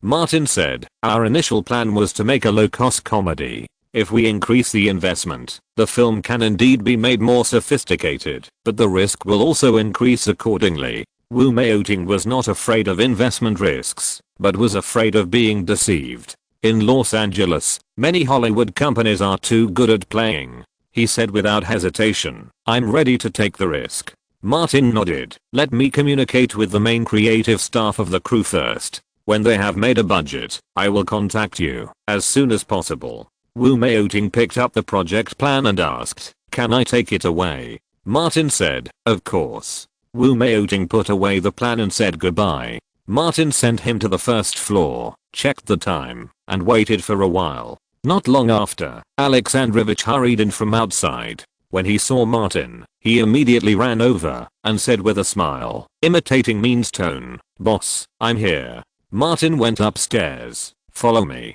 Alexandrovich followed Martin into the office. Jessica brought tea over, and he immediately took it and put it on the table next to Martin. Jessica thought to herself, where did this person come from? She didn't ask too much and left the office. Alexandrovich asked, boss, do you want to add sugar and milk? No. Martin pointed to the seat next to him and said, sit down and talk. Alexandrovich sat half of his butt facing Martin, like a small official waiting for orders from his superiors. Martin asked, are you adapting here? Everything is fine. Alexandrovich signed with WMA after coming here. The agency helped them to rent a house and handle many basic daily life matters, so that they could get into work as soon as possible. These people yearn for America, have a certain amount of savings, and live in a high-end middle-class community with a good environment. They have seen the best side of America. His spiritual satisfaction and excitement were naturally brought into the work, and at this stage, he is full of gratitude to Martin for bringing them to America and Hollywood. Alexandrovich said, life here is better than I imagined. Marius and I devote ourselves to work every day and work for 15 hours to complete the script rewrite as soon as possible. You did a good job. Martin nodded slightly, but the situation has changed a little. Alexandrovich's heart skipped a beat, and even his voice trembled a little. Is this project going to be suspended or cancelled? Martin smiled. Of course not. I originally thought that $3 million to $5 million would be enough to complete this film. Alexandrovich was worried about accidents caused by high investment, and said, $3 million is enough. Martin directly rejected it. No, $3 million is too little. It can only guarantee the completion of the film, and it is difficult to guarantee the quality of the finished film. Since Wu Maoting wanted to increase the investment, he simply let Alexandrovich feel his attention. I have been considering your project for some time, and I also sent someone to Ukraine to inquire about you and Marius. You are all talented people. What you lack is an opportunity to shine, so I decided to make additional investments. Alexandrovich's worry suddenly turned into surprise. He clearly felt Martin's attention and stood up and said, boss, I will never let you down. Martin said, I want a high quality comedy, the best kind, with an investment of $15 million to make the best comedy movie. Hearing this number, Alexandrovich was overjoyed. Such a single investment was unimaginable in his past acting career. But after the surprise came the pressure of a mountain. This is $15 million. Alexandrovich had difficulty breathing for a while, but as the future protagonist of the world, he had a very strong psychological quality and sufficient ability to withstand pressure. He quickly recovered and said, boss, I promise you that Marius and I will fight for this project. Martin waved his hand. I want your talent, and the move is brought by your talent, not your lives. Alexandrovich nodded heavily and said, boss, I will go back to work now. Martin replied, okay. Alexandrovich left quickly, went downstairs, got in the car, and went straight to his residence and studio. After returning, he happened to meet Marius, who was about to go out for lunch. He grabbed Marius and walked back. I asked Alina to go out to buy food. From now on, I will not leave the studio until the script is completed. Marius was surprised. Are you crazy? No, I'm very motivated and under great pressure now. Alexandrovich told Martin about the additional budget. Marius was silent for a while, rubbing his face repeatedly and breathing heavily. He didn't know how to describe this feeling. All his emotions came together in one sentence. We won't have such a good opportunity again. Let's do it. Alexandrovich shouted, asked his fiancée Alina to go out to buy food, followed Marius into the study, and started rewriting the script. During lunch, Martin received a call from Ari Emanuel, and went to WMA in the afternoon. As soon as Martin entered the reception room, he saw Natalie Portman.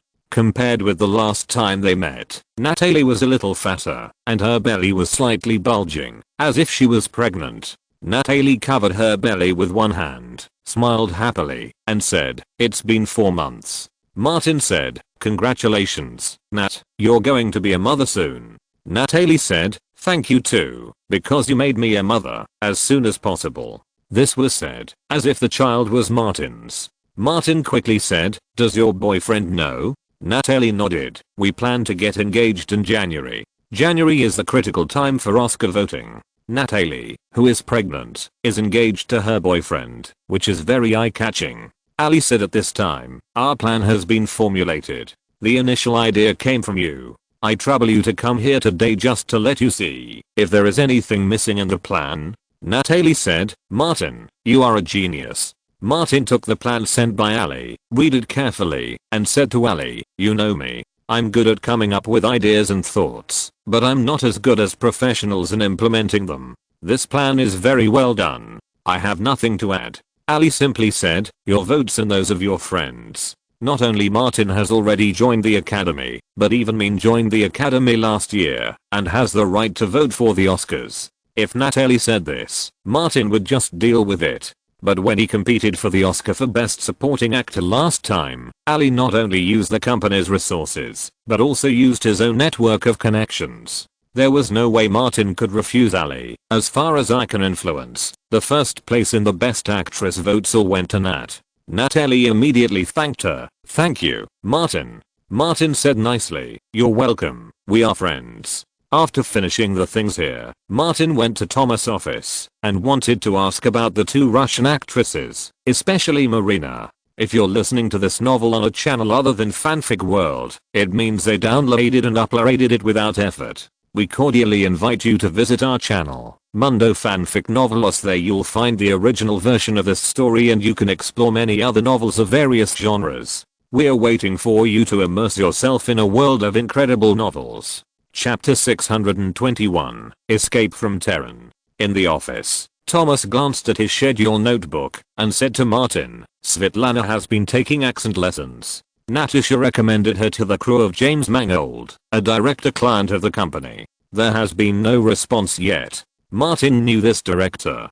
Julie had introduced him as the director of the film Girl, Interrupted, for which she won the Best Supporting Actress award.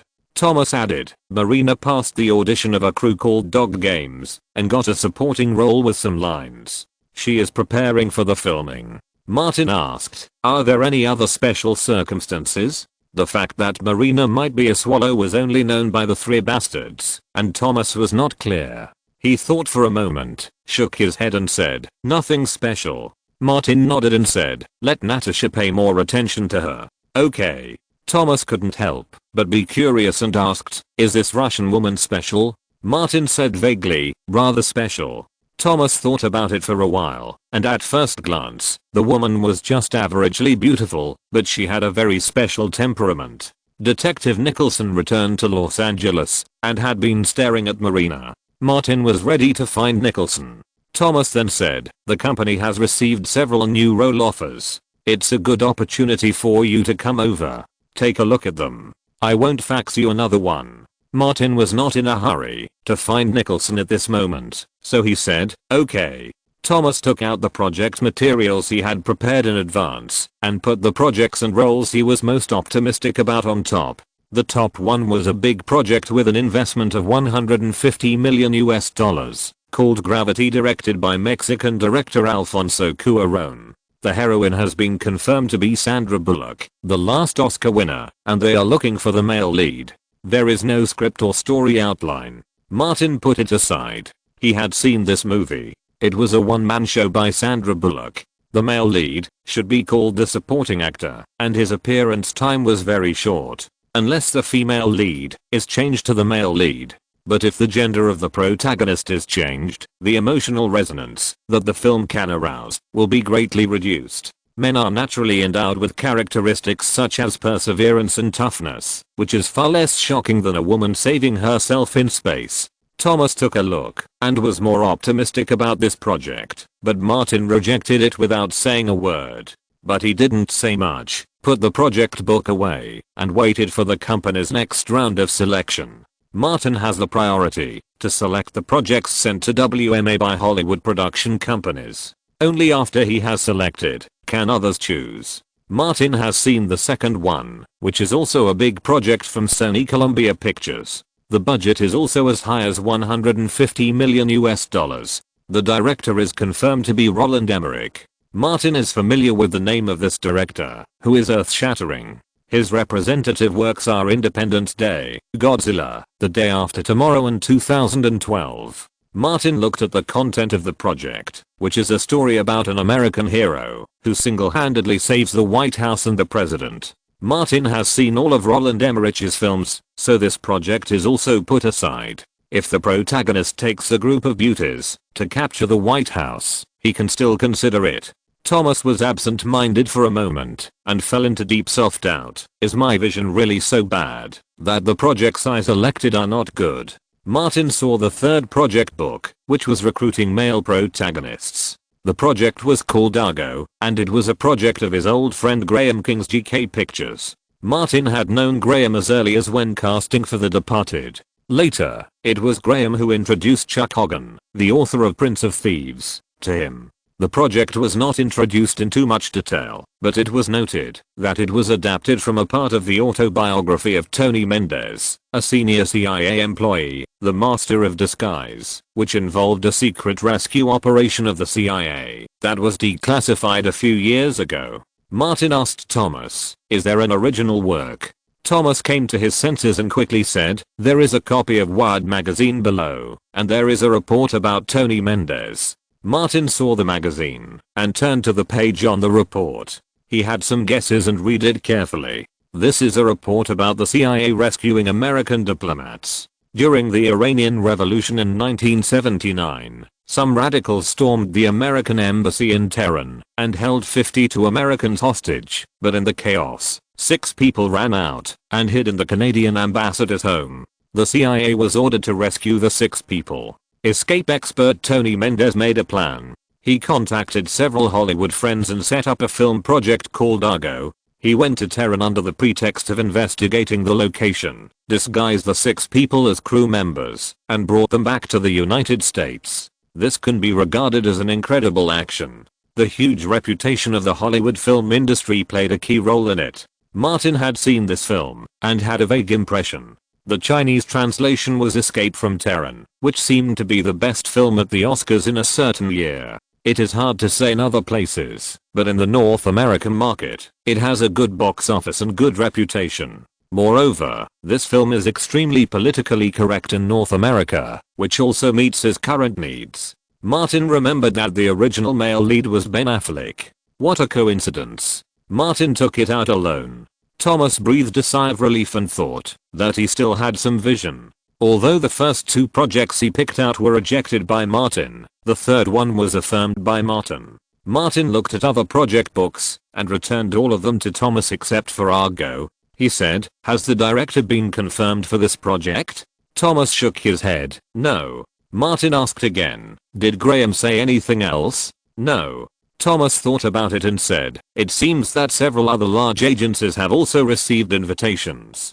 Martin took out his mobile phone and called Graham directly. The call was quickly connected. "Martin? How do you have time to call me, a busy man? The script of Prince of Thieves that you recommended to me has been adapted." Martin did not ask about Argo first, but talked about the last friendly cooperation between the 2 sides. "Do you have a schedule next year? I plan to invite you to be the producer of Prince of Thieves." Graham said, "You invite me. If there is no suitable schedule, I will also adjust it." Martin said, "With you in charge of this project, I feel relieved. The ability of this producer is unquestionable."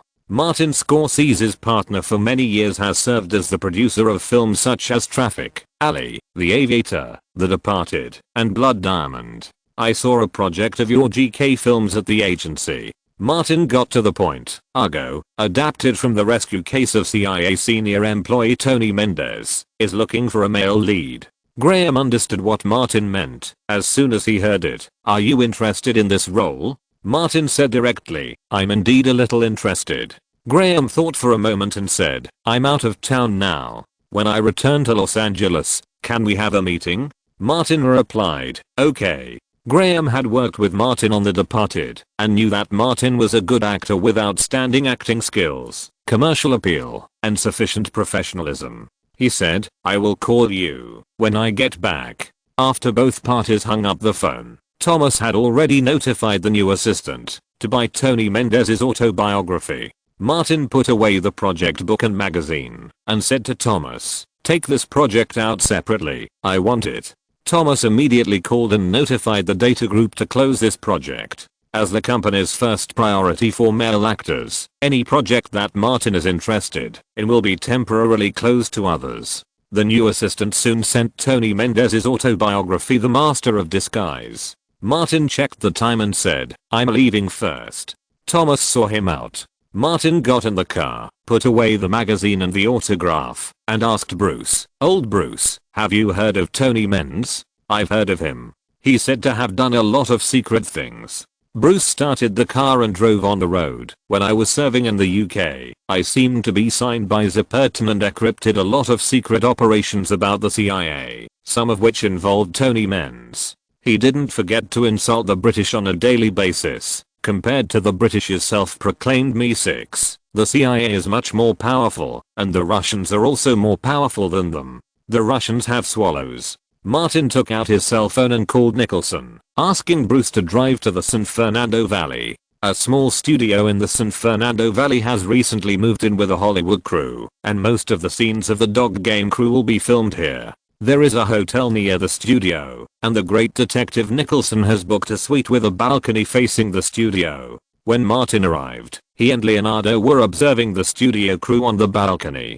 What's going on? Martin asked. Nicholson said, I have been secretly observing Marina since I came back from New York, and I even paid a lot of money to have someone wiretap Marina's phone. Leonardo continued, sometimes she calls her uncle in Paris and talks about her daily life in Los Angeles. Nicholson said, it is normal to call relatives to report safety, but combined with our inference, she is even more suspicious. Martin nodded, picked up the telescope on the side, looked at the crew of the studio, and asked, what's the situation with this crew? Nicholson made a detailed investigation. Dog Games, a very ordinary film crew, with an investment of about $3 million US. I asked someone about the script. The crew is keeping the specific content confidential. I only know that it is a film with an artistic style. Leonardo added, I have seen two people in this crew. Martin asked, who? The person who answered was Nicholson, the mother and daughter we met in New York, Catherine Oxenberg and her daughter India. Martin felt something was wrong. Are they also in this crew? Nicholson said, Catherine Oxenberg is the producer, and India seems to be one of the many actors. He suddenly laughed. Isn't it interesting? Chapter 622 Want to steal Yanzi. Get him. Nicholson, who is in a semi-retired state, lacks fun the most. The more interesting something is, the more he wants to participate. Hearing the names of the Oxenberg mother and daughter, Martin asked, has Keith Rainier appeared in this crew? No. Nicholson was sure of this. I didn't see him appear in the crew. He knew what Martin meant and asked, it seems that Keith Rainier has not seen Marina, right? Martin said, Marina was also in the art museum at the time. It's hard to say. After Leonardo returned to Los Angeles, he specifically inquired, it is said that Rainier's biggest hobby is to tame beautiful, sexy, and strong-willed women into his slaves. Nicholson said, maybe Marina's unique temperament attracted his attention. Martin asked, did no one call the police when he was dealing with female slaves? Leonardo said, it was all settled. Martin had a rough assessment that perhaps female slaves were not a big deal for these sects.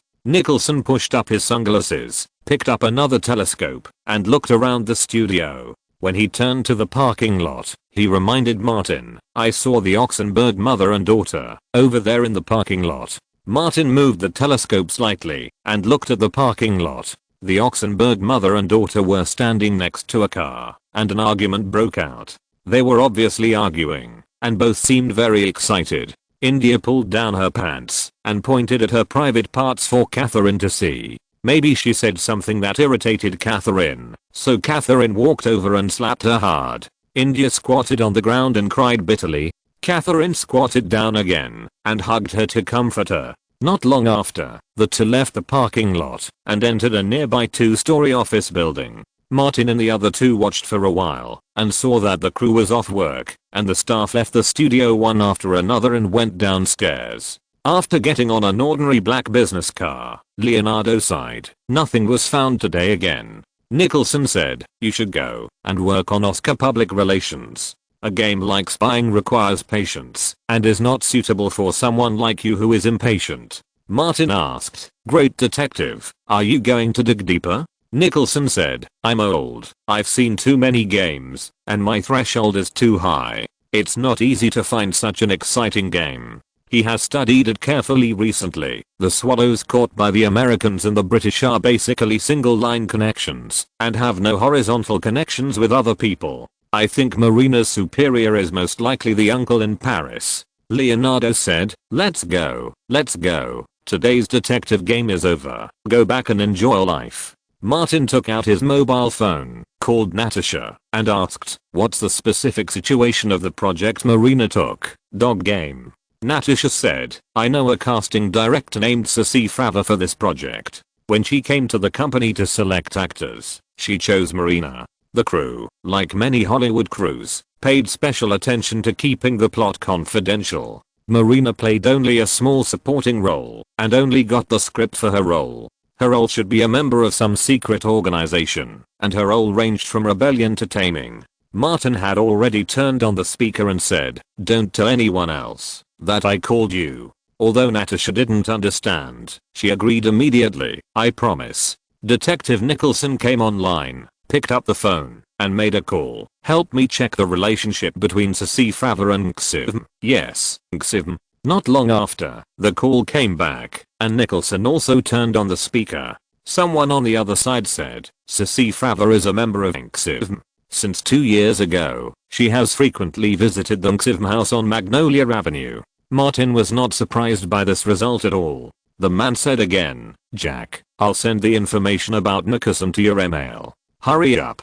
Nicholson hung up the phone. Martin said, "The producer is from Nicholson, and the casting director who chose Marina is also from Nicholson. What does that mean?" Leonardo said, "Someone wants to mess with us." Detective Nicholson cursed and said, "Those bastards want to steal our swallows." Leonardo also thought so. "Swallows are our common property. Whoever wants to steal our things is our enemy." Martin said, "I think Keith Rainier might be involved. Who else but him can make these women from Nicholson act in unison?" Nicholson pushed up his sunglasses and said sternly, "He wants to steal our swallows. Great. Get him." Leonardo reminded, "You specifically reminded Martin and me in New York a while ago that it would be very troublesome to deal with these guys. Because he didn't steal our swallows at that time." Nicholson made sense. No matter what he said, the situation is very clear now.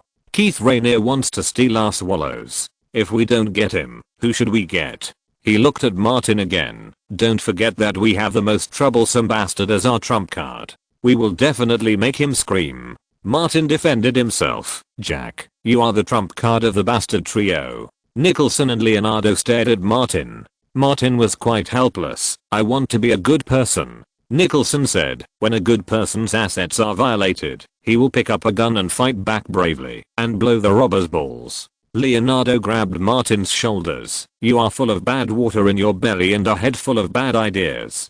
Get out of it quickly, otherwise I will throw you into the Holy Valley and enjoy the same treatment as Pete." Martin said, "I don't know much about this organization." Nicholson's mobile phone made a ding sound, and an email just came to his mailbox. He opened the mailbox and took a look and said to Bruce, who was driving, "Old Bruce, go to Magnolia Avenue in Burbank." Bruce nodded, turned around and turned to another road. Nicholson read the email for a while and told Bruce an address. Soon, the black business car turned into Magnolia Avenue, passed 3 intersections, and stopped on the side of the road. Martin looked across the road, where a rather large office building stood, with a Xivm sign on the roof. That was the house of Xivm. The sun shone through the car window, shining on the sunglasses of the great detective Nicholson, flashing a burst of golden light. The great detective pinched his chin and said, To the outside, SYNOPSIS is a pyramid-structured marketing company, but in fact it is a religious sect, headquartered in Albany, New York, with branches in Los Angeles, Washington, Mexico, Canada, and Brazil. He looked down at his phone again and continued, in recent years, the House of SYNOPSIS in Los Angeles has tended to replace Albany as the headquarters, because the leader Keith Raniere spends most of his time in Los Angeles, with the goal of developing believers in Hollywood. He has a special liking for actresses and female artists. Leonardo said, no wonder he's obsessed with Lily. Hearing Lily's name, Martin frowned slightly, picked up his phone, and sent a text message. Lily replied quickly, I'm in Atlanta, preparing to take a long vacation, and go to Hong Kong City with Alina for vacation. Martin replied, stay there for a while, don't rush back. Lily asked, why? Martin only replied, Keith Raniere is trying to steal the important assets of me, Leo and Jack. Lily knew that she couldn't help much in this regard, and going back might become a burden, so she replied, okay, Alina and I will come back after hearing the news of your victory. Remember to bring bodyguards. Martin reminded. Lily replied, I brought them. Martin put away his phone and looked up. His seemingly calm face was full of fighting spirit. Nicholson asked curiously, no worries? Martin nodded. Lily is not in Los Angeles. Leonardo looked at the Nicholson house opposite and said, what else is there to say? Hurry up and find a way to get rid of this Keith Raniere. Nicholson picked up the telescope and looked at the door of the Nicholson house. Almost all the people coming in and out were women. Martin recalled the scene he saw in the studio parking lot before and said, let someone check the situation of Catherine and India, the mother and daughter. I feel like India seems to have a big disagreement with her mother. Nicholson also saw that scene. India is not very old and may not have joined NXIVM for long. I'll let someone check it out. Leonardo reminded, there have been several cases of abuse of women involving Keith Raniere in NXIVM, and they were all left unresolved. It is not reliable to approach this aspect alone, and it may alarm NXIVM and make them more defensive against us. Nicholson nodded, you are right.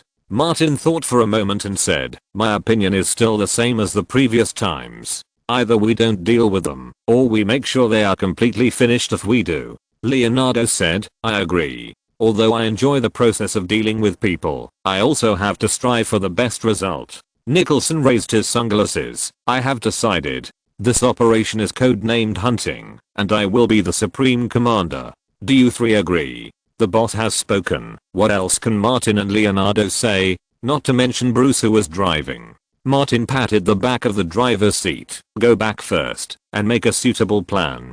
Bruce started the car and left. Nicholson asked, have you thought of a solution? Martin shook his head. I've been busy all day at work, and now I'm dizzy. How can I think of it just by thinking? Leonardo said, you can only make a suitable plan when you are clear-headed. Nicholson didn't even think about it and said to Bruce, old Bruce, go to the nightclub to wash your face and talk about other things when you are refreshed. Martin raised his thumb. You are worthy of being our boss. The black business car went straight to Sunset Boulevard, and Bruce sent Martin and the other three bastards to the nightclub.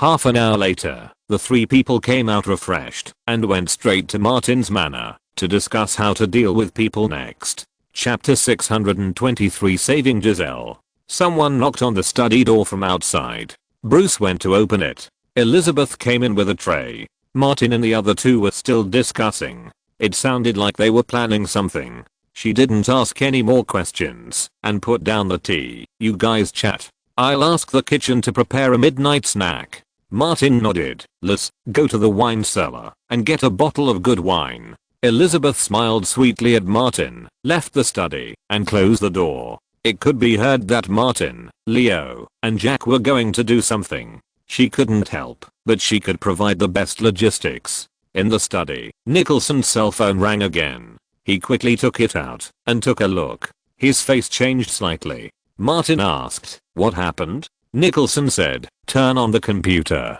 Bruce turned it on immediately. Nicholson looked at Leonardo and said, I asked someone to investigate Nike, and he just gave me a message that Giselle and Tom went to the Nike branch in New York this year. Hearing Giselle's name, Leonardo stood up and asked anxiously, are you sure? Nicholson said, there was related news on the internet, but it didn't attract much attention at the time. Martin sat in front of the computer, opened Google, searched, and clicked on the relevant news page. Leonardo jumped over, snatched the mouse from Martin, scrolled down the page, and saw a picture. This is a street shot of passers-by, and you can clearly see that Tom Brady and Gisele Bündchen came out of the Nike house in New York. Leonardo's heart was pounding, and he was so nervous that he could hardly breathe.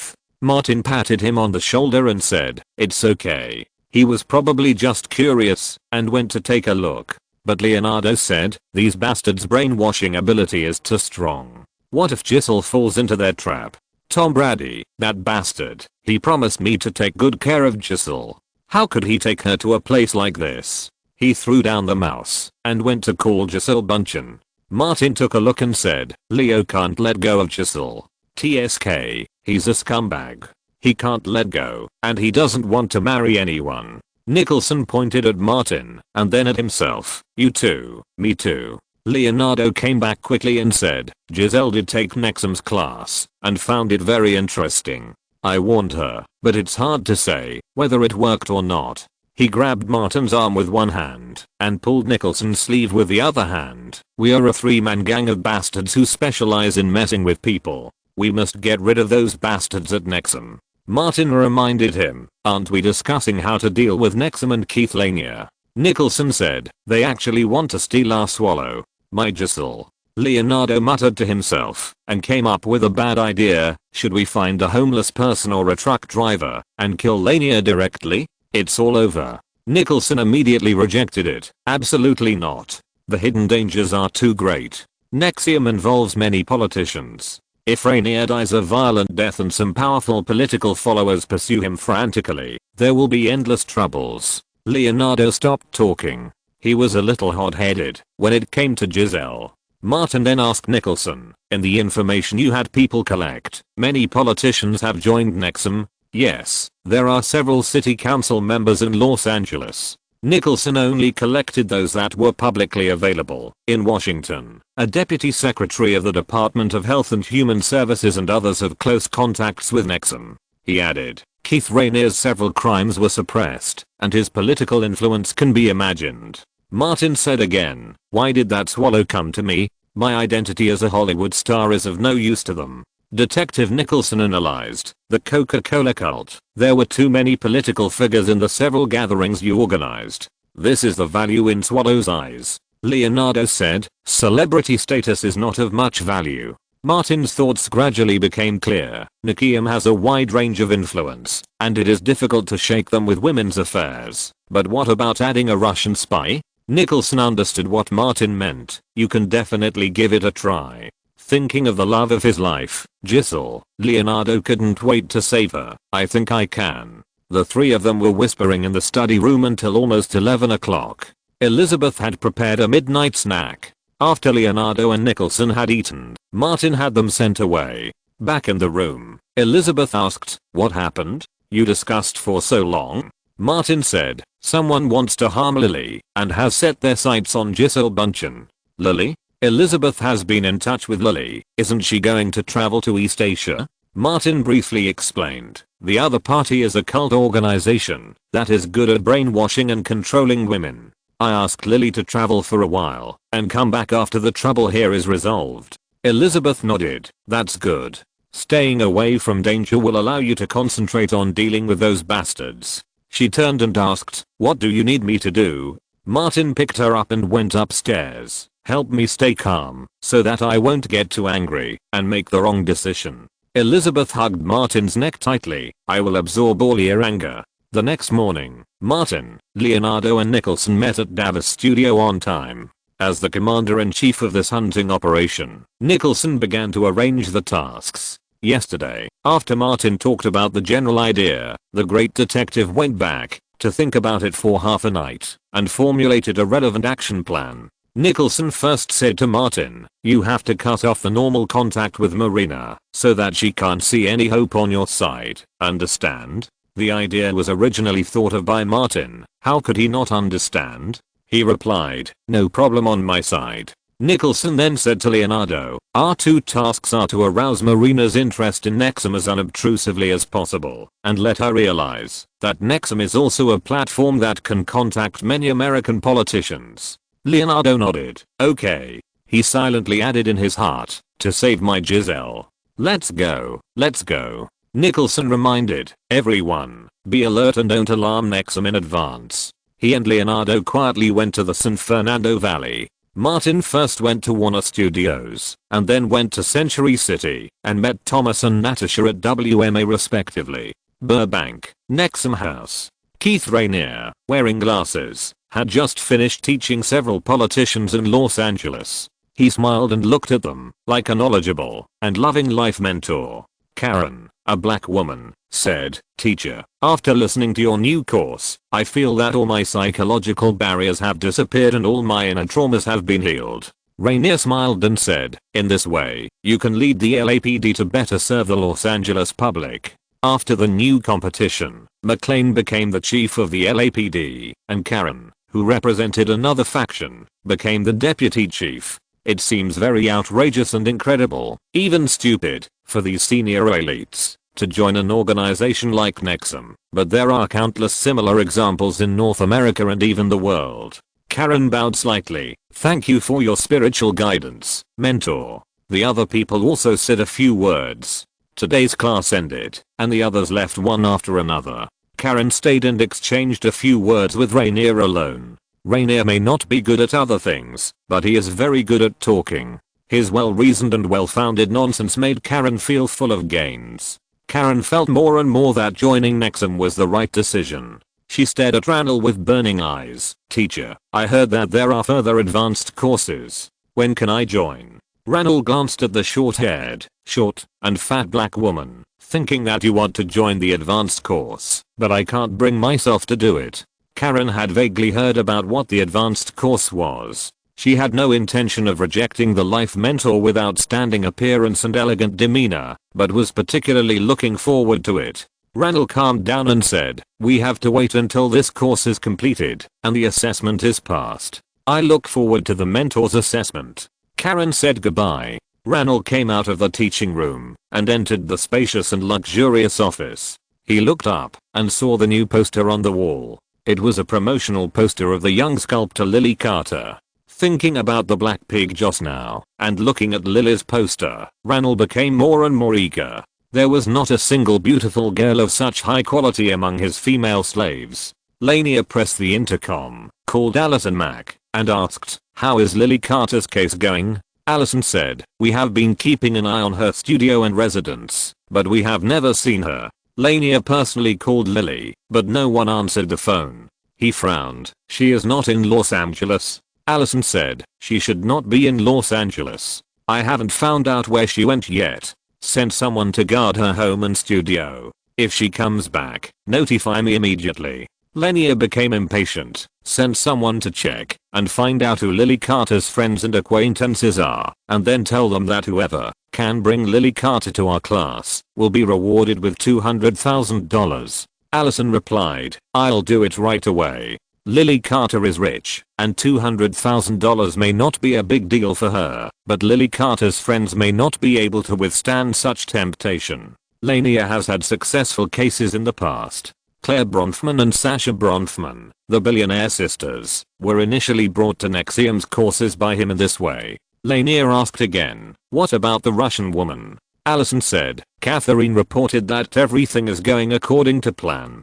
Chapter 624 You are free. In a studio in the San Fernando Valley, the crew of Dog Games has already started filming. Marina had a scene in the morning, which was less than 30 seconds long. With her acting skills, she finished it in just one take.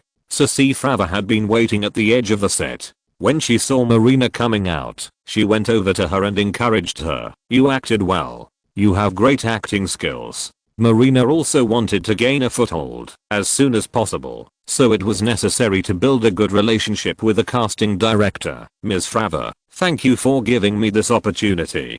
Didn't I tell you? Just call me Ceci. Ceci walked her out. You have a great image and good acting skills. What you lack is luck and opportunity. With the right opportunity, you may become famous with just one work. But Marina knew that the so-called opportunity was too difficult. You still have to rely on luck. Sissy glanced at her and said, "That's true. No one in this circle can help you get ahead. I heard from Natasha that you have a connection with Martin Davis. Having someone to support you from behind would save a lot of trouble." Marina is not a fool. When she first enters the entertainment industry, she said, "I was originally going to Paris, but Martin brought me to Hollywood." "You are such a lucky girl." Sissy asked tentatively, "When Martin comes to visit the set one day, can you help introduce me to him?" "Sure." Marina agreed, but she was a little troubled. After coming to Los Angeles from New York, Martin had never contacted her, not even once. Marina called Svetlana these days, and Svetlana said that Martin had called her several times. Marina went to remove her makeup, and when she came out, she found her agent Natasha, who was chatting with Sissy. Natasha waved to Sissy and asked Marina to leave the studio together. The two went to the cafe opposite the studio. Natasha added sugar to her coffee and asked, "Is everything going well on the set?" Marina nodded. "Not bad. Better than I expected. The people on the set are easy to get along with. Sissy has helped me a lot, and producer Catherine Oxenberg has been very nice to me." Natasha said, "That's good. It's not easy for new actors to enter Hollywood. You should pay more attention to yourself." Marina thought of Martin, who hadn't contacted her for many days, and said, "I know these are all superficial, because many people on the set know that I'm the person Martin brought to Hollywood. They are not on good terms with me, but with Martin." "Hey, Martin." Natasha sighed. Marina suddenly felt something was wrong and asked, "I haven't seen Martin for a long time." The person who answered the phone was his manager Bruce. "Is Martin busy recently?" Natasha was a little embarrassed for a moment. Marina asked, "What happened, didn't you?" Natasha nodded slightly and whispered, "You're free." Marina asked back, "I'm free." Natasha said, "Bruce, Martin's manager, called me and asked me to tell you that he will introduce you to a Disney crew for a relatively important supporting actress. The audition will probably be in December, and the promise he owes you will be fulfilled." Marina understood that Martin Davis didn't want to get entangled with her anymore. If the two met again in the future, they would not owe each other anything. Under normal circumstances, this is not only true in Hollywood, but also in the Russian entertainment industry. She paid, and then she was rewarded. If the two met again in the future, and were interested in each other, they could have another friendly match. The problem is that this does not meet Marina's plan. She came to Los Angeles, and wanting to become a star was just a byproduct. The most important task was to lurk around Martin, so as to achieve the goal of getting close to the high-level political circle in the United States. Natasha comforted her. "It's hardest to get started in Hollywood. You have this role now, plus the supporting actress that Martin will introduce later, which can be considered as opening up the situation in Hollywood. The subsequent development depends on our efforts." Marina was a little confused for a while. She finally came to Los Angeles, but this is the result. She suddenly thought of someone and asked, "What about Svetlana?" "Natasha, does Martin treat Svetlana like this?" Natasha obviously didn't want to say it. Marina asked, "Isn't that so?" Natasha nodded slightly. "Martin met Svetlana at the agency yesterday, and said he would introduce her to a big crew." Marina couldn't figure it out. She felt that she was no worse than Svetlana. She was no less beautiful and more skilled in that aspect. Natasha said like a conscientious agent, "You have outstanding appearance and superb acting skills. I also have resources at hand. I have personally seen Martin go from being unknown like you to being a superstar today. I know how to operate. As long as you believe in me, you will definitely become famous in Hollywood." Although her face did not show it, Marina was thinking about something else in her heart, and just nodded. Natasha said again, "Don't be affected by this. Martin is a playboy. It's normal for women to come and go around him. If he was just an actor, Marina would definitely not be affected much. It's common for women in the entertainment industry to spread their legs. But she is not, and she is not willing to fail like this." So, Marina thought about going back to talk to Svetlana and find out what happened to Martin. After finishing her accent lesson, Svetlana just came out of a multi-purpose building in Paramount Studios and saw Martin sitting on a bench opposite. She walked over quickly amid the envious eyes of the people around her. Martin patted the seat next to him and said, "Sit down and talk." Svetlana sat on the side and took Martin's arm. "Why are you here?" Martin said half truthfully, "I came here to do something. I just remembered that you were taking an accent correction class, so I came to see you." Svetlana smiled happily. "It's almost noon. Let's find a place to have lunch together." Martin replied, "Okay." The two walked towards the studio gate together. Svetlana asked, "Do you want me to ask Marina if she has time?" Marina had asked her about Martin a few days ago. The two had a good relationship, and they had fought in the same room with Martin, so they had a bit of comradeship. Svetlana felt that she should help if she could. In the unfamiliar Los Angeles, she only had Marina as a friend. Martin simply shook his head. "No, the two of us can do it." Svetlana heard from this that Martin seemed to have little interest in Marina, and asked softly, "Did Marina do something wrong?" "No, I haven't seen Marina since I came back from New York, nor have I contacted Marina." Martin said very casually, "Everyone has someone they like and particularly like. Marina is very good, beautiful, sexy and has a unique temperament, but, how to say it?" He seemed to be unable to find the right adjective. After thinking for a while, he said, "I like Marina very much, but not particularly. Some people are worth having once." Svetlana asked, "No contact in the future?" Martin was like a scumbag. "I will be very busy at work for a long time in the future, and I won't have so much time." Svetlana sighed slightly, but didn't know what to say. Martin added, "I start and end things. I recommended Marina to a Disney crew, a very important supporting role. With the role in John Wick 2, she will have a very high starting point in Hollywood, much better than when I first came to Los Angeles." He deliberately asked, "Is this also considered keeping the promise?" "Of course I keep the promise." Svetlana had seen and heard too many people and things who turned their backs on others, so she said, "Martin, you are a good person who keeps your promises." Martin smiled and said, "I'm not a good person, but I still have basic credit as a person." Svetlana moved closer to Martin and said, "After dinner, can we go to my apartment?" Martin said, "I have a long-term room in a hotel." Svetlana immediately changed her words, "Let's go to the hotel." The two got into the same car in the parking lot, went to a restaurant in Beverly Hills for lunch, and went to the Ritz-Carlton hotel together. Svetlana could clearly feel that Martin preferred her, a woman with blonde hair, long legs, and who had undergone rigorous body training. She thought that she might not be as charming as Marina, but her figure was better. All this that Martin created specifically had an obvious impact on Svetlana, allowing her to hear, see and even feel a lot of things. According to Martin's idea, if Marina didn't come to Svetlana, her identity as Swallow would be questioned. Because things like this in the entertainment industry are too common, and the other party is not a newcomer to the entertainment industry. Martin always believes that the entertainment industry around the world is essentially the same. But Marina came to Svetlana for this reason and asked about him, and the last doubts he and Nicholson had were basically dispelled. In the afternoon, Martin received a call and left the Ritz-Carlton hotel on the pretext that the company had something to do. Svetlana also came out. When she drove back to the apartment, Ivan followed quietly behind her. Nothing happened that day, but the next day, Ivan followed Svetlana to North Hollywood and met another target, Marina.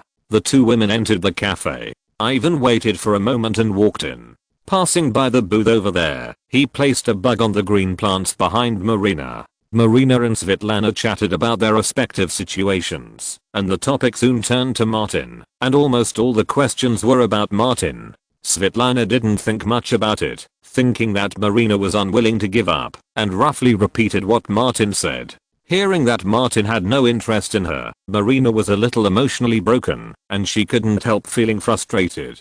The original plan was that through Martin, she could contact American dignitaries and collect some important information. If Martin went into politics, she could also influence some of Martin's choices through pillow talk and other methods. Although using Martin in this way might ruin Martin, Marina was a staunch Russianist and didn't care what would happen to Martin. Now all of this is going to fall through. Chapter 625 This is Marriage. In a dark theater in Burbank, only the screen was shining. The perfect couple on the screen talked about the secret of a happy marriage and their deep love for each other in front of many media reporters. The strange taste of a couple will be together forever jumped out of the screen and was clearly conveyed to the minds of every audience member who attended the preview of Gone Girl. It seems that this is a marriage where you love each other deeply, but more often try to control each other, leading to hatred and hurting each other, and finally a mess. Maybe this is a marriage where you hate each other, but have to rely on each other. In the front row, Martin's phone vibrated. He took it out and took a look. It was Marina calling, so he chose to reject it. Right next to Martin, Elizabeth Olsen frowned tightly and occasionally glanced at Martin, wondering if this bastard brought her to the preview for some other purpose. Because the marriage shown in the film he starred in was too terrifying, which made people unconsciously feel fear. Is marriage really so ridiculous? Elizabeth was silent. After the screening, the lights in the theater were turned on. After a brief silence, hundreds of people attending the preview burst into warm applause. The story is bloody, but also wonderful. There is a sense of black humor in the absurdity that makes people linger. Hearing the warm applause, the original author Gillian Flynn stood up and looked back and saw enthusiastic faces.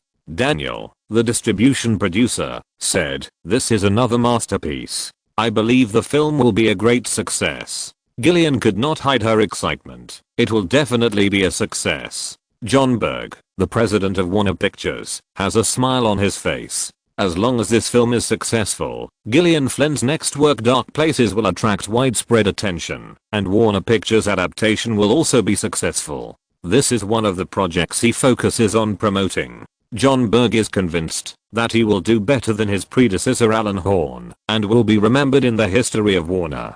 But these are not said with words, but require real performance. Therefore, since he took office, John Berg has won the support of Kevin Tsujihara, the CEO of the group, and has promoted many medium and large-scale production projects in the past 6 months, such as Pharaohs and Gods currently being filmed, Jack the Giant Slayer to be filmed soon, and Dark Place in the script adaptation, etc. He also participated in the investment of Green Lantern, the starting project of the DC movie universe plan. Among these, as long as half of them are sold well, John Berg can not only prove himself and sit firmly in his position, but also make the people below forget his predecessor Alan Horn. Martin bumped his fist with David Fincher and said, "It's so wonderful. I want to watch it again after watching it." Charlize Theron on the other side deliberately joked, "Are you overwhelmed by our acting skills?" Elizabeth said, "Sally, you acted so well."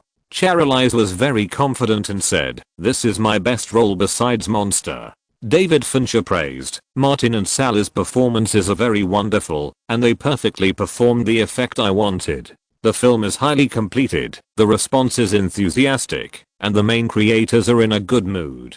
Afterwards, Martin, Charlize and David Fincher accepted a brief interview with the media. There was nothing much to say about this, just the three of them flattering each other. After the interview, Martin's phone rang again. He looked at the caller ID and found a quiet place to answer it. Marina's voice came from the other side. "Hi, Martin, I'll treat you to dinner tonight. You brought me to Los Angeles and helped me find roles and projects. I prepared a special show and wanted to thank you." Martin said, "You're welcome. You have paid in advance. This is the reward you deserve." He rejected Marina's invitation and showed his scumbag style. "I'm very busy here, so let's just leave it at that." He hung up the phone directly. On the other side, Marina listened to the busy tone on the phone and lowered her head dejectedly. Martin's hope was completely cut off, and she didn't know what to do. Ceci Fraver and Catherine Oxenberg came over from a distance, and the latter invited, "There is a party this weekend. Do you want to join us?" As an actor, Marina responded subconsciously to the producer's invitation. "Okay." Ceci smiled. "It's settled. I'll call you this weekend." The two sides agreed.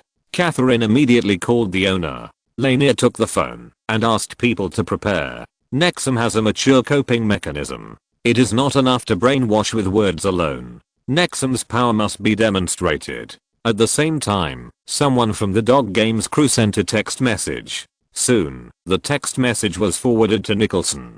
"I have someone secretly investigated. In recent years, Nexum has used simple and effective methods to attract major targets. After reading the text message, Nicholson drank and said to Leonardo, on the one hand, Rainier himself is eloquent and has formed a very bluffing theory. On the other hand, they will show their own energy when the target just joins, giving people psychological hints in this way. There are many big figures in Nexum, and joining will bring endless benefits. Leonardo poured himself a glass of wine and said, the latter is also used by Martin's coke cult. Nicholson said, don't you think this is the simplest and most effective way? Leonardo nodded. Indeed. Nicholson picked up the glass and raised it to him. I hope our swallow will be interested in this. Leonardo said, it took so much time and energy to break into Hollywood. She shouldn't fly back to Russia directly. Nicholson nodded. Sunk cost. Burbank Theater. Gillian Flynn found Martin and wanted to explain the situation of Dark Place. I'm sorry. I said at the time that I would wait until the book was finished before showing it to you. She didn't say anything empty. Her words were sincere. At that time, someone from Warner Brothers came to me and offered a price that was too high. I really couldn't refuse. Martin smiled and said, it's okay, Gillian. We are old neighbors and old friends. Don't mind it. He had no opinion on Gillian because Gillian showed him Dark Places first. Frankly speaking, even if you brought the completed novel, I couldn't give you such a high price as Warner Brothers. Business is business, and we are always friends. Gillian felt relieved, opened her briefcase, took out a book, and handed it to Martin. This is a sample book of Dark Places. It will be published and released in North America after Gone Girl is released. This is the safest way to operate, and it is also what Martin expected. He took it. I was thinking of asking you for the manuscript to see the ending. Elizabeth Olsen walked over quickly, and Gillian said goodbye in time. The data collected by Warner Brothers on the spot is out. Elizabeth went to inquire about it specifically. The average score of theater managers is A, and they think the film has a good selling point. The media reporters and critics scored 82 points, and the previews have received very good reviews. She laughed. My dear, you have succeeded again. Martin was relatively cautious. It is not uncommon for films to have good previews, but poor public performance. Let's go find David and Daniel. We need to continue to invest in publicity and distribution. It is also not uncommon for films to have poor previews, but explosive public performance. The most typical example is Star Wars. At the preview of George Lucas' new film, the film critics who attended the preview criticized the film as worthless, and many even directly said that it was a piece of garbage. But as we all know, Star Wars has become the national culture of the United States. When the preview ended, Martin got the latest news that Warner Brothers had secured about 3,600 theaters for the opening of Gone Girl. This number is lower than Martin's previous films. On the one hand, the film is R-rated, so the screening schedule is naturally not as good as PG-13. On the other hand, the resources invested by Warner Brothers can only be said to be appropriate. On the way back, Elizabeth asked, is marriage really so terrible? Martin has never been married, but the examples of people around him have a great influence on him, such as Nicholson and Leonardo. The latter is a staunch non-marriageist, while the former several marriages and his parents are more than a mess. If Nick Dunn and Amazing Amy are a pot of dog blood, Nicholson's parents are 10 pots of dog blood. After his mother and sister died, Nicholson learned from another sister that the person he called mother for many years was his grandmother, and the one he called sister was his mother, and the sister who informed him was actually his aunt. A normal person would have gone crazy long ago. Martin didn't want to give Elizabeth the wrong impression, so he said directly, the marriages I have seen are all terrible. Lily's parents, Scott Carter, are a bastard with special talents. Emma Carter was once seduced by my father to elope. As for my father, haha, he is even more of a jerk, although my memory of him is almost gone. Elizabeth had heard Martin talk about his father before, and asked, there has been no news about him. Martin said, the last news about him is that he cheated Lily's mother Emma of all her money, and then abandoned her in Hawaii. I don't know where he went after that. He thought for a while, and added, with Jack Davis's character, if he knew my current situation, he would definitely come to find me. Even the Pacific and Atlantic Oceans combined could not stop him, but he never showed up. Elizabeth comforted her. Maybe he is different from before. Martin whispered, I hope he has become a good man and has seen God. Hearing this, Elizabeth didn't know what to say. Let's not talk about him. Martin glanced at his watch. A new restaurant opened in Century City. The food is very good. Let's go try it together. Although she was a little dissatisfied that the topic of marriage was diverted, Elizabeth did not dwell on it anymore and said, okay, we haven't had dinner together for a while. In a few days, she would go on a business trip with her sisters again to promote the brand they had invested in. End of this chapter. Thank you very much for reaching the end. Don't forget to like. Looking for more exclusive content and immediate access? Subscribe to our Patreon. Remember, every like, subscription, or donation encourages us to continue. Thanks to everyone. See you in the next video.